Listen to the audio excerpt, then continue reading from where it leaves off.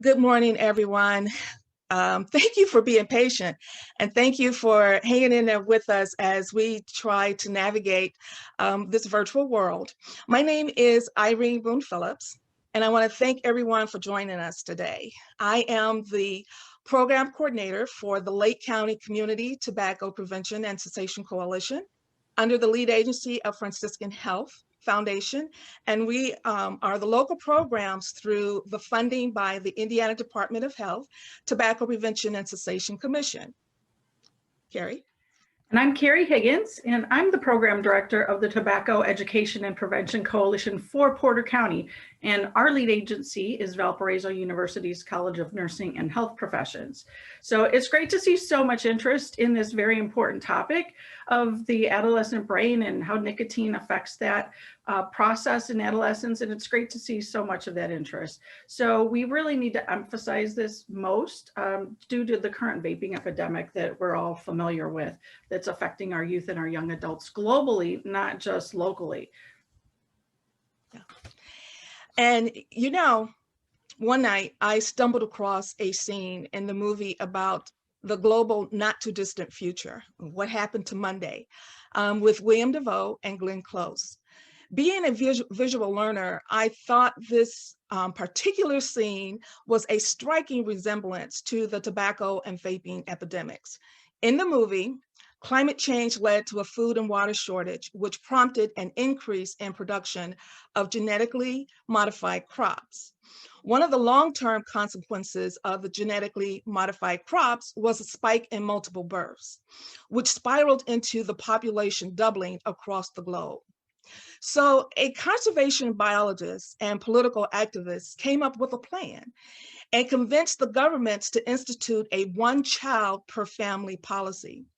Families had to choose which child they would keep, and siblings would be put into a cryosleep to be awakened in a better future.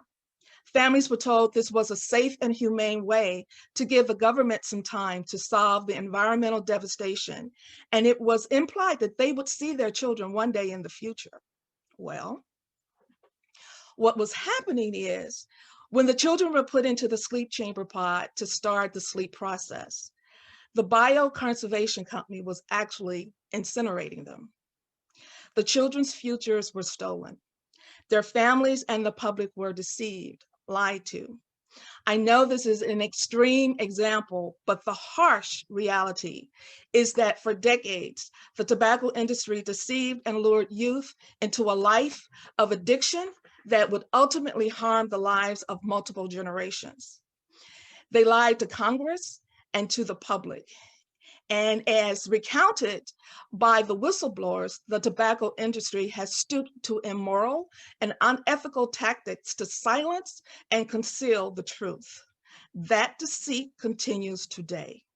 We now know that over 5.6 million children alive today will die prematurely of preventable causes linked to tobacco and e-cigarette use. We can change that by working together. We can set a new course towards a healthier and mindfully balanced society. Our Lake and Porter County Tobacco Education and Prevention Coalitions recently partnered with PATH, a positive approach to teen health. And together with additional supporting partners, we collaborated to offer this inaugural summit because we believe that the best way to address the issues surrounding adolescence and nicotine addiction is through a united effort of educators, parents, public health advocates, and health professionals.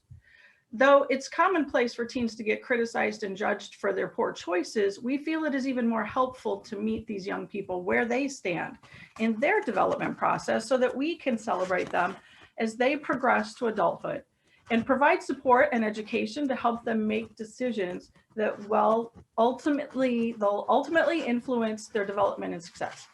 Our children are bombarded by advertisements and the glamorization of nicotine via radio, TV, Netflix, social media, in addition to typical peer pressure that they deal with on a daily basis. Commercial tobacco companies have lost many of their customers due to smoking-related diseases, and they're preying on our children to replace their loss in revenue. Unfortunately, though, the e-cigarettes they invented, especially flavored e-cigarettes, have much higher concentrations of nicotine, which is damaging to the developing brain.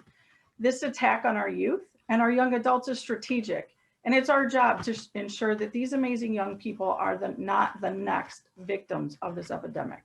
We know that the habits they develop now will affect their behavior into adulthood, and we hope you'll continue to partner with us to optimize the outcome for the adolescents in our households, classrooms, and communities. Thank you again for joining us today. Now Irene's going to go over a few housekeeping details. Yes.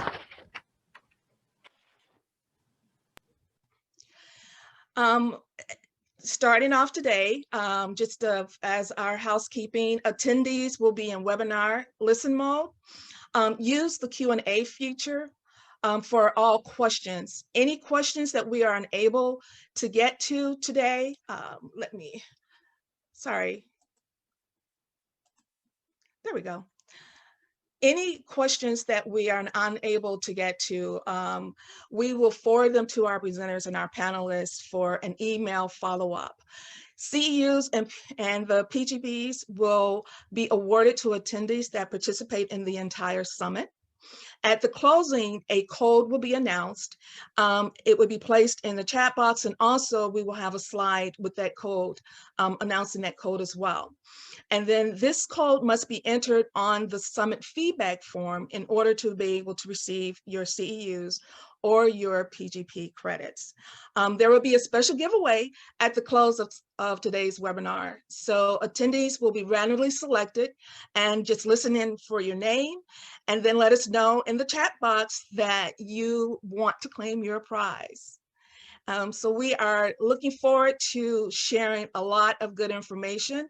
I would like for you all to just relax, take a deep breath, and enjoy.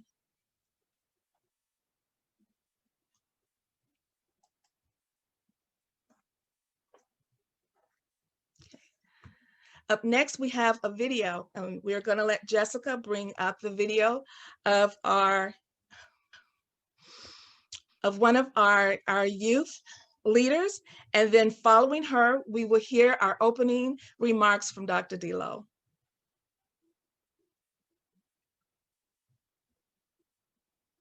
Hi, I'm Kendall, the leader of the Lake County Voice team. I need you to know that we are taking down tobacco. Why? Because the Institute of Medicine reported that smoking remains the leading cause of preventable death in the United States because it leads to cancer and heart disease. They also shared that causes more than 443,000 deaths per year, which is 5.5 million years of potential life loss. How does this happen? According to a recent tobacco control report, Point of Sale, which is tobacco marketing, it is the primary venue for tobacco industry advertising and promotions, especially for teens. Exposure to point of sale advertising and promotions promote smoking and encourages tobacco use. That's because youth are 3 times more sensitive than adults to tobacco advertising. Yes, 3 times. We know that tobacco products are packaged to look similar to products we like.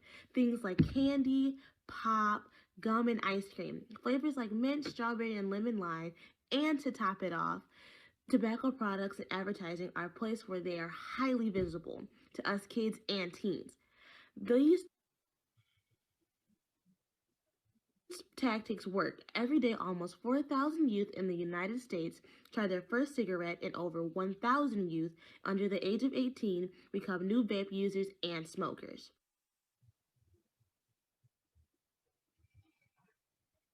And that was Kendall Jackson. And thank you for that, for showing that for us, Jessica. And now we are going to look for open remarks from Dr. Mary Delo with Purdue University Northwest.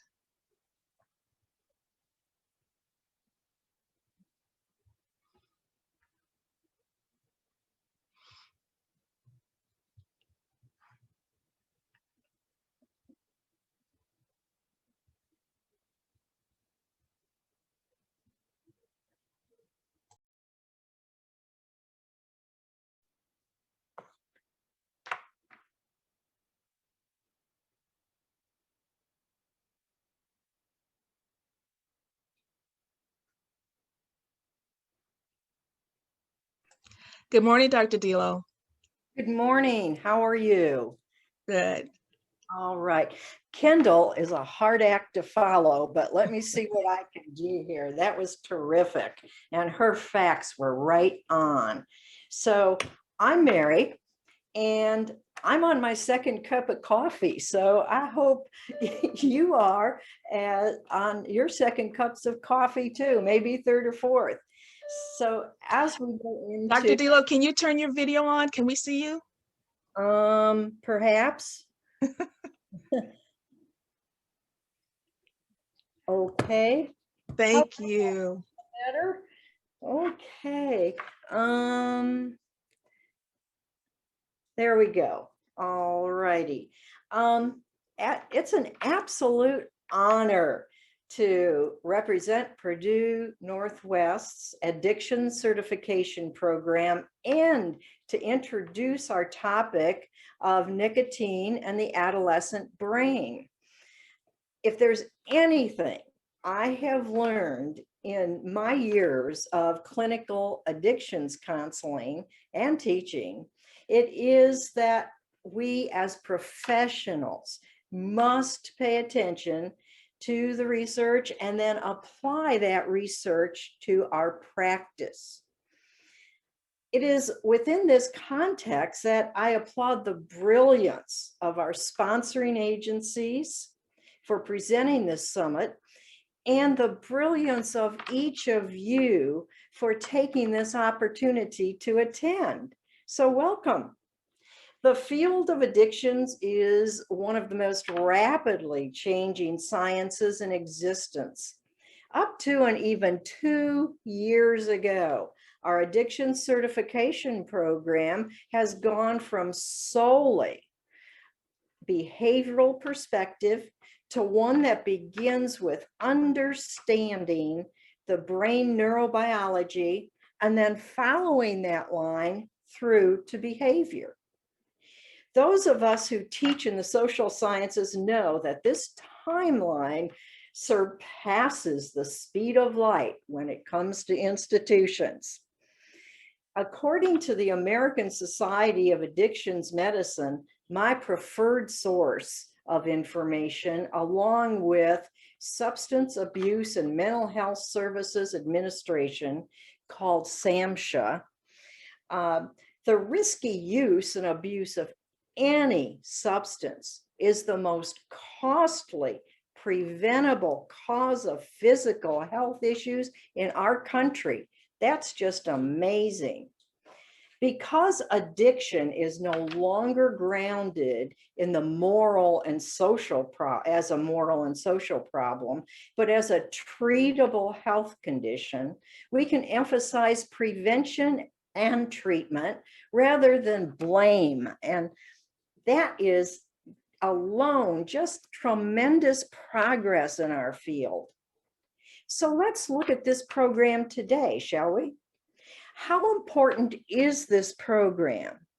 Let's look at a few ways your knowledge and skills will help impact our adolescent community. Better training for staff can be off the charts effective in understanding adolescent addiction.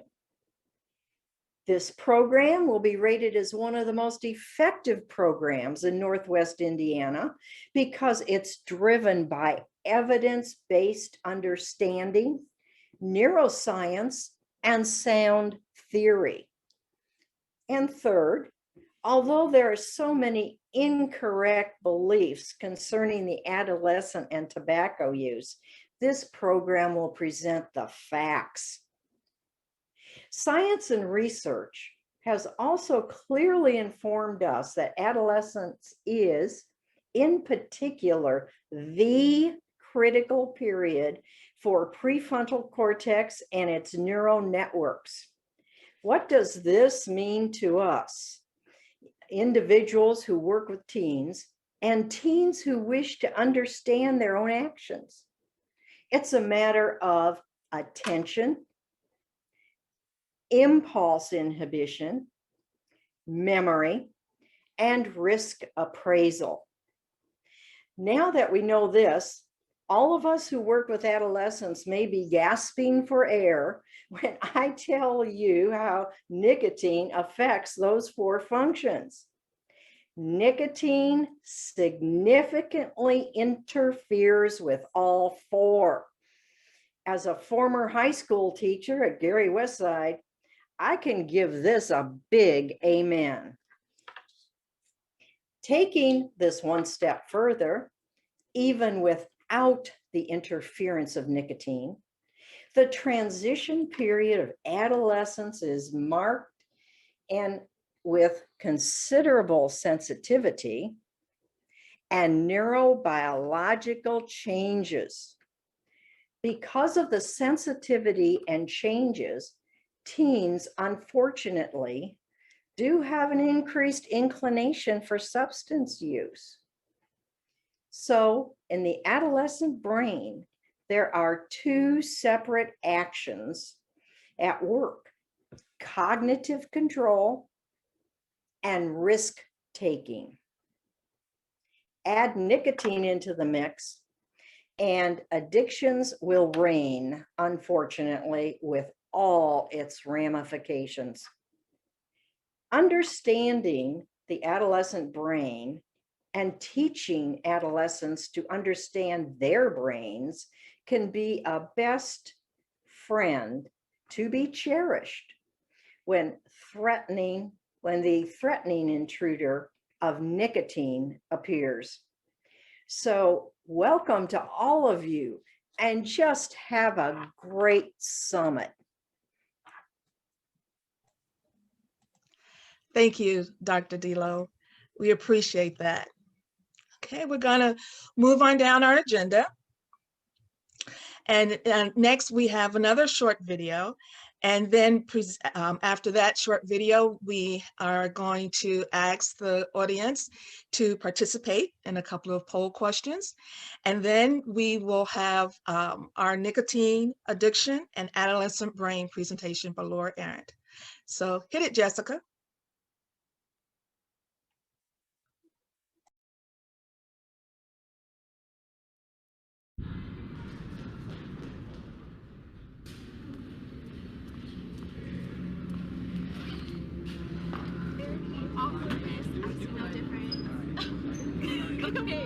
Okay, fine. Okay, so you go up to him and you say hello.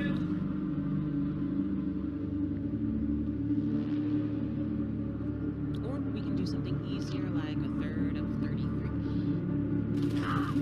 No, you don't. No. Yes! There are solids, liquids, gases, plasma. Lines, please. Now, states of matter are comprised of...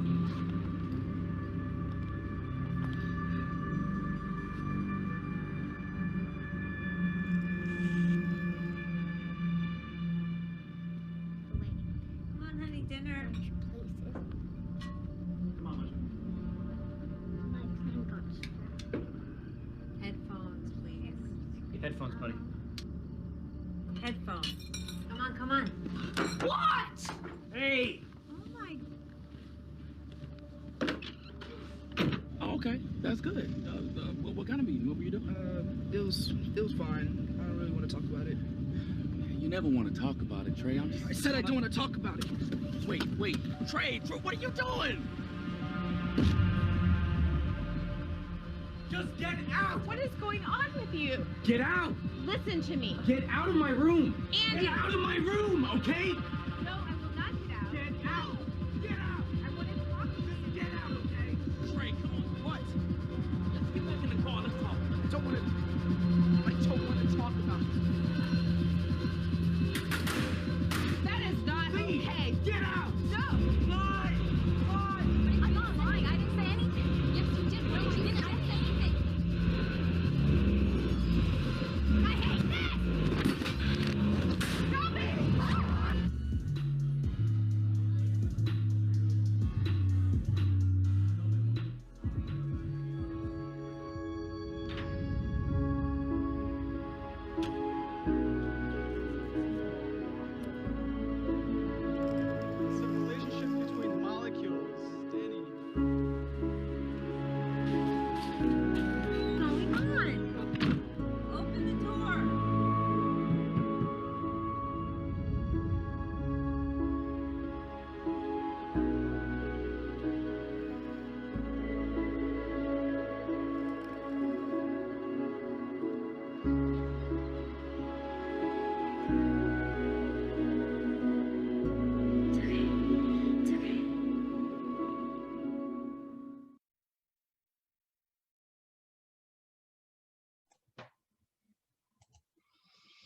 Thank you, Jessica.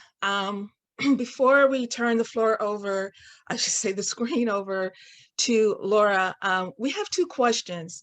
We don't have the poll to put up, but if you have a piece of paper or if you can remember, we have two important questions for you to think about and you to watch for the answers. How many e-cigarette vape flavors are there? A, more than 150, B, more than 1,500, or C, more than 15,000? Second question, which of the following is an e-cigarette vape flavor? Wasabi, A, or B, Custer's Last Stand, C, Rocket Man, D, Unicorn Milk, E, none of the above, or F, all of the above. So we'll come back to those. So write down your answers or write down your thoughts. And now we're going to turn it over to Laura Arendt for the presentation on nicotine addiction and the adolescent brain.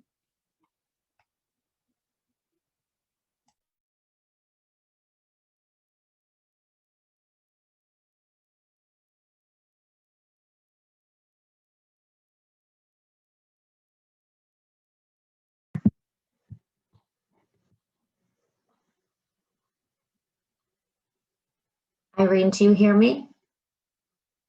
I do hear you, Laura. Okay, all right. Hello, everybody. I want to say hi. Thank you so much for joining us today. That video that you just saw really set the stage. It's what I see a lot of our teens going through. So today, I'm honored to be here to bring you this information. I want to just get started so I can tell you why our teens are getting those kind of reactions, how it affects the brain as well as the body and all of their functions. So I'm going to shut the video off to make sure I don't get thrown off like I do sometimes. And I am going to start the video. All right. All right, can you see that, Irene? Not yet, Laura. Okay, sometimes it takes a couple seconds.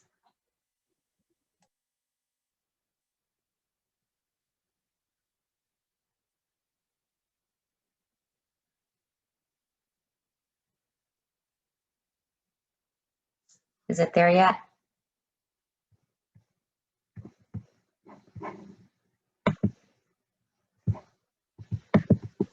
Not yet.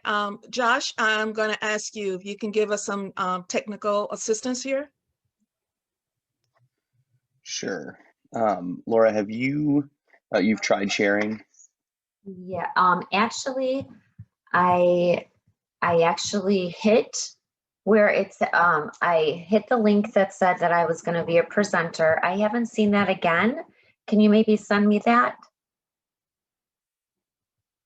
Maybe that's what's going on. You're listed as a panelist, so that should be fine. Let me try to change your role to attendee and then back to panelist and then try again.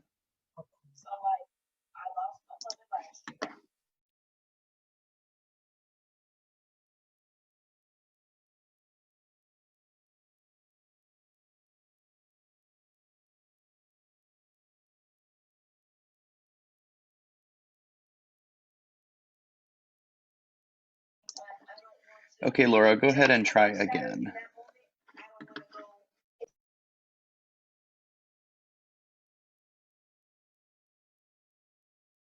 Okay.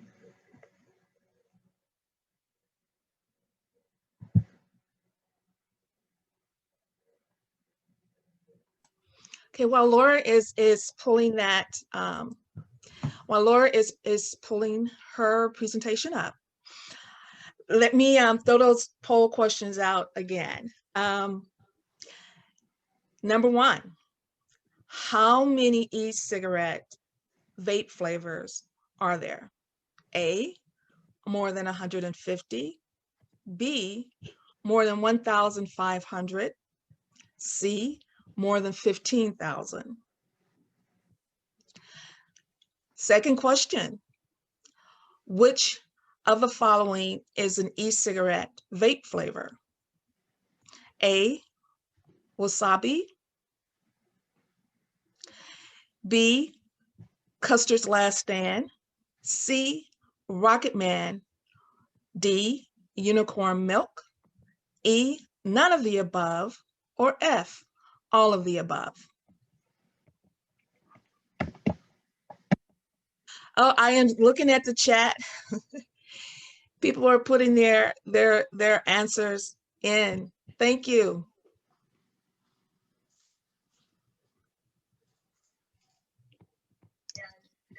Hey, Laura, have you had any luck? No, I'm seeing the screen, but I don't think you guys are seeing it.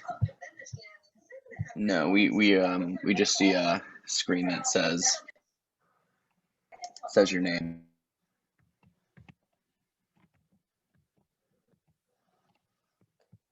Okay, let's see.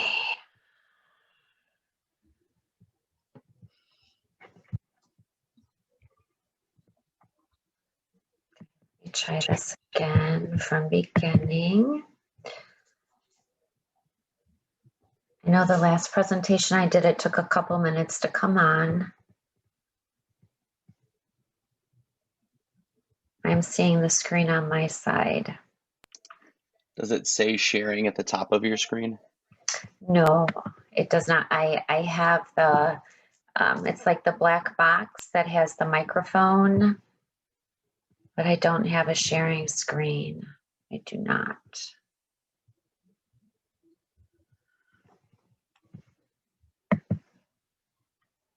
I have the little icons on the bottom of the PowerPoint. I can end it again and see if I can get, yeah, I've never had this problem. Okay. You know, we're going to work on that. I tell you what, if we have we have the video for that. The next video that's going to be up is for our youth panel video.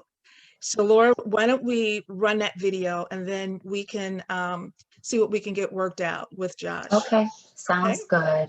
Yep, Sorry, Laura, everybody. I'm gonna message you my phone number. If you could give Sure. me a call, we can figure it out that way. Of course. All right. Sorry, guys.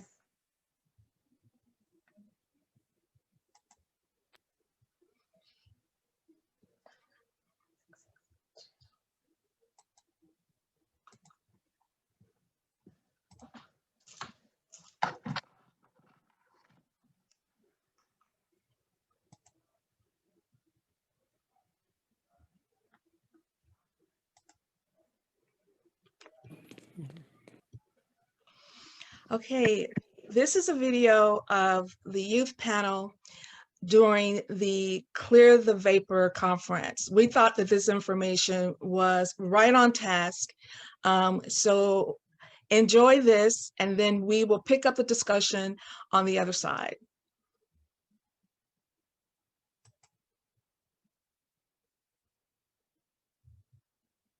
I am the president of Fight for Wellness,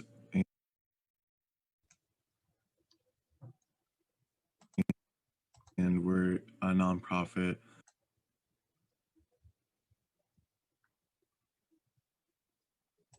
dedicated to helping the youth vaping epidemic, as well as other substance abuse and stuff like that. Hi, my name is Jessica. I'm a senior at Boston University studying biology and public health, and I am currently creating my own nonprofit hospital / teaching hospital for underrepresented minority communities. Hi, my name is Liv, and I am the president of the Youth Leadership Committee located in Frenchtown High School, Montana. Okay. Thank you so much. We also have Dorian Fierman. Dorian, do you want to say a few words? Now we'll get started. I just want to say thank you so much to these young people for having the courage to speak out and share the world that you're living in. I mean, you are really experiencing it on the front line, and it's so important for people to hear your perspective. So with that, thank you, and I will let you go. You all talk. Thank you, Dorian. So for everyone in the room, we've seen the statistics. We know the things that have happened when it comes to vaping and e-cigs. But really today, we want to share personal stories and insight. It's kind of like those stories directly from the field. So you get that real life and reality check look at what's happening. So our young people here today, Daniel, Jessica, and Liv, have lived through the youth vaping epidemic that we're all witnessing. But we're all witnessing from different vantage points. We, as for the adults in the room, we don't necessarily see things through the same lens as those who are being targeted by big tobacco. So how is vaping normalized? Like, how have you seen it normalized? Through your peer group, among your friends? How have you experienced it in your own way? So Daniel, let's start with you. Well, when I was a freshman in high school, that's when I started to see it a lot more. It's very normalized among like every single kid. And I would say it was more rare to find someone that was not like exposed to it or had never tried it before or even was like currently doing it. It was more rare to find someone who wasn't at my high school. And Liv, what about you? So I, specifically talking about the COVID-19 pandemic, it seems like a lot more people have reached out to vaping as a coping mechanism with the stress that they're going through, because social interaction has been decreased because obviously exposure to COVID would also increase. But instead of like reaching out to friends and family, people are reaching out to drugs to be able to satisfy their needs. Yeah, I'm glad you said that, because one thing that we don't say often is that nicotine is a drug. And I think because it's legal, sometimes people lose sight of that. It is addictive. And e-cigarettes and vaping, the sole purpose is to deliver an addictive substance. Jessica. Yeah, I was just going to speak to what Liv has said about people connecting vaping with stress. I know in college, being a pre-medical student, even though all my peers should definitely know better about vaping, we obviously study this type of stuff. It's just a coping mechanism that we all kind of use. Well, I previously used, and then I have a lot of friends that still use. When you're going through exam periods, when you have a lot going on, it's just easy to, grab your Juul and take a few hits and calm yourself for a second. So definitely stress has created a huge vaping culture in my life. Yeah. Do you guys think there's pressure to vape? I'm pulling off of Daniel's comment and saying that there was very rare to find someone who wasn't. So, what are your thoughts on that? Do you find that, there's pressure to do it? I think that just since it's around you so much, like I wouldn't say necessarily pressure, but it's there and it is available as like a coping mechanism or stress relief or whatever it is to you. And if you're not aware of the dangers of it, it's just something that it makes you feel good in the moment. So it becomes something that you look at as okay and something that's normal. Yeah, I would say I don't really feel like a pressure, more so of just a normalcy around it. I just find it a normal thing to be in friend groups at this point. But in terms of feeling like pressure to do it, not so much in a sense of like, oh, because my friends are doing it, I'm gonna do it. More of it's an alternative to other substances. So it's like, this is an easy thing for you to partake in right now.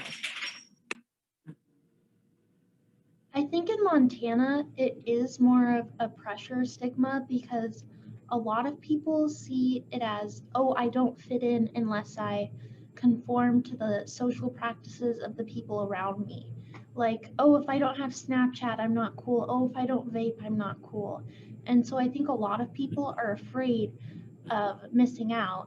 And so they just jump into the experience without knowing the harms and risks of it. Right. It's a good point. Because we know, Jessica, you're in Boston right now, and Daniel, you are in, I believe you said Michigan, Detroit. Michigan, and you're in Montana, Liv.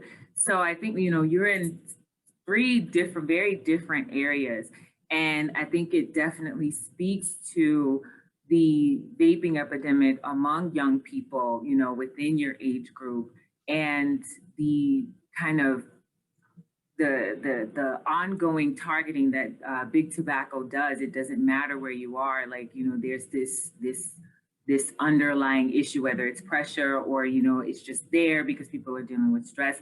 It's like the marketing has found everyone. Do you think that adults or older adults understand the world that you live in and the pressure to try vaping, or just the abundance of availability, and how difficult it is to quit for those of you who had peers and friends who have vaped?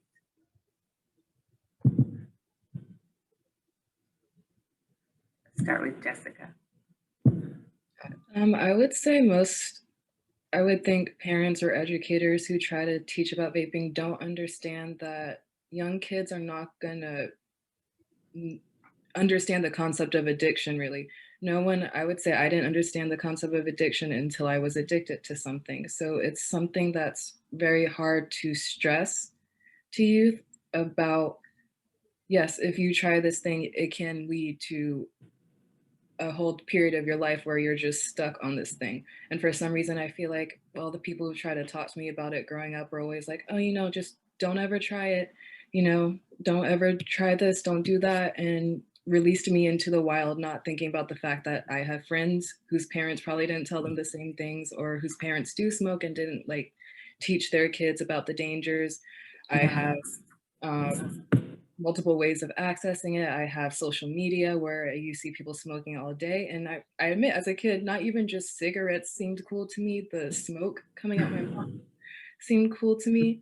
Like, I don't think parents understand that it's not so much about the drug itself and wanting to like try drugs and I want to be on drugs. Like, it's more so about it's so regulated and everybody does it and everybody sees it. And I don't understand addiction until I'm addicted. So you can't just tell kids not to do something and expect that's it. Thank you for that answer. Liv. So building off of what Jessica said, I was recently at my uncle's house for spring break at our school, and they were asking what clubs I was a part of, and I was starting to tell them about my committee and what we do and what we've learned through the interaction we've had with the public. And they're like, really? I didn't know any of this. And so I think a lot of parents, even if they have kids who they know don't smoke, they aren't aware of the problems that, like, maybe the kid's friend smokes, or maybe someone else's that has been to their house before is vaping, and they're not able to provide that help because I think a lot of parents are stuck on like tobacco and all the drugs that were popular when they were kids, so that they haven't had, and because they haven't tried like vaping or marijuana, they haven't been exposed to the other types of drugs and the negative impacts they can have. And so they are immune to the pandemic going on around them. I think that a lot of parents can probably relate just because of like when they were younger, the cigarettes and like stuff like that. Like, I feel like it was probably a similar thing, but probably not to the effect of how vaping has become like part of the culture in terms of the internet, just because that's different. Because I'm sure cigarettes were part of like culture. I've seen how it was advertised back a long time ago, like how it was kind of glorified and stuff like that, and movies and all that. But now it's more of an internet thing because Mhm. everyone's on social media and the internet. And I would say that would be something that maybe parents wouldn't understand, how it's even being advertised in these ways that aren't intended to really advertise, but it just shows up and that's how it ends up feeling. And that's the reality of it. So I think I've had a unique experience where my parents did not know I smoked until I'd already quit and I'd already quit vaping. Um, I stopped because also very unique experience. I'd gone to Amsterdam and seen the Bodies Museum. If you don't know, it's basically people donate their bodies to science after they pass, and so they can show you different physiological um, biological systems happening. And I saw a pair of lungs after just one pack of cigarette.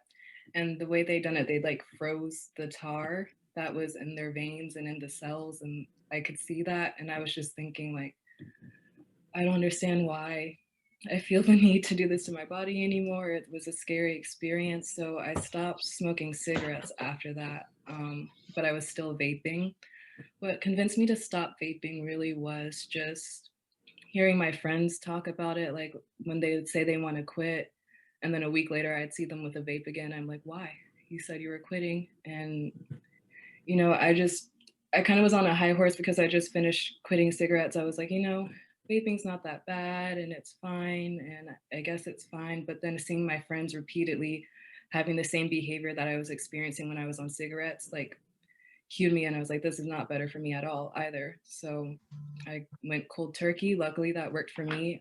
Not a lot of people Well, are as lucky to be able to quit cold turkey like I did, but I never like felt that I was addicted when I was vaping, and I honestly still kind of think I wasn't addicted, especially in comparison to all of the people around me that were super addicted, because I personally never owned my own vape except for a 2 week period, and that was, I didn't even buy that when I found it in my car, and then I bought some pods for it, and then I threw it away because I didn't want to have my own, for the pure fact that I didn't want to get addicted.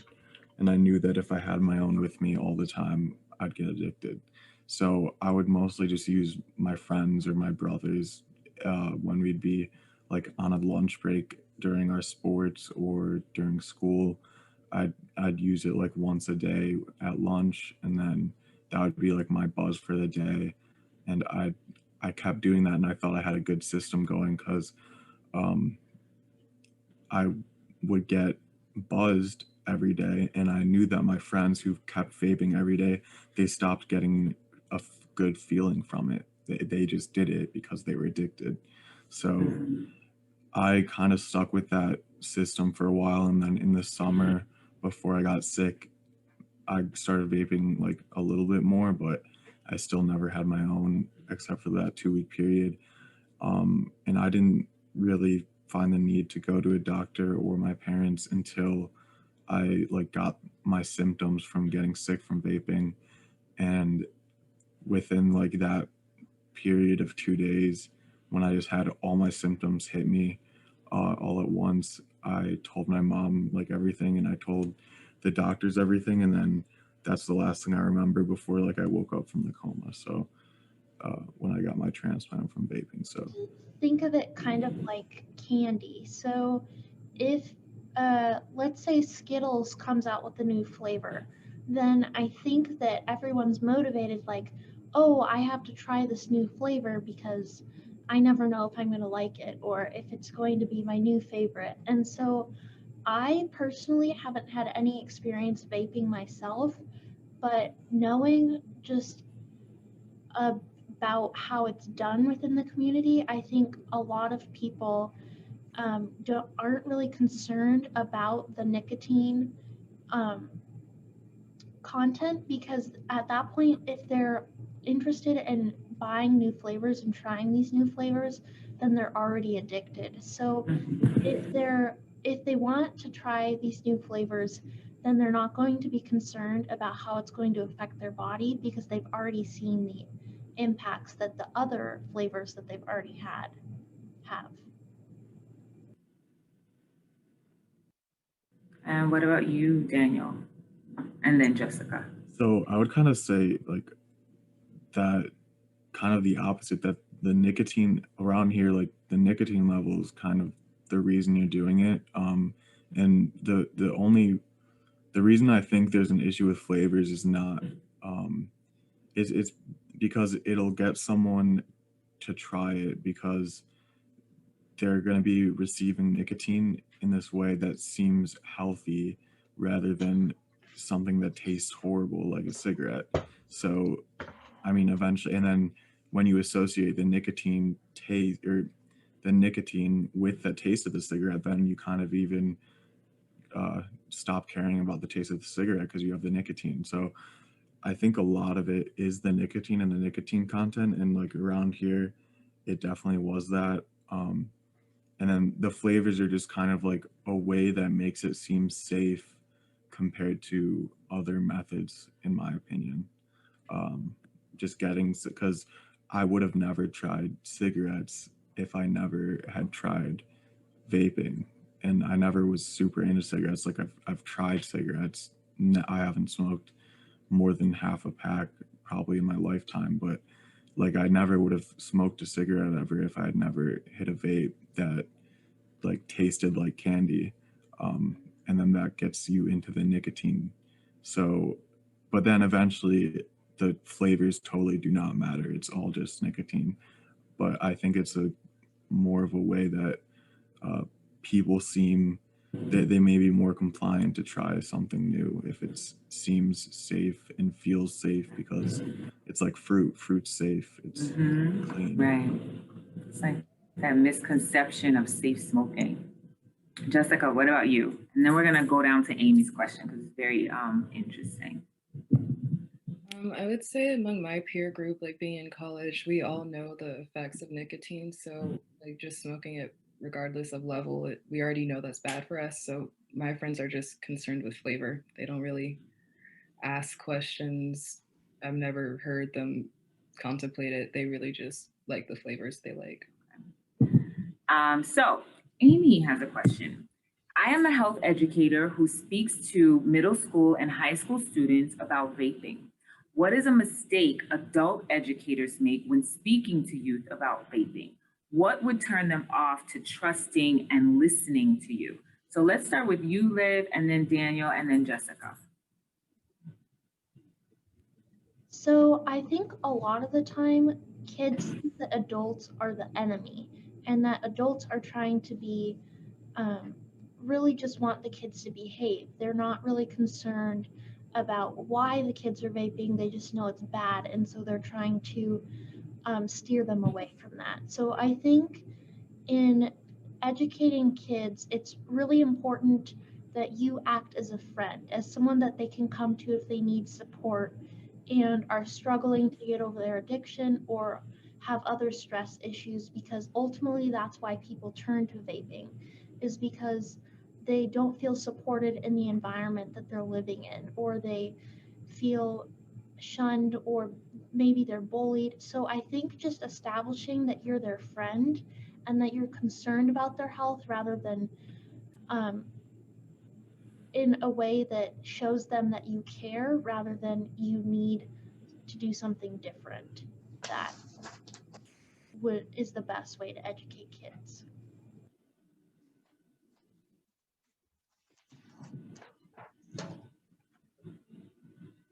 And Daniel.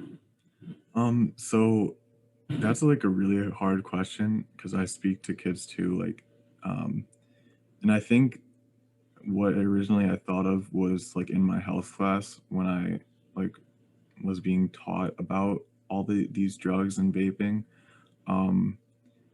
Like she really didn't seem very educated on the topic. Like it was just a teacher. She was following slides that were passed down over 10 years. Like it just didn't seem very relevant. It didn't seem very like she knew much about it, and she seemed really like an out of touch old person. Like I would say definitely being in touch, not making like a reference to like something you think might relate to the kids, but it actually just makes you seem like you don't know what you're talking about.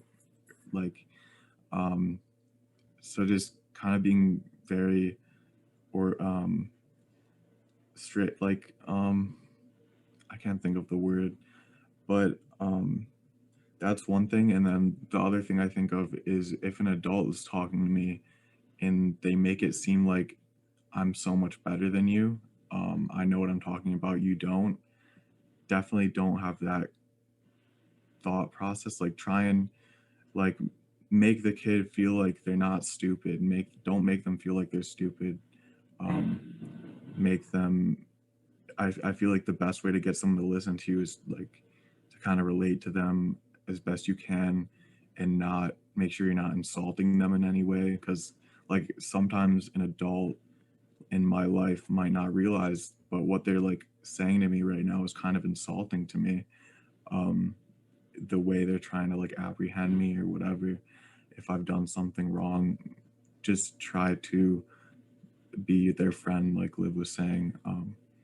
Stuff like that is what I would think about.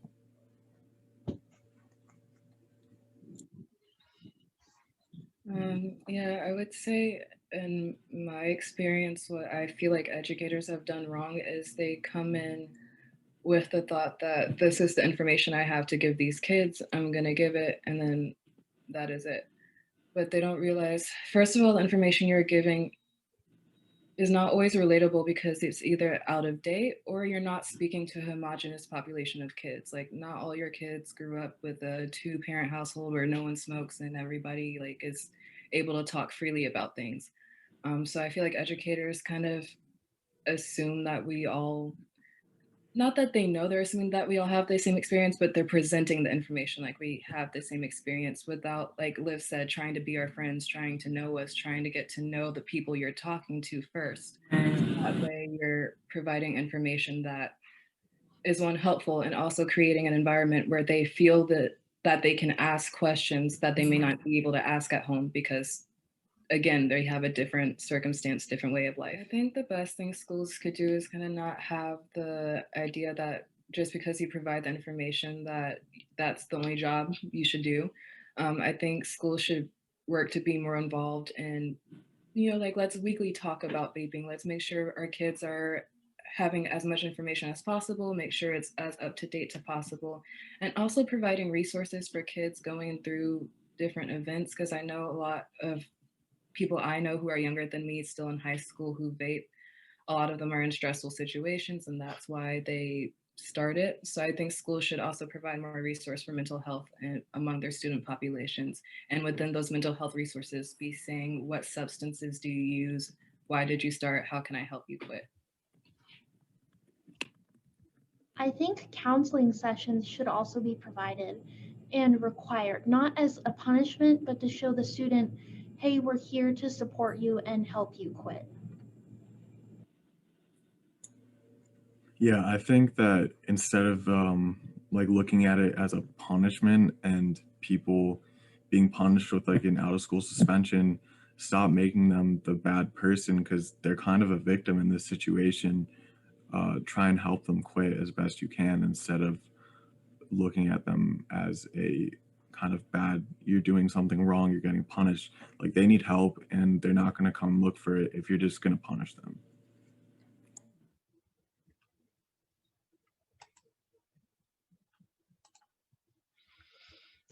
Wow. I don't think you can say anything else but wow after that. That was a profound and very honest and on the table conversation with youth. And it is a conversation that goes on all across our nation with our youth. But it is good to hear that input from them, because that is why we are here. That is why we decided to start this conversation, is because we needed to make that connection with them. That is the best way and the most strategic way to set up our prevention programs. And so I hope you all got a lot out of that. That was an excellent, just an excellent example of where our kids are right now. And that's what we are here to do, is to get an understanding of that. So if we have Laura ready, I'm going to turn that over to Josh, and also Laura, to get that presentation going.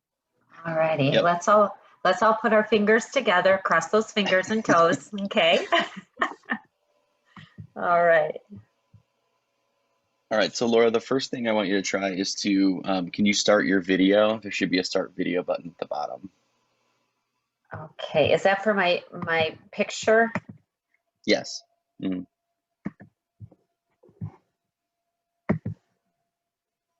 Great. Okay, so that's step one. Okay, okay, Now if you can go to share screen. okay. Now during my presentation, I would like that off. Yeah, it should, once you are able to share the presentation, it'll prioritize the presentation. Okay, alrighty. Okay, so then I see it. This is a great sign. This is a wonderful sign. Okay, are you guys seeing it? Yes, Ah! now your camera's still Okay. there, so you can turn Okay. off your video if you prefer it off. Yes. Okay, and that's right here. This I do know. Okay, stop video. All right, everybody. All right. First of all, I want to sincerely say I'm sorry about that, but I also have to say that that was amazing, and I appreciate that all of you teens who got up and said that. I actually teach teens and talk to teens, and I'm the one that they come to when they are caught vaping and they're suspended. So to hear your side of the story, I try to be that person, but I definitely, it's a great thing to hear what you said. And it's so true that they truly need our support. So that touched my heart so deeply. So thank you during all this craziness, and thank you for being patient. So, so let's get started, huh? Okay. So thank you so much for joining us today. As I said, I'm so honored to be here today and to bring you this information. I'm going to talk to you about e-cigarettes today.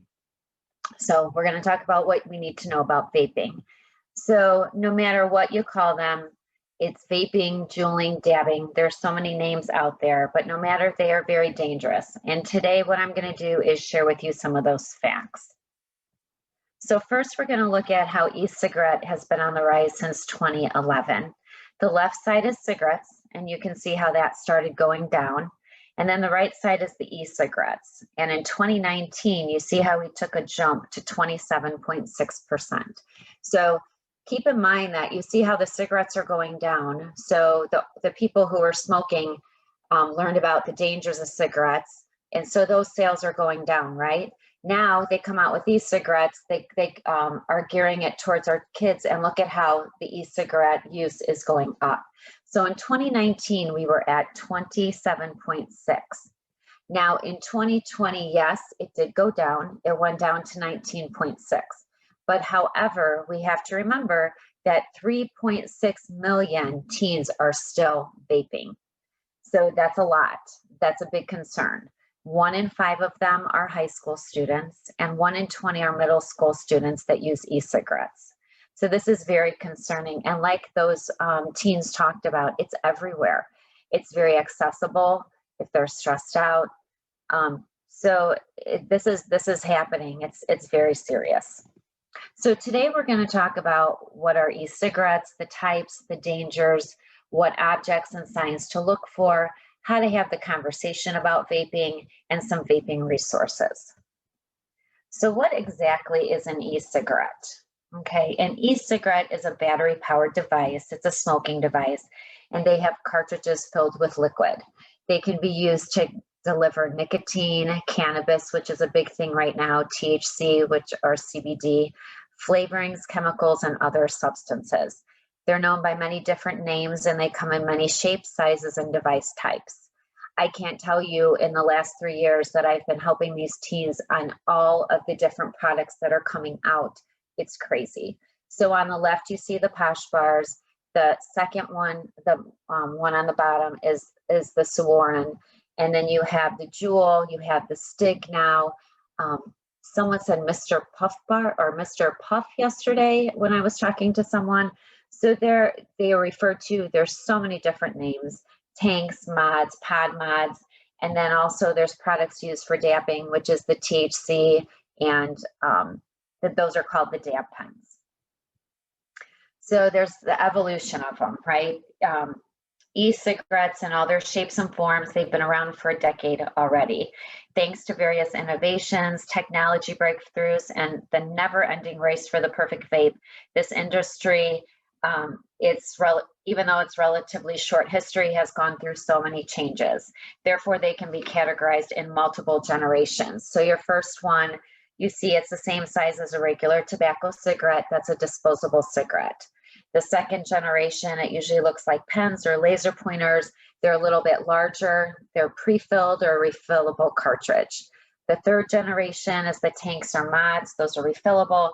They kind of look like a box the size of a smartphone. They're a little bit larger. They make those big puffs of smoke. And then we have the fourth generation, which is actually the most recent, the most powerful, and the most advanced ones on the market. The components of the e-cigarettes you're going to see on the left-hand side, that is going to be your disposable. On the right-hand side, you see the refillable, but they all have the same components. The only difference is the e-liquid pod, the disposable on the left, you put right in there. The other ones, they refill in that clear section right there. They all have the rechargeable battery, the heating element with the coil that can heat up to 250 to 450 degrees. And then you have the e-cigarette liquid, okay? So there's different components of the e-liquid. There's the flavoring, there's nicotine, there's glycerin, and the propylene glycol. So if you were to actually Google what the propylene glycol and the glycerin is, what it is it's generally recognized as a safe, it's more of like a preservative in foods. So yes, it's something that you can eat. It's something that you can taste. But the danger is when it's actually heated to that amount, between 250 and 450. And what happens is there's certain chemicals that come from that product, and it can be formaldehyde. So there's a lot of dangers and carcinogenics that happen in that process of heating that liquid. And 99.9%, the FDA, the research is that all those e-liquids actually have nicotine in that product. So that's what's so dangerous. And it, of course, the way that it's marketed to kids, it's so accessible and it looks good and it tastes good. And like they said, if that new flavor comes out, they want to try it. You know, they think it's safe because it's out there.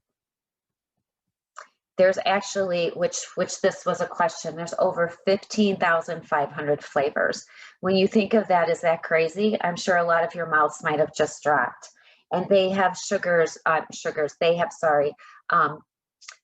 they have the flavors of booger sugar, banana, honeydew, dragon's blood, unicorn.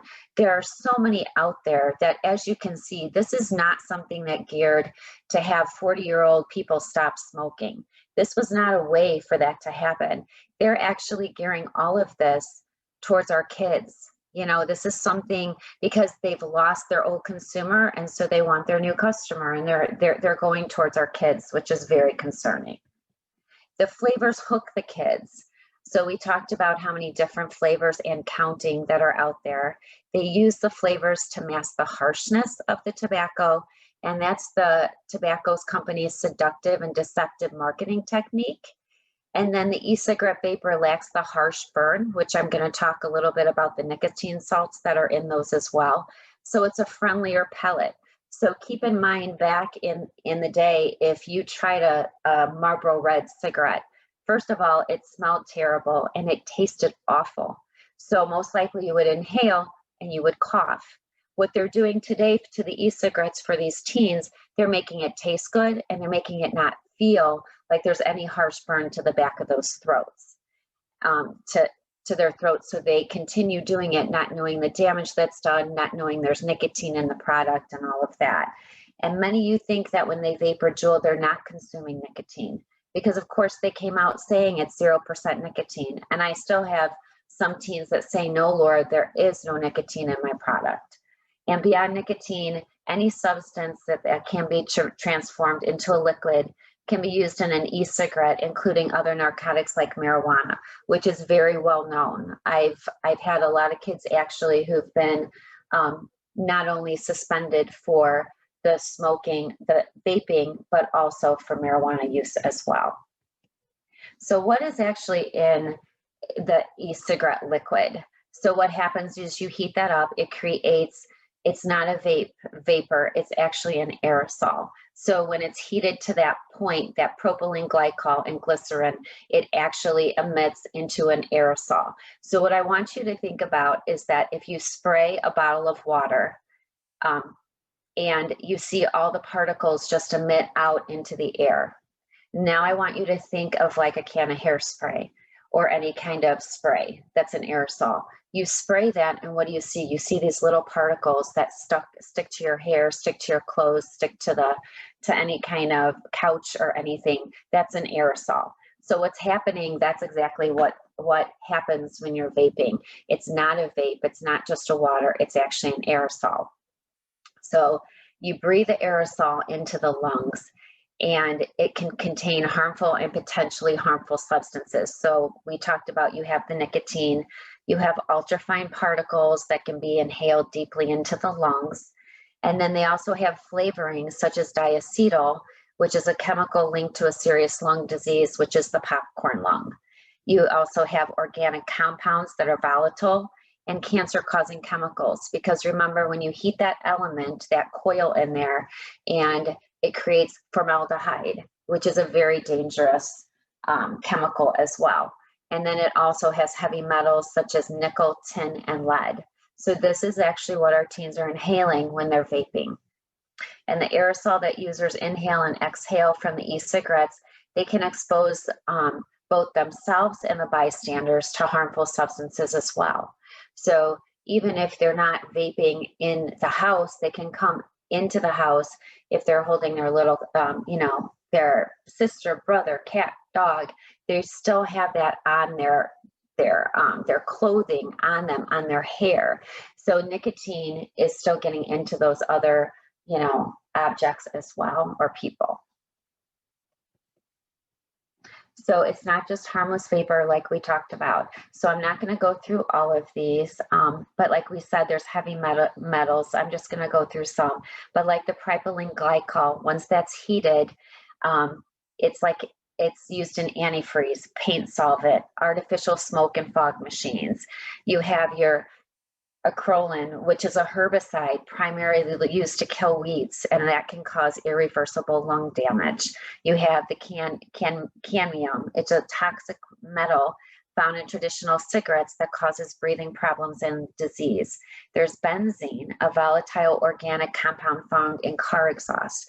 So when they created this at first, of course, they said this was a safer way to stop smoking. Now, as research goes on, you can see how dangerous these products really are, and it is no safer than smoking. So what is nicotine, and how does it affect the adolescent brain? We're not only concerned about the chemicals, but we're also concerned about the teen brain, and that's what we're going to go into next. So what is nicotine? Nicotine is a poisonous and oily substance. It turns brown upon exposure to air. It comes from the tobacco plant. It's one of the most addictive drugs around. The tobacco company knows this. They want to addict our teens. They want them to be our next customer. They want to keep them around for a very long time. It can be as addictive as heroin and cocaine.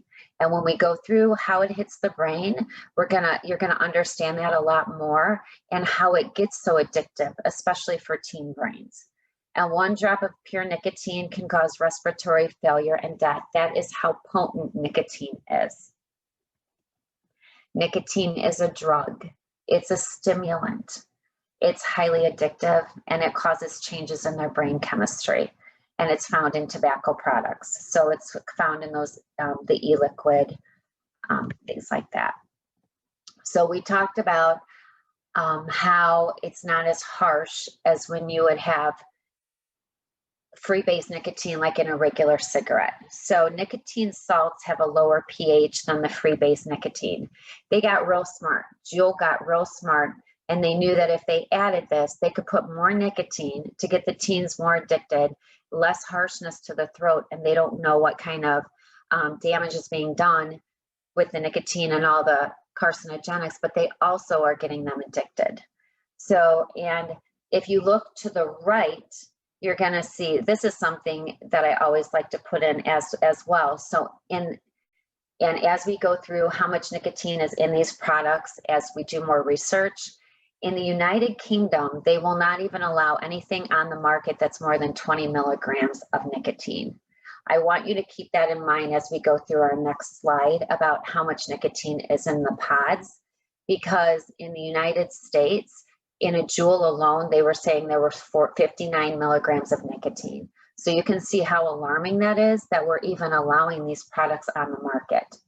So on this next slide, this is one of my favorite slides from Stanford that they came out with. 1 pack of cigarettes has 20 milligrams of nicotine. Now 1 Juul pod has 41.3 milligrams of nicotine. 3 years ago, we thought there was only 1 pack of one pack of cigarettes in a Juul pod. There's actually 41 cigarettes. So when our kids are smoking or vaping 1 pod, they're actually getting as much as 2 packs of cigarettes in their little growing bodies, you know, in their developing bodies. Then Puff Bar came out, because then they got a lot of the Juuls off the market, the flavors, so they went to disposables. They know what they're doing. They knew what was coming down the pipes, and they brought a product, and then they put more nicotine in it. A Puff Bar is 50 milligrams of nicotine. Then there's the Saworan, which was the teardrop one that was on my very first slide. That actually has 90 milligrams of nicotine. So when you look at this, I'm sure your stomachs are sick. It makes me so upset. These are our children, you know, and I loved hearing what the kids had to say was, they don't have a chance when they start this. You know what I mean? Their brains get addicted quicker, and we're going to go into the brain a little bit more, but they need our help and support when you see how much nicotine that they're getting. Imagine how addicted that they're getting. And the Posh bars, they have, when you look at how many puffs are in one of these, they have 2,000 puffs. Keep in mind that they are all day, because it's such a discreet device that they can do it in between classes. They can do it in class. They can do it after dinner. They can do it once the parents go to sleep. It's very easy. It's very discreet. It doesn't smell bad. It's very easy for them to be getting these hits of nicotine all day and all night long. And when they have that much nicotine, the brain is wanting more, and that's what creates that cycle of addiction. So we're going to talk a little bit about the nicotine in the brain. So what happens is when you inhale the smoke, the nicotine enters into the brain, and then it passes through the lungs. And then what it does, it goes straight up. It takes 7 to 10 seconds to actually go to the brain. And then it binds to pleasure receptors in the brain.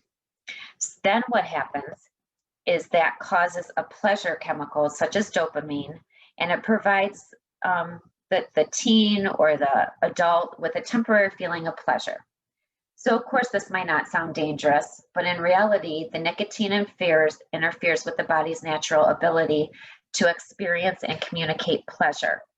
And then the nicotine creates floods of dopamine and intense feelings, and then the brain adapts to drug use by sensing the extra dopamine, and then it produces less of it.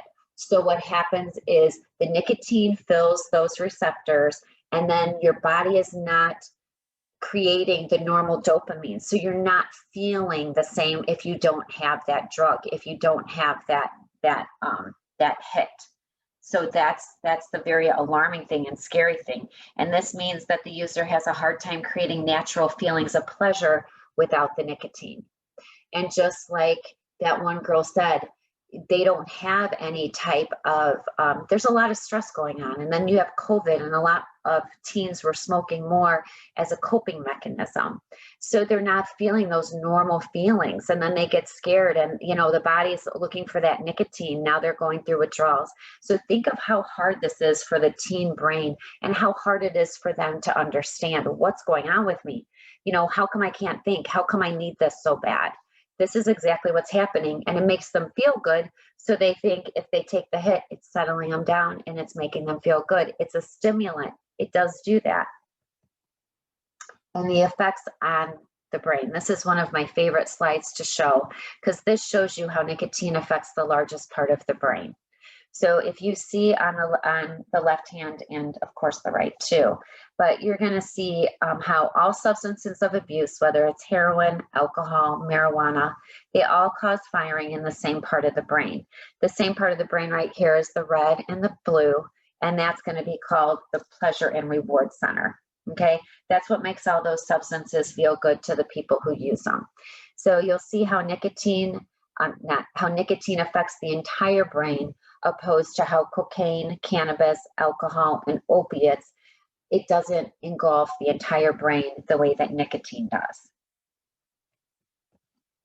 And how it affects the brain. Using nicotine in adolescent, it harms the parts of the brain that control the attention, learning, mood, and impulse control. Like the doctor said earlier in the opening remarks, the prefrontal cortex is that last part of the brain that is going to develop. So you can see how as the matter gets darker, that's as it gets older. So it takes up to 20 to 25 years for that to fully mature. So what's happening is our teens are smoking this nicotine, and then it's hard for them to rationalize anything, to think correctly, to concentrate. So this is affecting every part of their life. I have parents and I have teens who come in and they're screaming at their parents and they say, Laura, I hate that I'm this person. What's happening to me? So this is a very important thing to remember with your children as well. They honestly have no control of what's happening to them because they are becoming addicted, and it's this cycle of addiction. So you can see the concern that all of us have when you see that it's allowed to have 90 milligrams of nicotine that are pumping into our teens' brains, into their bodies. And the cycle of addiction we're going to talk about. So what happens is the cycle of nicotine addiction, it starts with bringing nicotine into the body. And like I said, it takes about 7 to 10 seconds to go to the brain. So and then nicotine enters the brain and it activates the pleasure centers, which we talked about, the dopamine. So it makes you feel good. And then after the level of nicotine in the body is gone, it starts dropping. So this can take typically about 30 minutes. And then what happens after that, your body wants it. What I call it with the kids is like this little dragon, this nicotine dragon. And if it's not getting fed, it's sitting on your shoulder and it just keeps tapping at you and saying, feed me, feed me. And that's when, like that first video you saw, which was so impactful, you see them sitting at the dinner table and all of a sudden they start yelling at you for no reason, or they're isolated with their earphones. They don't know how to deal with the withdrawals, because as soon as those withdrawals go down, as soon as they want that nicotine and they get those withdrawals, what happens is they start getting irritable, they get angry, they start yelling. All of these things. So think about as an adult being addicted to a substance, but now think about a teen. I have seen kids that are as young as 11 years old. So when you really think about that, they're still babies, they're still kids, and they basically need help because this nicotine is taking a hold of them and they don't know what to do, and they have a lot going on. You think about all the hormones and you think about when all of us were younger and they have all this other stuff going on, and now COVID and isolation, not being with their friends. So there's a lot going on there. And it doesn't take that long for young people to become addicted to nicotine. I believe it's 0.5 milligrams a few days in a row. And you see how much our kids are actually getting in these products. And the e-cigarettes provide them in such large doses. And then with the nicotine salts, they're not feeling it on the back of their throat. They're not realizing how much nicotine they're getting. Children and youth become addicted, like we talked about earlier in the opening, about they get addicted much faster than adults. And you can see why with that brain and how it engulfs the brain and how they're still developing, and it's hard for them to make the right decision to say no. And there's bullying and You know, how do I say no is a question that I get from my classes a lot. And nicotine has more harmful effects on the developing brain when they're younger. So this is affecting them for their, you know, entire life. And nicotine is thought to be a social and biological gateway for the use of other substances, like initiating combustible cigarette use, alcohol, and other drugs. So what happens with any drug, the more your receptors get full, the more they make and the more they want. So you get a tolerance, and then they want more, and then you want more, and then you want more, but then you're not getting that hit now. And so then you want something a little bit more that's going to hit you a little harder. You know, it's the same thing with an alcoholic, how they might start at beer, and then pretty soon they're doing solid shots. They're not getting that hit. They're not getting that dopamine hit. So that's what's so worrisome about all of this. And about 3 out of the 4 teen smokers will become adult smokers, even if they plan to quit in a few years. So 90% of those that struggle with addiction started before 21 years old. And I can tell you from doing this for the last 4.5, 5 years, I have adults that I help to stop smoking. And they all say to me, I started at 13, I started at 14, Laura, I wish I never would have. So it's a very, very hard thing, but they started with 20 milligrams of nicotine. Can you imagine now at the age of 13 or 14 and you're starting with 90 milligrams of nicotine inside your body or 50 milligrams of nicotine in the body? They're getting such a strong hit, and that's why they really do need our help and our support. And the other concerning thing is the youth vaping and marijuana. So 33% of high school students who ever used e-cigarettes are reporting using marijuana in their e-cigarettes. I've heard that a lot from the students. 23% of middle school students who ever use them reporting using marijuana in their e-cigarettes as well. They have so many flavors out there to make it enticing. Keep in mind that when you're heating an element up that high, it's so dangerous to inhale that into the lungs. And it just sticks. It just goes into the lungs, but not only into the lungs, it goes into the brain. So they're getting that, I think it's called couch lock is what it's called. And they can't move. They are heating up an element so high that they are getting such a concentrated amount of nicotine, and there's dabbing out there. There's so many things out there. So youth who vape are 3 to 5 times more likely to use marijuana than vape-free youth. So of course, there's not only the brain, but there's also the body. So it rewires, it changes the brain. It takes a while for that. The brain will rewire, but it will take a while for that, 3 to 6 months usually. They can also have trouble breathing to damage to the lungs. The heart beats faster due to it being a stimulant. So they have the flight or fight response a lot of anxiety. A lot of the signs, one of the big signs is anxiety. When parents will say to me, you know, someone's having a lot of anxiety, he's not acting like himself. That's the first thing that I say, could he maybe be vaping? And tobacco and the lungs, there's inflammation and irritation of the airways. If anyone has any type of asthma, it can inflame a lot quicker. There's a weaker immune response to infection, and there's also destruction of the air sac in the lungs. So the popcorn lung is something that was really prevalent a few years ago because of the diacetyl, and that's caused the popcorn lung. It's a scarring of the tiny air sacs in the lungs, resulting in the thickening and narrowing of the airways. And researchers at Harvard found that 39 of the 51 e-cigarette contained the diacetyl. And I still have seen some products when I look on the websites that have that as well. It causes coughing, wheezing, shortness of breath, similar to the symptoms of chronic obstructive pulmonary disease, which is what a lot of my adults in their 50s, 60s, 70s have after 30, 40 years of smoking. But our kids are starting to see signs already of this kind of lung damage in their teens. And then of course, smoking and vaping, I wanted to throw this in with COVID-19. The lungs are weakened from breathing in the smoke or the aerosol, and those particles are getting stuck into those lungs. And so the coronavirus actually can attack the lungs, and the weakened lungs, there's a greater risk for attack and more severe infection. So that's something to keep in mind too. As a smoker or a vape, you want to be very careful, especially with the COVID. And the most concerning thing is in schools that a lot of times they're sharing their devices. And so there's a lot of germs going on there as well that can be transferred from each other.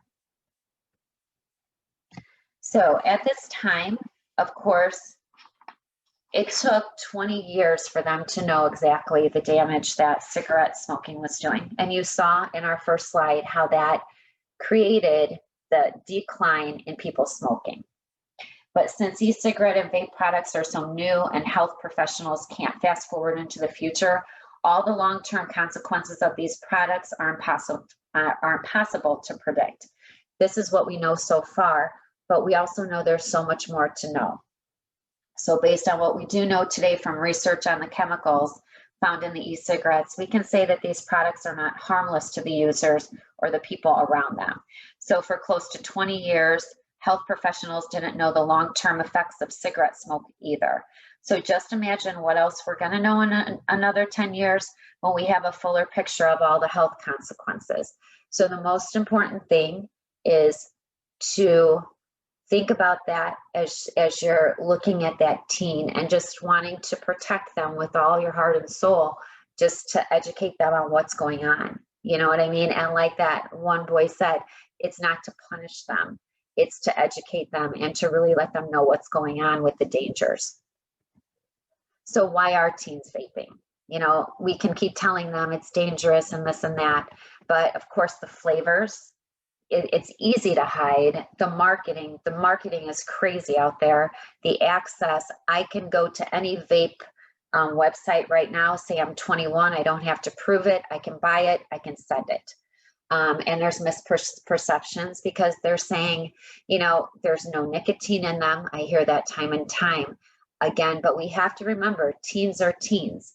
Their prefrontal cortex is not developed and they're trusting in us as adults to protect them. They look at cereal, they look at candy as it's safe to eat, it's safe to consume because it's on, you know, the shelves. So they're saying, well, how can this be so harmful? Any kid is going to think that, you know, it's enticing, it looks good, it tastes good, it smells good. Hey, let's try it. How bad can it be? So that's why it's so easy for them to try it and to get addicted, because they don't think there's any harm in it. And they really think, how can they put something on the market that's bad, that is that bad for me? So they have the cool and youth focused ads. There was an ad that someone showed me that said, I'd rather lose my jewel than you. And he was going through a breakup. And he's like, Laura, this is the kind of stuff. And then I hear from my stepkids all the things that are on Snapchat and how it's so easy to get things off of that, off of Amazon. You know, you think about, they bombard the kids on Netflix on that vaping is cool. And like they said, everyone's doing it. When I talk to these young kids in these classes, they say almost everyone's doing it. So it's definitely prevalent in society today. And look at, even you get 2 free masks with each order. So they're making it just seem like, hey, and then we're even going to give you a COVID mask, right? So they're definitely up on the advertisement and know who that, you know, they are honing in on. This is not for a 40 or 50-year-old. Look at the picture. This is definitely for teens. And the adolescents perceive e-cigarettes to be less risky and less addictive compared to all other tobacco products. So it's educating them, but it's also listening, and it's also giving them what they need. And like they said, you have to approach it like, we were all once kids too. None of us were perfect. We did some things, but let's listen to what they need. And the most thing that they need right now is, I hate to say it, our arms around them and to support them and to give them the addiction support that they need, because they need support and they also need someone who's going to help them get them off these products. And the trendy products, look at these. They make them look pretty. You know, you go to school, if you're not that popular, hey, I'm going to get a cool vape and look. You know, we have to think about how it's so important to be included. It's so important at that age. Make your own custom skin. You can make your own custom skin. You know, there's a watch right here that looks like a Fitbit. There's scrunchies, so you can put a scrunchie around your wrist, and then you can, you know, take the hits off that. So there's so many products that are geared towards our teens today, and they make it look fun. They make it look enticing. You know, it's something to talk about. So they definitely have the perfect storm to addict our youth. They've used youth-focused products, very high nicotine, salt-based so that it's the less throat hit, so they're not feeling it. Misperceptions of nicotine. So if it says 0, you know, nicotine, they're going to believe it. And flavors, packaging ads, they make it look cool, just like they used to do with the Marlboro Man. So what are some signs your child might be vaping? So one of the biggest ones I always say to look for with parents is irritability, anger, impatience. That means they are addicted. The things I ask the kids the most is that, do you feel like as soon as you get up, you want to take a hit? Do you feel like even when you're sick, you have to have that vape? Do you feel like all you think about all day, even in school, is that all you think about?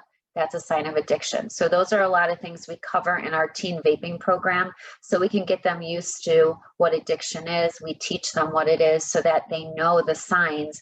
Even if it's 10 years down the line and they have to call me, they can say, hey, I think I'm addicted. I think, you know, I took a few more hits and I got addicted again. Difficulty concentrating. You're going to see where they go from A to D students, F students, because like we talked about, how the impact of the nicotine on the brain affects that prefrontal cortex. They can't think right. You know, they're sleeping a lot. They just want to be alone and isolated. Change in hunger and eating patterns. Nicotine. I had someone tell me that they were on the wrestling team, and when they liked to vape because it kept their weight down. So they already know that the nicotine is going to do that as well. Sudden interest in burning scented candles. If you feel like you go into their car and you smell scented candles. Missing phone charger, because some of them look like USBs.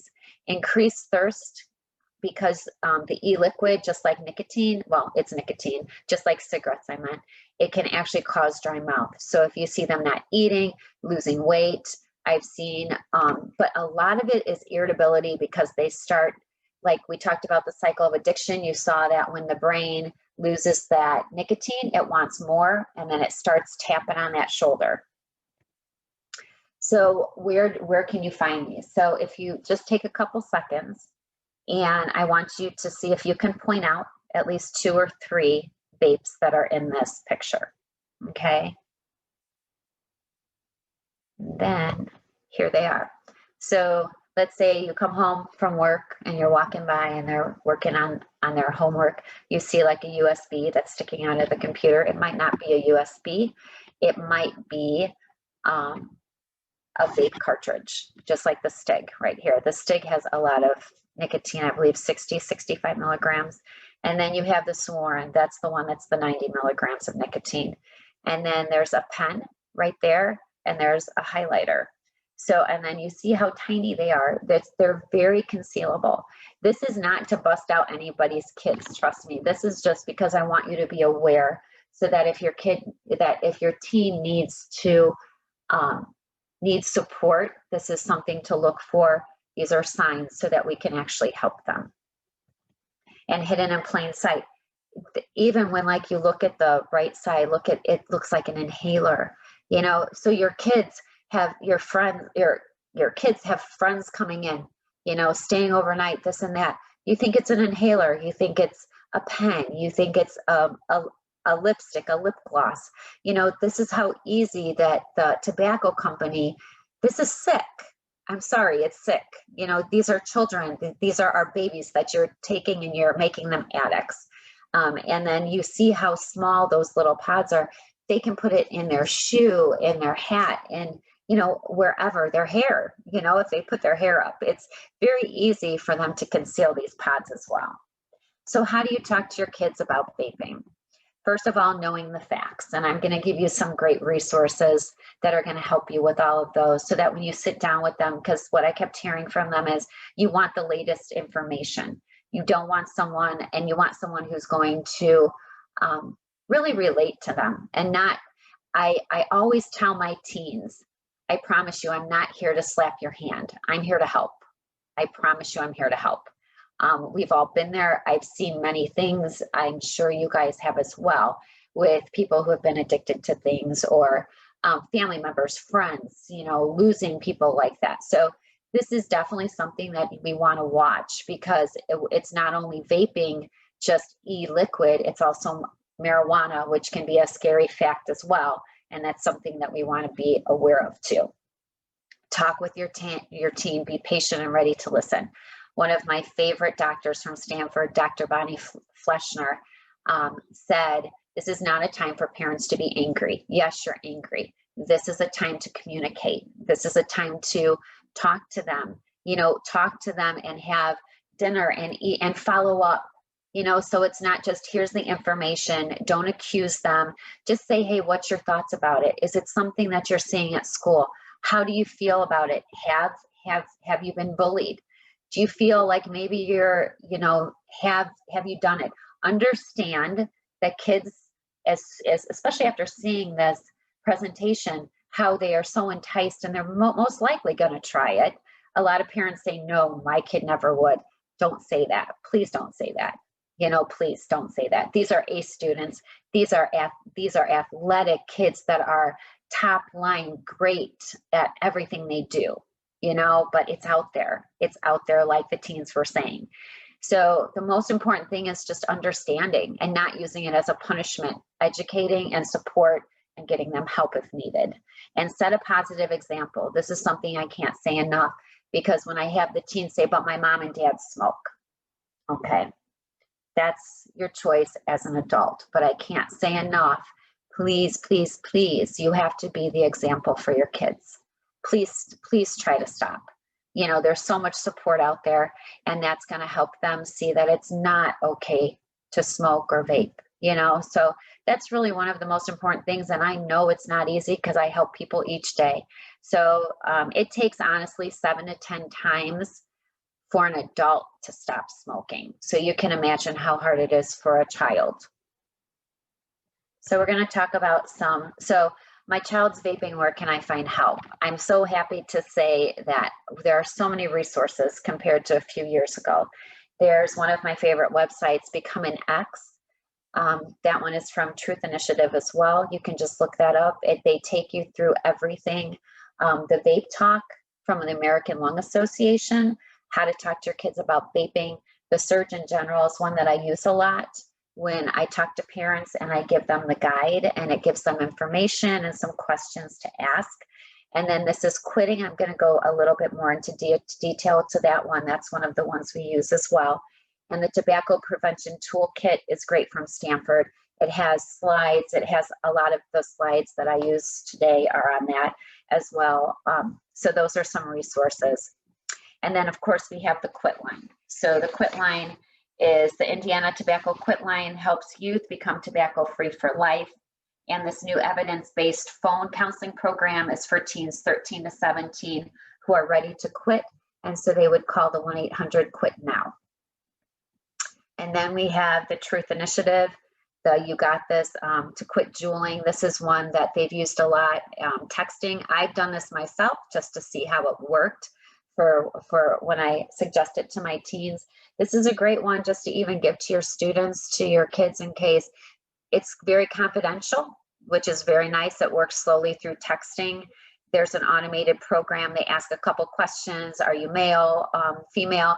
You know, have you been vaping for a long time? And then they go through there. If they have triggers, you can put down your triggers, and then they will send you, you know, take some breathing exercises. So there's a lot of help out there, and you'll get words of advice and encouragement from other young people. And I keep hearing that they need that. They need to hear that. They need to hear the experience of other young kids, you know, not just adults. And participants can request particular information for cravings, they're stressed, or they relapse. It's very common that when I talk to these kids, oh, I've been off of it, Laura, for a year, but then I was at a party, you know, or I had a fight with my sister, or my brother had it and I tried it. So if you relapse, and then those are the times we want them to feel comfortable, and that's the most important thing. Make sure they're comfortable to come talk to you. It's not easy. Sometimes you got to do that poker face, and I know from what I went through with my stepdaughter with a lot of this stuff too. You have to go poker face, and it's not easy. It's not. But we want them to be coming to us if they need anything. And this is a great program that can help them get quit permanently.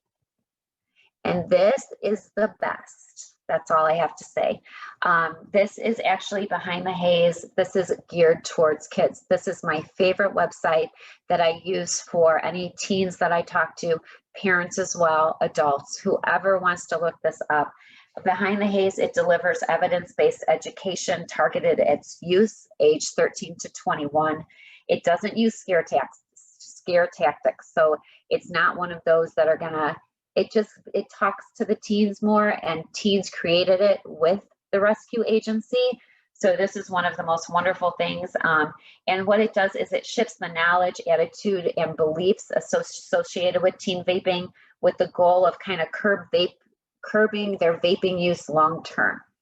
So what I tell parents is, if you feel like you're not getting through, if you feel like you can't communicate good, do something, make it a fun event. Make it not an ugly event where you're arguing or accusing. What you want to do is say, hey, you know what? I'll give you an extra hour of gaming tonight. If you can look on this website, 30 to 45 minutes, just kind of go through it. And why don't you come back and tell me a few things that you learned about vaping that you didn't know? This is something that this website, I can't say enough about. And the good thing is, even you have kids who say, nope, I don't believe it. I don't believe it. And they have the prove it button that's right here on that right-hand lower side. And it's wonderful because it goes through all the resources and all the research so that they can actually see where all these facts are coming from. And they don't feel attacked. This is just teens and adults who are just trying to give you the facts and give you the support you need. So this is definitely something that I would recommend for everyone out there. I use it in my teen program at the very end, and they go through it. And then they also tell me a few things that they learned. And honestly, it's helped them a lot to realize it. And then we have teen vaping programs right now. I work with some schools for the alternative to suspension. We have a 2 to 4 week program, depending on how many students there are in the class. That has helped a lot, but I also know that I've also had teachers call or principals call and say, you know, Laura, it helped them get educated, but now they need more support to quit because they went back to it. So we have the alternative to suspension, which is the in-depth to help them on that. But then we also have the not on tobacco, and that's a 10-week program for those who want to quit. So that's a lengthier one. It goes through stress management, breathing techniques. We go through, what do you want your life to look like? You know, so that we really get into their heads, like, you know, how this can affect you and what goals do you have? You know, let's work on this. But a lot of stress management and things like that we have on the 10-week program. So those are the resources. If anyone needs any help, I can send you any of those resources from the American Lung Association. We have the Aspire Tobacco Free. If there's any adults out there who are looking for a smoking program, we have the teen program for vaping. And I'm here for anybody who has any questions. I know parents have come a lot with questions, but I can't thank you enough. Again, I apologize for those technical difficulties, but I hope you enjoyed the presentation, and I hope you have a wonderful rest of your day. Thank you so much. Thank you, Laura. Thank you. Thank you. As always, that was some awesome information. We have kind of shifted some things around. And I thank everyone for hanging in there with us as we make some time adjustments.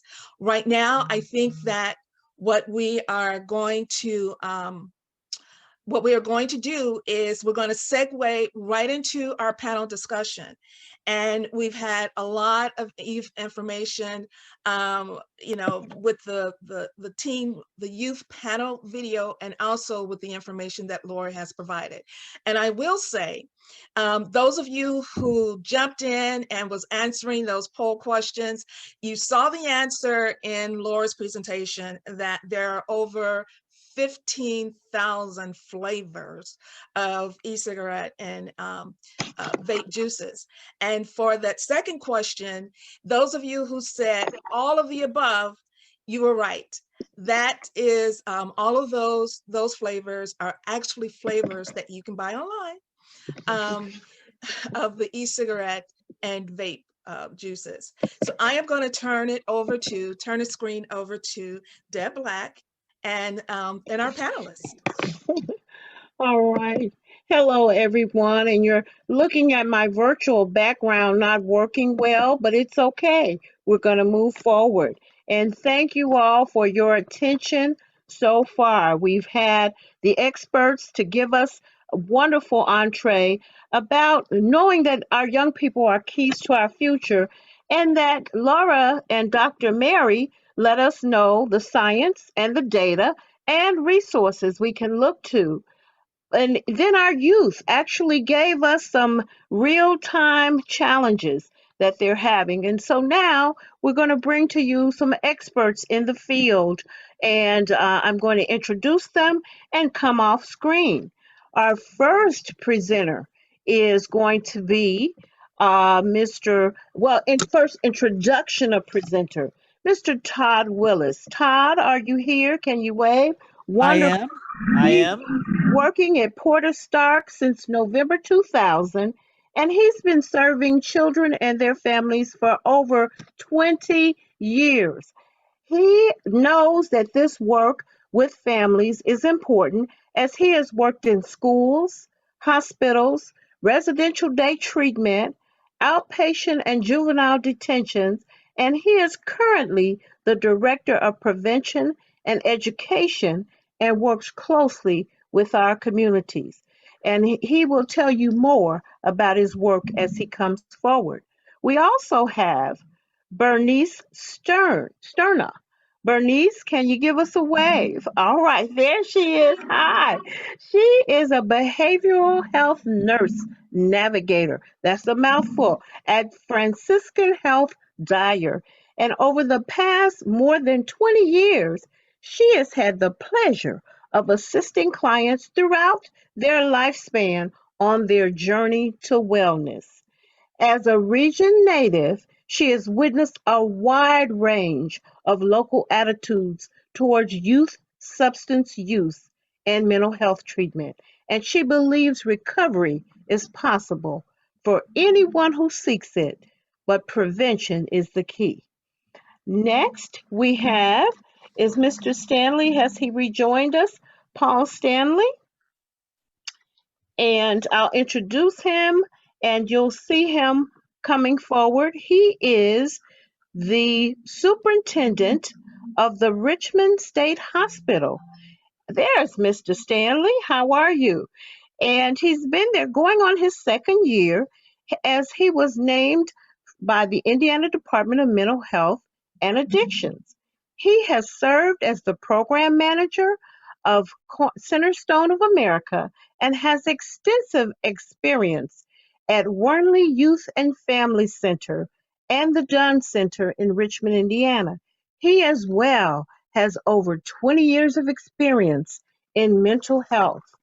And last but certainly not least, we have Kyle Bessich. Did I say that correctly, Kyle? All right, speech therapy is one of my majors. He is currently an assistant principal at Lowell High School in Northwest Indiana. And Kyle is originally from Munster, Indiana, and he attended Indiana University. He received his bachelor's degree in secondary ed and had a concentration in social studies. He's taught social studies for 10 years at Wheeler High School in Valparaiso. He was a football coach and a head baseball coach. And we heard about those teams athletes. He recently earned his master's in education administration and is currently in his second year as an assistant principal. Welcome to this auspicious panel. And we're going to get started, and feel free to add that what you want us and need us to know. Kyle, may we start with you because you're on the front line with our students. Sure. And okay, the question is, what is concerning you the most about where our kids are today, mentally, and particularly with this e-cigarette, vaping, and tobacco products? Can you share what you're seeing in the schools? I think mentally the kids are struggling, especially with the COVID year. I know people keep going back to that, but you know, we were lucky. We were mostly in school. We had about a 3-week gap where kids were out, but you know, through the year, kids were quarantined and they were sent out, and the disruption of their educational process and where they are, and just the disruption of life, I think really struggle with them mentally throughout that. Yeah. Now, for the e-cigarettes, you know, I think the most concerning thing is the amount. You know, I'm sure it's not just at our school. I don't want to speak for other people's schools or anything like that, but I would say a good portion of the kids are either being exposed to it, trying it, or being around it in some way, form, or another. Yes, yes. Thank you so much. Others, would you like to weigh in? Anyone else?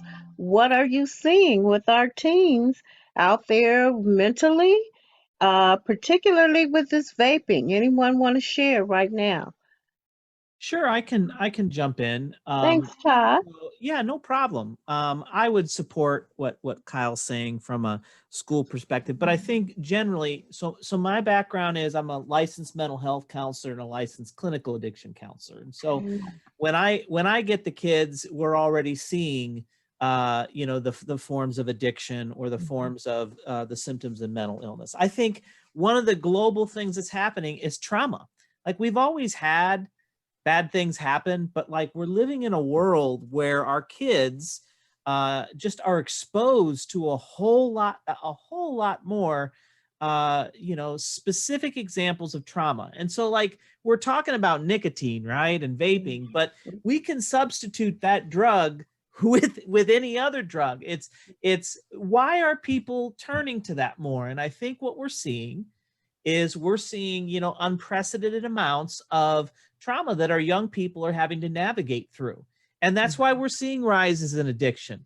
That's why we're seeing rises in mental health issues, and folks turning to some type of substance, in this case, today's topic, nicotine, you heard the teens talk about stress, whether that's related to our new normal, you know, or just the daily life stress. I read somewhere that today's teenager, and I'm not going to quote it right, but just you can get the feel for it. Today's teenager has about the same stress level as a 52-year-old did in the 50s.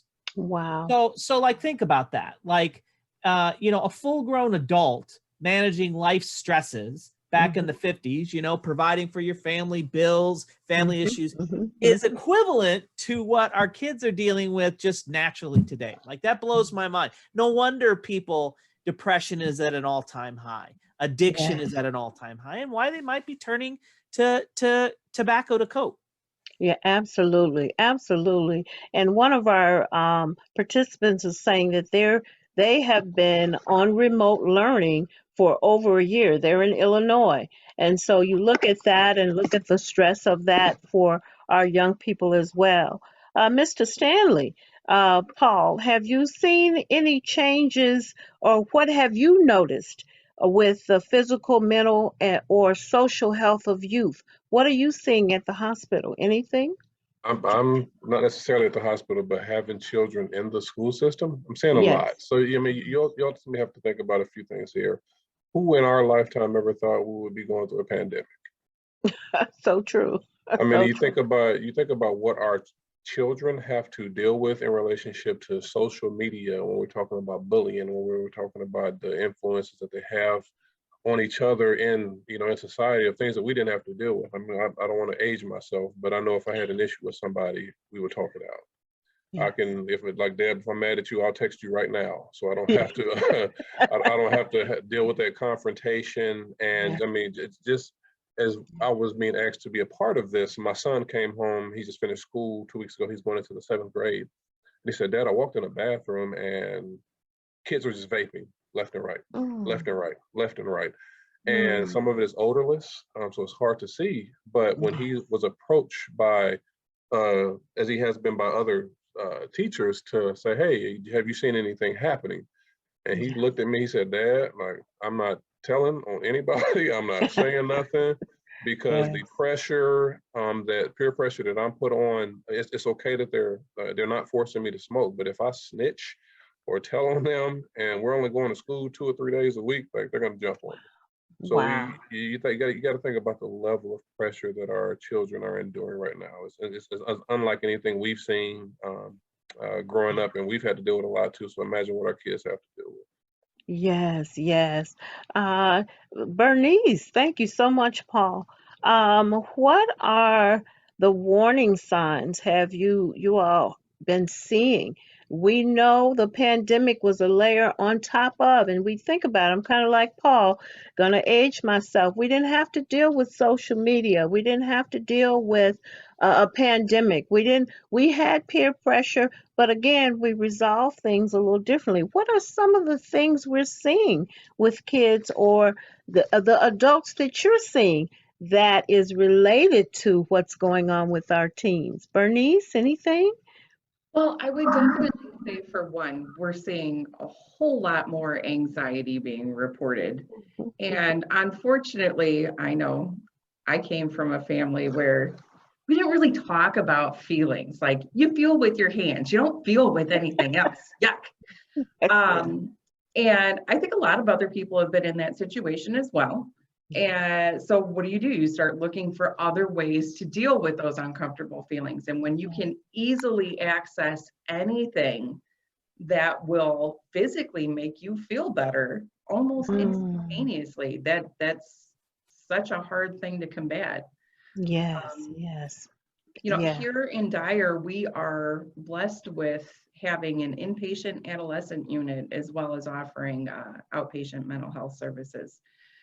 So we've been seeing kids for a long time. Have we seen huge spikes in our numbers of intakes? No, because I mean, we've always had issues going on in our community and in our houses that we have to deal with.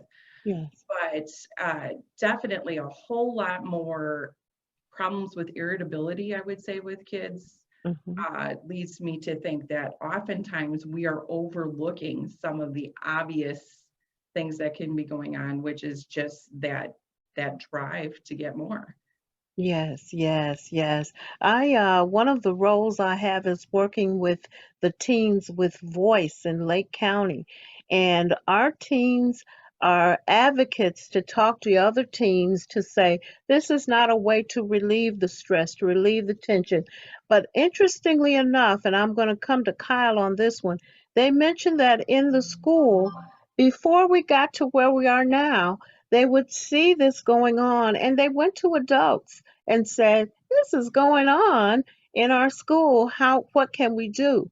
And what we also learned is teachers weren't really aware. And I really love what Laura did to show what these kids have. They didn't know what they were. They didn't know what those vape pods were. What are you seeing? What are you feeling? How are adults responding in your school setting? You know, a lot of the adults, come to us and ask questions. That's basically where they're getting their education from, and what we know as administrators and what we're dealing with the kids, and sort of what to look for out of the kids. But if you're talking strictly like addiction and looking for irritability, I mean, you have 30 kids sitting in a classroom. You're lucky to understand if a kid is truly going through some type of addiction, unless you have that relationship that every teacher strives for, where a kid come and talk to you and let you know what's going on. But a lot of these kids, to be honest, don't let us know exactly what's going on, because they fear that there'll be trouble associated with it, that their parents may find out, that, we may find out, anything like that. But, our end goal, and what I always tell kids is, if they are here because of vaping, we're here to help them.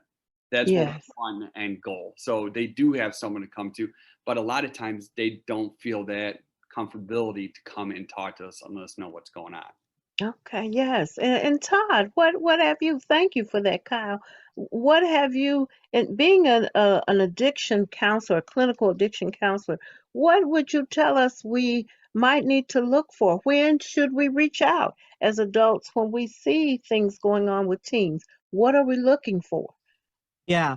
So, in way of answering that question, I want to circle back to what Mr. Stanley said, because I think the video of the kids speaking really talked to this. Like back in our day, we talked about peer pressure all the time. Like kids peer pressure to. That's not. They're not experience. I mean, sure, there's some pressures, but if they're having peer pressure, it's to not rat on somebody or not give information. Yeah. And the video talk to this is just like it's changed. It's the new normal for them. Vaping has become a normal part of their culture. So if we want to attack this or look at kind of walking this back, we have to look at the way the devil's in the details, right? We have to look at the way that the vaping issue has crept into people's minds and kids' minds. It's like this is just my what goes on, and so they do it that way. From an addiction standpoint, I loved what I think her name was. I wrote it down. Jessica said, "Is that?" And I've seen this in the groups I've run. Is a lot of kids, teens in particular, don't know they're addicted until they're addicted. Yes. And that's too late. It's too late, Yes.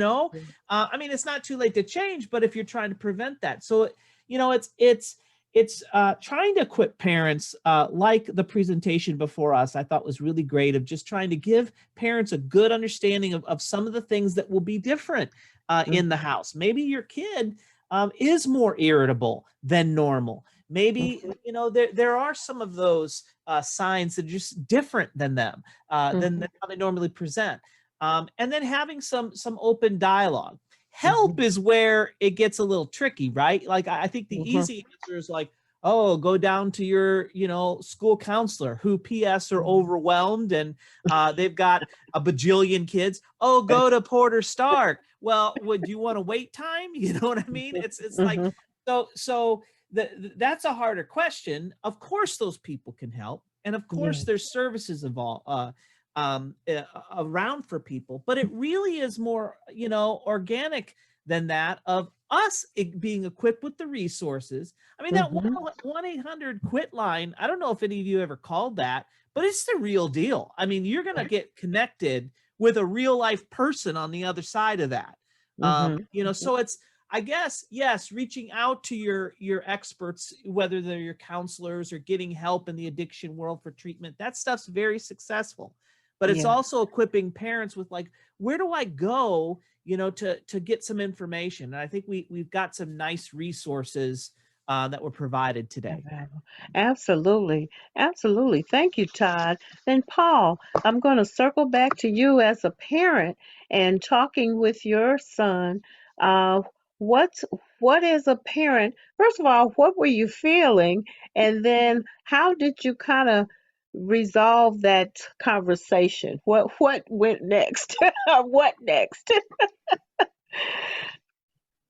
Uh-oh, I think you're muted. Yeah, it is. So see, you see, I'm smiling because I was raised very old school, and my kids know that I'm old school. So I think his first thought was about fear. But if we wrap around a certain topic, like most relationships fail with lack of communication. If you aren't talking to your kids, if you aren't being, I like to say, real with them about what's going on in society and the community, then they will be blind to a lot of things and be naive when it comes to being put in certain situations or circumstances. So with any given life situation, I talk to my kids about real scenarios and situations. And I think that, and I do this professionally too. And I said, if you want me to be in a conversation, you be prepared for the truth, because if you can't deal with it, then there's a different issue. But as Todd stated, it's about the awareness and the knowing what the potential harm could be. And Todd, and I don't want to speak out of terms, But isn't this, wouldn't this almost be considered like a gateway or a way that would lead to other drugs? So I mean, we're starting with vaping. Yeah. It leads to other things. So it's not a good path to go down either way. And with my wife being a substance abuse counselor, like I hate to say this, like I really don't have to talk too much about it because she lives it every day and she come home and it's instilled in all of our kids. Yes, yes. Thank you. Absolutely. And But go ahead. Go ahead. Hmm. and also too with and we're talking about tobacco and substance abuse. Isn't Indiana, so correct me if I'm wrong, so Indiana is the only state around us that isn't like in some way, shape, or form have some uh, legalization of marijuana? So it's like Illinois, Ohio, Michigan, Kentucky, and we're just sitting here. So we're thinking about vaping and the potential of other things that could be coming down the pike. It's Sure, serious conversations that we got to have. for sure. That's correct. And Laura shared some of that. About 33% of our teens are using the vape products to actually use marijuana. Bernice, some more thoughts you have of that have come up in conversation. Go ahead. Well, if I can add a little bit, Yes. of course, I think for most of us, our kids have a good idea of the things that we see and do at work every day, because it's normal for us to talk about that. So my kids know that, I spend a lot of time with people who have substance abuse issues as well as mental health stuff. Mhm. And I've been very open with them since they were little about the addiction issues that run in our family and struggles that I've personally had with that. But it wasn't until I found a jewel in my basement couch. Oh no. Okay. Yeah, That that's I real. realized I never actually sat my kids down and specifically talked to them about vaping. I talked to them about smoking all the time because I was a smoker. Yes. But I don't know why, it just didn't hit me. So when I find this thing in my couch, which at first, this was a while ago because my kids are now 19 and 21, well, almost 21. I'm looking at this thing and I'm like, what is this? At first I thought Yes. it was like, a piece of a computer, something Yes. or other, right? Yes. And when I found out what it was, I'm like, oh my God, we have not had this conversation. Now what do? I have failed as a parent. I'm thinking, oh, the world's just coming down. No. That how could I have left this out? This is really important. This could really hurt them. So I think part of what we need to do is making things the normal conversation before you find something. Like, Yeah. hey, really, what's going on in your world? Is this something that you've seen? Have you heard? Have you tried? And of course, did anybody own up to owning that jewel? Oh no. Oh no, no, of course not. Of course.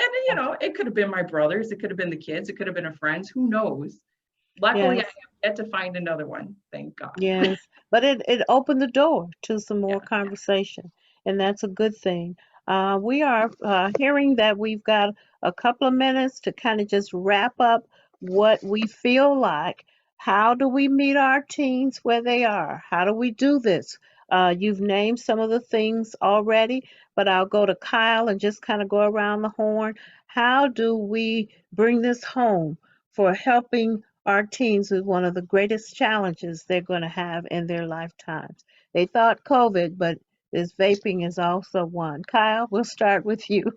No, I think that's a really difficult question, especially on a school front. What I really try to do, and I talk to Laura and I work with Laura too, is I want to find a way to be proactive in the schools. I feel right now we are very reactive to everything. Yes. No, but it starts with giving them education when they're younger. We started doing in the health class. Laura will talk to all our freshmen because they all take health. And at least we can start with being proactive there and letting them know that we're open to discussions. You can go to guidance who is overwhelmed, but I mean, everyone's overwhelmed. They can come to us. And it doesn't mean you're necessarily going to be in trouble, but I think they need to know that resources are there, and that's where they struggle. They feel that there's discipline involved with starting a conversation, and that's not necessarily true. I'd rather have a conversation to be proactive than reactive to everything. All right. Yeah. Perfect. Sounds good. Todd, yes, and we're hearing communication and help. Yes. Todd? Yes, Mhm. I would say we need to get educated with current information and stay current. Because if you don't know what you're talking about, our kids aren't gonna hear that. Mhm. Controlling, our emotions, around that. And I think, the last speaker talked about trying not to get punishment oriented, more like giving, yes, there are consequences, but trying Yeah. to provide help. And Yes. Kyle hit that right on the head with resources. That's what I would add. Excellent. Thank you, Todd. Mr. Stanley, Paul, what do you think? How do we approach this?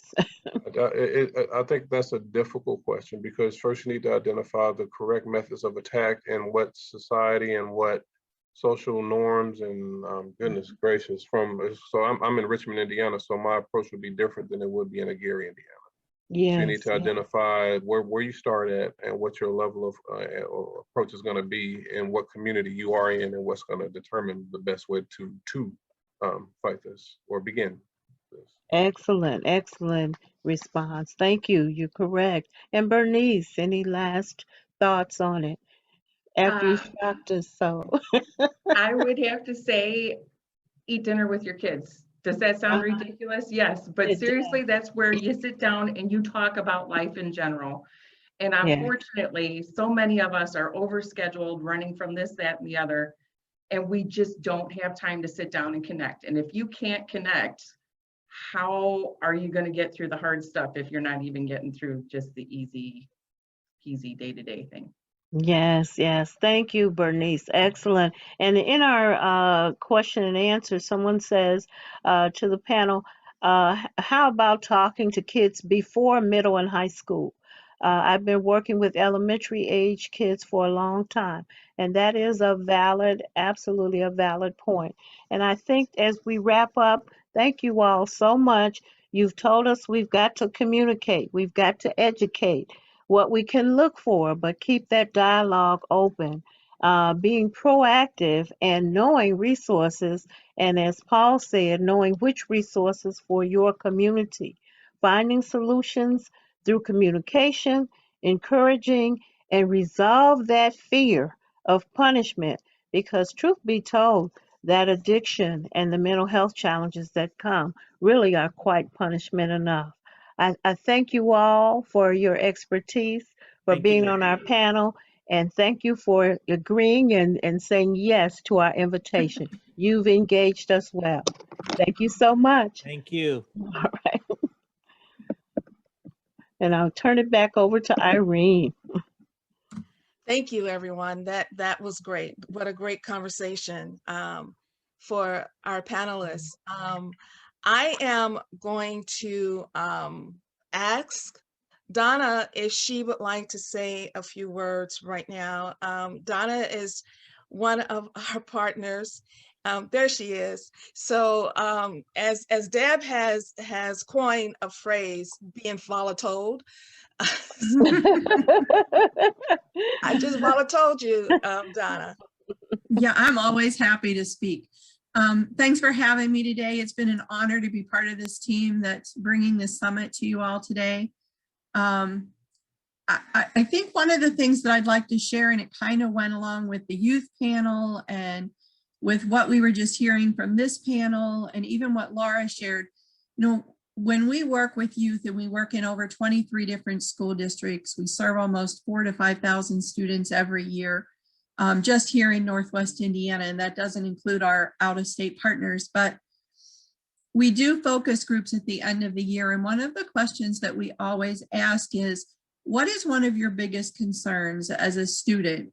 How can we help you? Is there something we're not talking about? And for the last 2 years consecutively, the go-to answer from those kids has been vaping. They are really concerned about what's happening in their schools with their peers. We have a couple of young girls who shared with us that they're, not comfortable going to the bathroom during the day. They try to wait all day because they know if they're going into the bathroom, chances are there's someone in there vaping. And, if a teacher walks in or the resource officer or someone likes that, then everyone in the bathrooms are in trouble, right? So, it's a sad case when our kids can't use the bathroom for what the bathroom was intended for. So we hear it over and over again. So I'm glad that we're having the conversations. I'm glad that we're pulling our resources and skills and talents together and making a case for what's going on. I'm thrilled to be adding what resources PATH has to the conversation. And I actually, you know how you can't be two places at once? Well, I'm kind of scheduled to be two places at once today. I'm here, and actually, while our keynote speaker, Dr. Armstrong, is presenting to you all, I'm going to be his voice somewhere else. He has been my go-to resource. His book, The Power of the Power of the Adolescent Brain. It doesn't work on that screen. Well, anyway, it's amazing. You're going to love Dr. Armstrong. And while he's speaking, I'm actually going to be talking to a group of foster parents in Maryville this afternoon about the adolescent brain and how, as parents, the more we know about how it works and sometimes how it doesn't quite work, the better we are able to communicate with them and help them through some of the fun and some of the struggles that go with adolescence and growing up. So I'm excited to hear the recording on the other end. I'm sorry I can't stay for the whole thing. Irene, thanks for giving me a moment to say hello to everybody. For sure, for sure. You're part of the team. And in our time adjustments here, what we are going to do next up, right before we get to Dr. Armstrong, we're going to hear from Carrie Higgins, and we're going to hear her presentation on point of sale and access. And it's just further into a further dive into the point of sale and also access. And we're going to breeze through that a little bit. And we will supply everyone with information as a part of our follow-up. So you will get a lot of information on what was discussed today and what was presented today.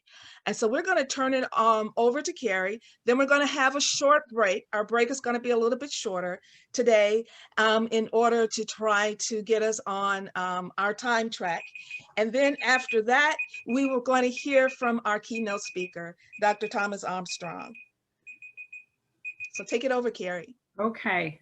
I just had to remove that background real quick so you could actually see me. So hi, everybody.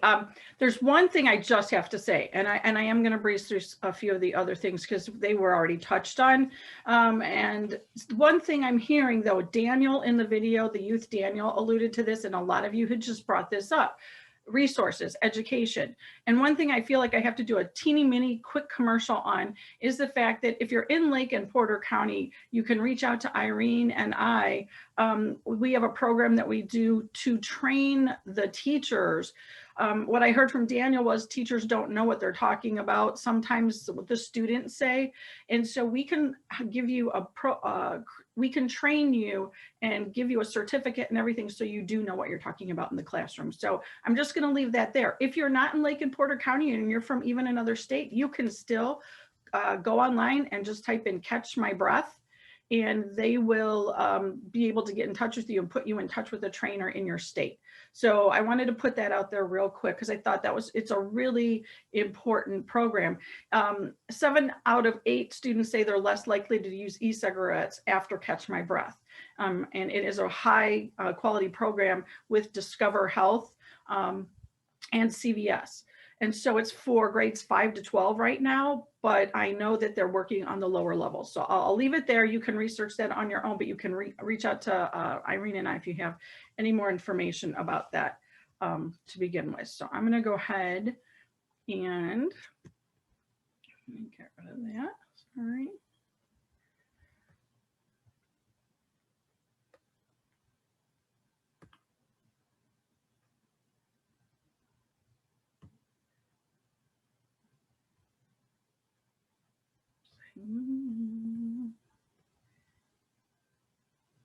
All right, let's see.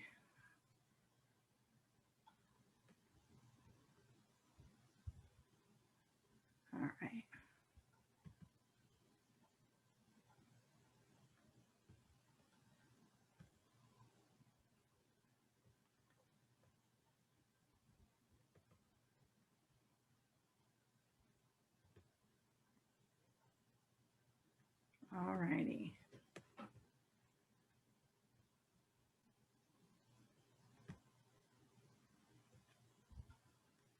All right, so we're going to kick it off with this video that is really good, and you've seen some of these folks, you know, already. Just one of the questions in the chat.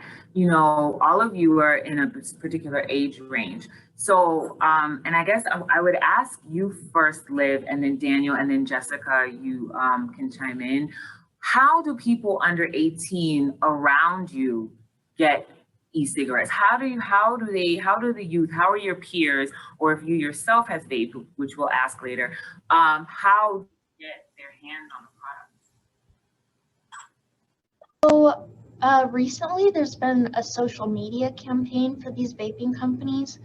I personally don't have Snapchat, but I know from talking to some other students at my school that people will ask, hey, do you know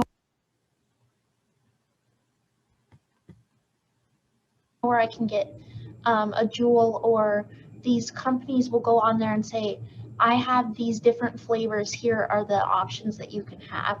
And recently my committee has started a TikTok campaign where we're going through TikTok and we're finding TikToks that are made advertising vaping to underage students. And in one of the comment sections on one of the videos, there was a girl asking, how old do I have to be in order to vape?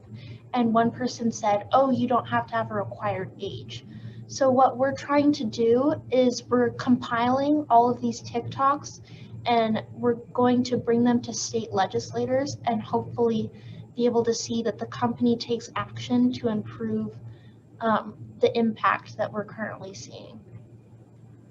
That's amazing. It speaks definitely to the exposure and the use of social media to find young people where they are. Daniel.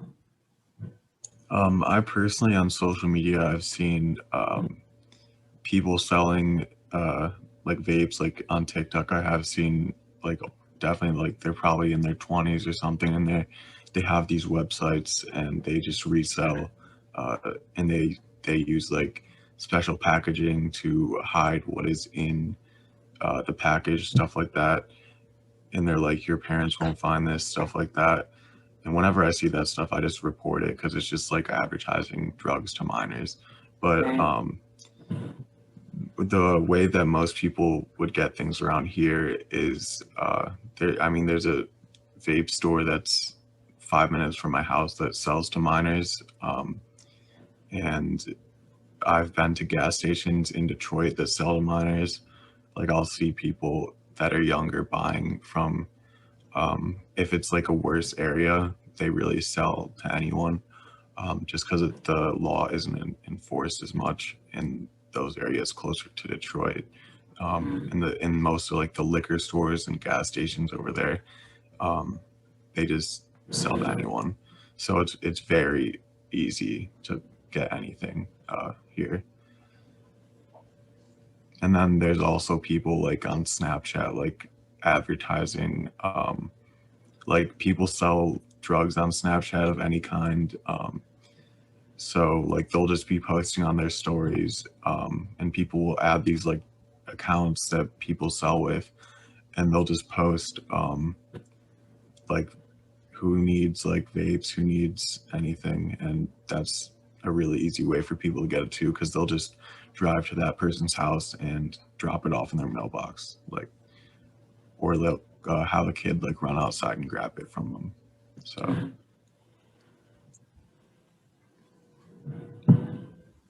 Yeah, when I was under 18, where I'm in Boston right now, but I'm from Georgia, and then the smoking age there is 18. So it's very easy for you to just walk into a gas station. If no one cards you, you just grab what you want. You can go into a vape shop when you're 18. Half of them don't card you when you walk in. So I would say really what contributed to my smoking when I was a minor was mostly just the lack of regulation in my state. People didn't care enough.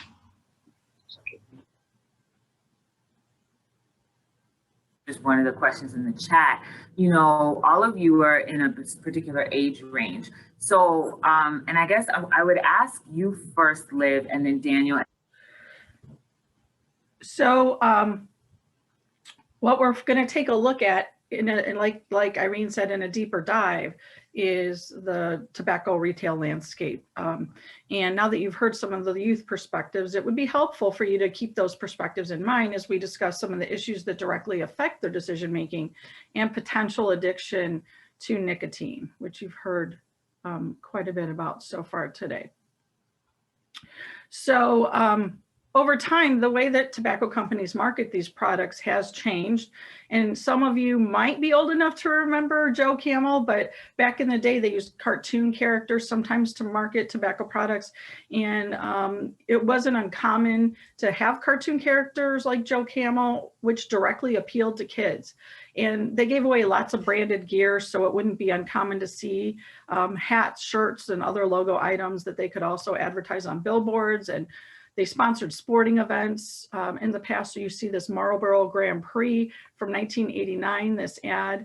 Out of 94 total minutes that race went on, 46 of those minutes, you could see the Marlboro logo. I mean, that's pretty significant. And so when we take a look at that advertising, it has been restricted. However, those tobacco companies have had to adapt the way that they market their products. So now instead of billboards and sponsorships and branded gear, they're now spending most of their marketing dollars at the point of sale. In other words, in stores where tobacco is sold. So the pictures on the right give a snapshot of what point of sale tobacco marketing often looks like now. And you can see that if you pull up to those stores, you're going to see that information on the outside. And when you go in, it's in your face. Even if it's behind the counter, it's very clear where those tobacco products are located. So what's the point of sale marketing? Well, we've already talked a bit about it. So you know that that's where you're exposed at the marketplace, in the retail store. So your convenience stores, which adolescents love to go to. Convenience stores, gas stations, grocery stores, pharmacies, and any other type of store that sells tobacco. The point of sale marketing actually includes things like price promotions or discounts on tobacco products, the in-store product placement displays, the product placement, and the retail advertising. So what you want to keep in mind is that this type of marketing is definitely not random. As you heard earlier, this is intentional marketing. And I don't think as many people that should know realize that their youth are actually being targeted. And so they regulate at what height it has to be placed, where it should be located, and the amount of space and things like that need to be dedicated to a particular product or display. Very intentional part on the part of the tobacco industry. So when we look at tobacco industry point of sale spending, tobacco companies have to invest heavily, and they invest so heavily that they spend billions of dollars on this marketing. So back in 2018, tobacco companies nationwide spent $9.1 billion on tobacco marketing, over $1 million an hour. That's staggering. About 92% of those marketing dollars, or nearly $8.4 billion, were spent on point of sale marketing. Again, staggering. In Indiana, tobacco companies are estimated to spend about $2 million marketing their products every year, which equates to over $45 for each of us annually. So why does it really matter? Why does point of sale marketing matter? And it matters because they invest so much money in this because they know that it works. So first of all, point of sale marketing has been shown to increase the likelihood that youth will start using tobacco and progress to regular tobacco use. They're counting on this. They want to get them hooked. They want them to progress. This is very important for tobacco companies because 9 in 10 smokers actually start by the time they turn 18. And about 99% of them start by age 26 or so. So they know this. And tobacco companies know that if young people don't start using tobacco early, they likely never will. And they have to maintain a base of youth and young adult smokers. It's crucial to sustain that business.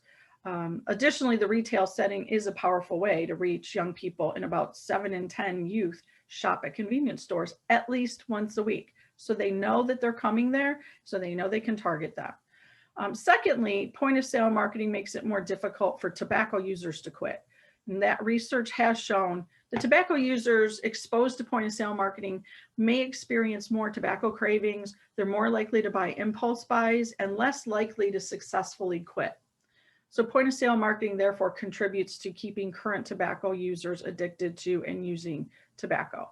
And finally, point of sale marketing disproportionately targets some communities. In particular, this type of marketing often targets communities with a high proportion of low income or minority residents. Often these groups are already disproportionately impacted by tobacco. So point of sale marketing contributes to disparities in tobacco use and tobacco related diseases. There are some common factors that we work with in the tobacco retail environment. So Irene and I and a lot of our colleagues, we have to pay close attention to many of these things on a regular basis. And so we know that the tobacco industry spends most of its marketing dollars on the point of sale, and that the point of sale marketing increases youth smoking, makes quitting tobacco more difficult, and contributes to those disparities. But now I want to shift and talk a little bit about factors that we focus on when we're looking at our tobacco retail environment.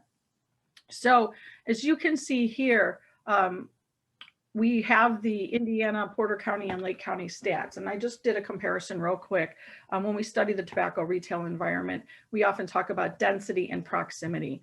And density is a measure of how many tobacco retailers there are in a particular location. I mean, obviously, if you've ever driven into some place and you see all kinds of tobacco retailers, you kind of start noticing. But we measure density, and we look at the number of retailers per 1,000 people in the population.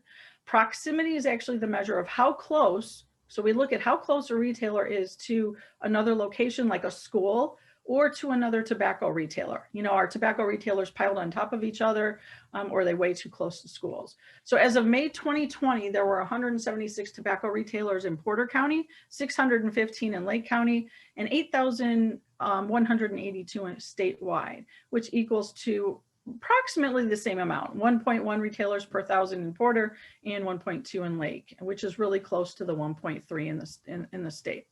So when we look at the next slide, though retailer density isn't uniform, retailers tend to cluster in neighborhoods. And in particular, we can see over half of the retailers were located within 500 feet of another retailer. Paying attention to this clustering is really important because smoking tends to be more prevalent among youth and adults in areas with higher density.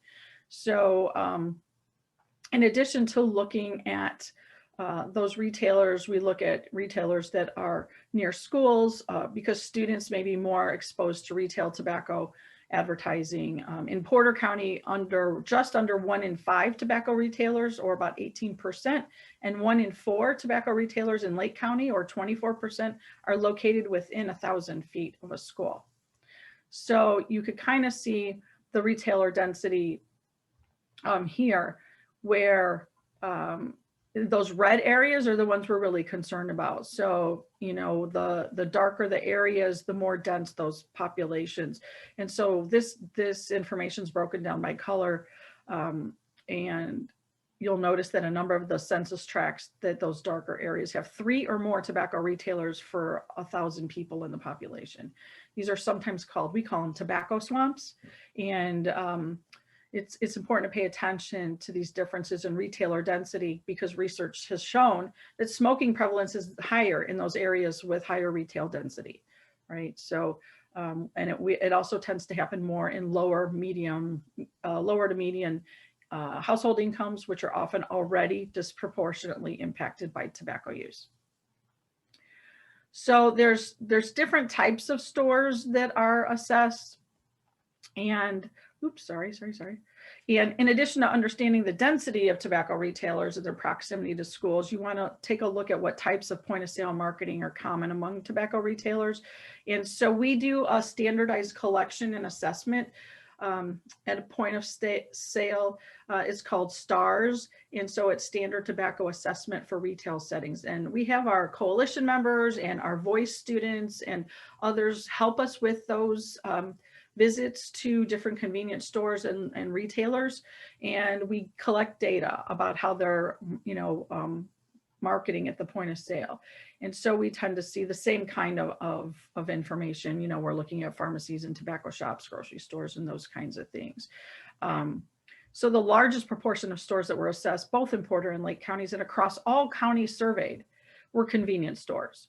So in addition, we surveyed liquor stores, mass merchandisers, discount stores, grocery stores, tobacco shops, pharmacies, and other retailers. And by the way, most of you probably know CVS is one of the pharmacies that does no longer sell tobacco products as of about 6 or 7 years ago, which is awesome.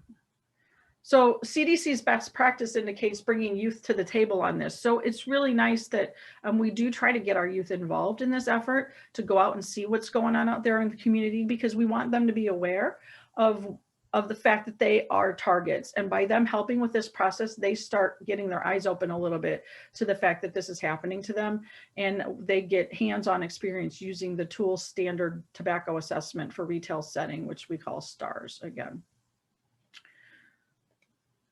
So there are different types of products sold. Nearly all retailers sell cigarettes, right? And so the majority of retailers, though, also sold little cigars or cigarillos, smokeless tobacco, and e-cigarettes, while a somewhat smaller proportion sell larger cigars. When we look at the exterior advertising, because in addition to assessing product availability, we also collected data on the retail tobacco advertising placed outside of a store. And this includes advertisers like those in the pictures shown here, such as signs on buildings, walls, in windows, on gas pumps. This type of advertising is important because people don't even need to go into a tobacco retailer to be exposed. So kids can be exposed to these ads in cars while their parents are purchasing gas. I mean, if even a kid in a car seat, if you walk in to pay for your gas or you're out paying at the pump and they can see what's all over the building, definitely that can be an issue, and that starts being normalized. They start thinking that's a normal thing and part of their lives as they're exposed to it every day if you stop at the same places. So the tobacco industry's internal documents have revealed that big tobacco still targets teens and always has. E-cigarette advertising expenditures have increased from 12 million in 2011 to over $125 million today. That is huge. That's a dramatic increase. So, even RJ Reynolds Tobacco Company stated that evidence is now available to indicate that 14 to 18-year-old group is an increasing segment of that smoking population. And they were hoping to establish a new successful brand in the market to position in the industry to be maintained long-term. They know this is an issue for them. Real quick, I wanted to show you, a friend of mine sent me this the other day, just yesterday or the day before, that the CEO of Philip Morris International, major tobacco company, said, we're putting our money where our mouth is, and we have invested more than $8 billion to develop scientifically substantiated alternatives for adults who would otherwise continue to smoke. I believe that cigarette sales can end with within 10 to 15 years in many countries around the world, and I'm committed to doing my part. Well, this kind of is so alarming to me because he says it's smoke-free, he's touting smoke-free alternative products that they're so proud of. There are many smoke-free products being touted by these companies now because they know that the actual smoking part is what is turning people off, and they think that's what's dangerous. But I just got this direct mail promotion in the mail at my house, addressed to one of my kids, my kids are 30 and 28, but it's from Helix International. And this new tobacco-free, smoke-free product happens to come in 5 different strengths of nicotine, from 1.5 milligrams to 8 milligrams, and 7 different flavors. Interestingly enough, since we're about to ban menthol or eliminate the menthol flavor per the Biden administration, now everything is not menthol, but it's wintergreen and mint and multiple mint flavors. So that might be one of their ways around that. So these products are still going to hook users on nicotine without the smoke, spitting, or tobacco. and the addictive chemicals definitely are still there. And you can see they sent a coupon, promotional coupon. They put the big bold warnings, but they're still after our kids, definitely, to get them to do anything they can. So in addition to the exterior tobacco advertising, that we assess products and marketing tactics that specifically target youth.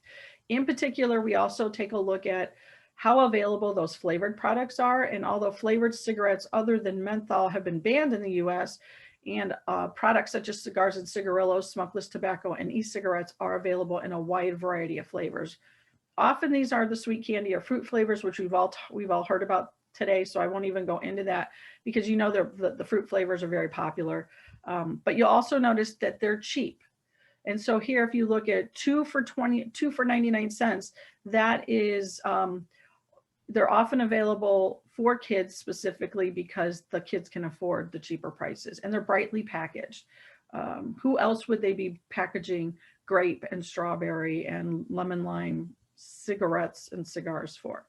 So we know the majority of the youth who use flavored products, and in Indiana, about half the middle school users, over 6 in 10 high school tobacco users reported using flavored products. And I know that the stat is about 80% or more of students start using with a flavored product. And so we know that flavors are not good, right?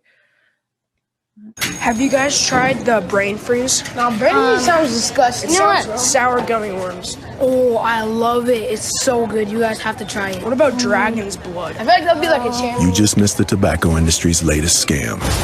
Have you guys tried the brain freeze? Because you were supposed to.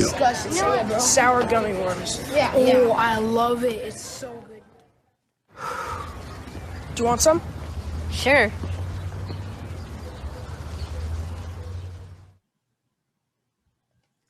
So we know that they're being targeted with those flavors. And like we said, there's many more, over 15,000, and I don't need to go into that anymore. But if we're looking at our local area, 97% of retailers in Porter County and 94% of Lake County sold any flavored tobacco products.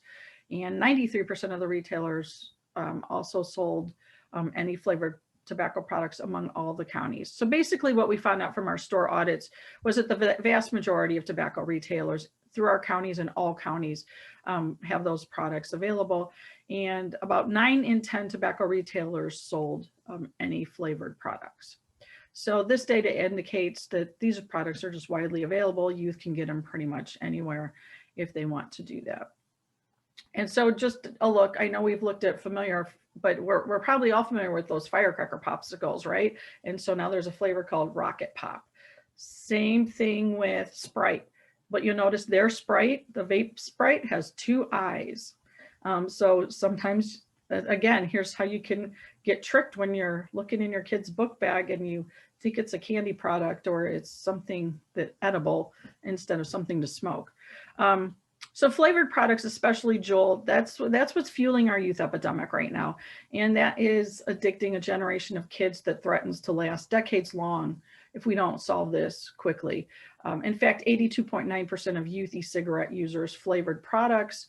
E-cigarettes are sold in over 15,000 flavors again, gummy bear, cotton candy. I even heard of a one called unicorn puke. Why would anybody buy that flavor? I don't know, but that's one of the popular flavors. One of the school resource officers told me. And by the way, I'm getting, I asked the school resource officers to give me any confiscated vape items that they had. And I have schools giving me boxes and boxes of confiscated vape items that are really from a partial school year of vaping, because a lot of the students were at home for the first part of the year. So I was astonished at how many products I was able to get. And I even got boxes where students were dealing those boxes at school. And these were vapes with 5,000 hits on each of them. And there was a whole case full. So it's just an unprecedented increase in cigarette use in recent years, and e-cigarette use in high school students more than doubled to 27.5%. And that's according to the National Youth Tobacco Survey, which said 19.6% of high school students and 4.7% of middle school students, which is 3.6 million kids altogether, were current e-cigarette users.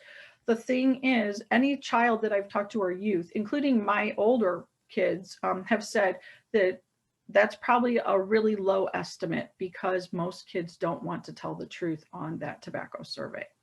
So that's a little disheartening. In addition to flavored products, marketing tactics, again, like the price and the placement of tobacco products, youth are very price sensitive and they often don't have a lot of time to spend on tobacco products. So cheap products tend to appeal to them.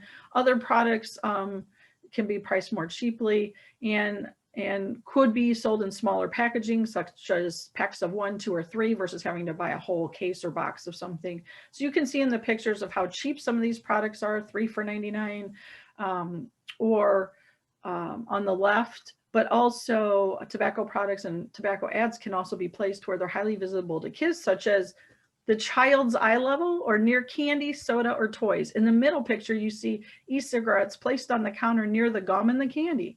In the picture on the right, there is an e-cigarette display just behind the kids' activity books and toys. And I found this one really interesting.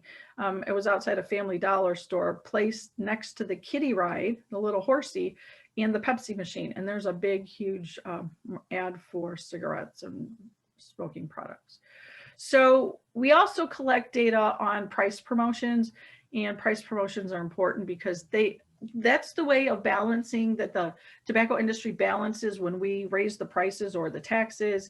They try to give discounts to folks at the point of sale because then they will continue to buy them and not feel it hit their pockets so hard. So that's one way of marketing, is they just send out coupons to balance the raise in tobacco and prices. So these pictures show examples of tobacco price promotions. And a lot of times they'll give multi-pack discounts, or as the picture on the right shows, cigarillos advertise buy 10, get 1 free. So price promotions.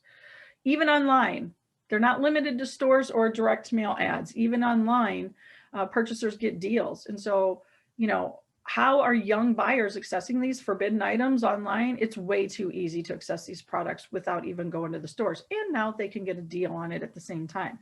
I wanted to show you this clip real quick, or this picture, because to gain access, a buyer merely has to click to claim that they're old enough to make a purchase. They just say yes, and there's no further age verification necessary. So it seems like there should be more to the story here, that these vendors should be, you know, should have to do a little more research and a little more technology integration to require that these young folks are actually 21 and older, but they don't. So there's just a few, you know, different vape companies that we put pictures up that you can go to. They market their vape juices. There's a plethora of flavors available. You can search on Amazon, results in thousands of items, including items that I found interesting were e-cigarettes, but they called them many other names, pen lighters, and those things. Plus, they're promoting items. When I clicked for just vape items, tons of THC vaping products, like to vape THC with, and bags that mask marijuana odors. So they're really marketing all kinds of stuff when that you just dip into the vape issue when you're trying to buy a product. So, you know, it's very concerning. One alarming comment to me during this age of COVID from a resource officer was that he said that students are, and I heard Daniel talk a little bit about these kinds of things, students are selling a hit off of their own personal vape for about $1. So not only are these students maybe not buying them because they don't want to get caught at home or they don't want to get caught at school, but they're buying these products and they're taking hits off of each other's vapes when they need to, so that they can keep that buzz going. So that's a negative side effect. And I know Donna alluded to the fact that another negative side effect that the schools are dealing with and the students are that the students now who don't vape are afraid to go to the restroom because they know they're going to get in trouble if they go in to use a restroom while other kids are vaping, because everyone in the restroom gets in trouble. So that's not fun either. So what are the overall takeaways of what we know about the point of sale marketing? First, we know that the tobacco industry heavily relies on point of sale tactics to make their products. They spend 95% of their annual marketing budget on point of sale marketing. And second, we know that point of sale marketing encourages youth to tobacco, makes quitting more difficult and disproportionately targets communities which already have disparities in tobacco user rates and tobacco-related outcome. And finally, a high proportion of tobacco retailers engage in point-of-sale marketing tactics. So, and we know all those tactics, from offering cheap products to flavorings to youth appealing products, all of those are definitely tactics. At the end of the video, at the beginning of this presentation, the young lady stated that one of the reasons she was able to start using tobacco products was the lack of regulation in my state. People don't care enough, was what she said. So what can policymakers do to potentially curb vaping among young people?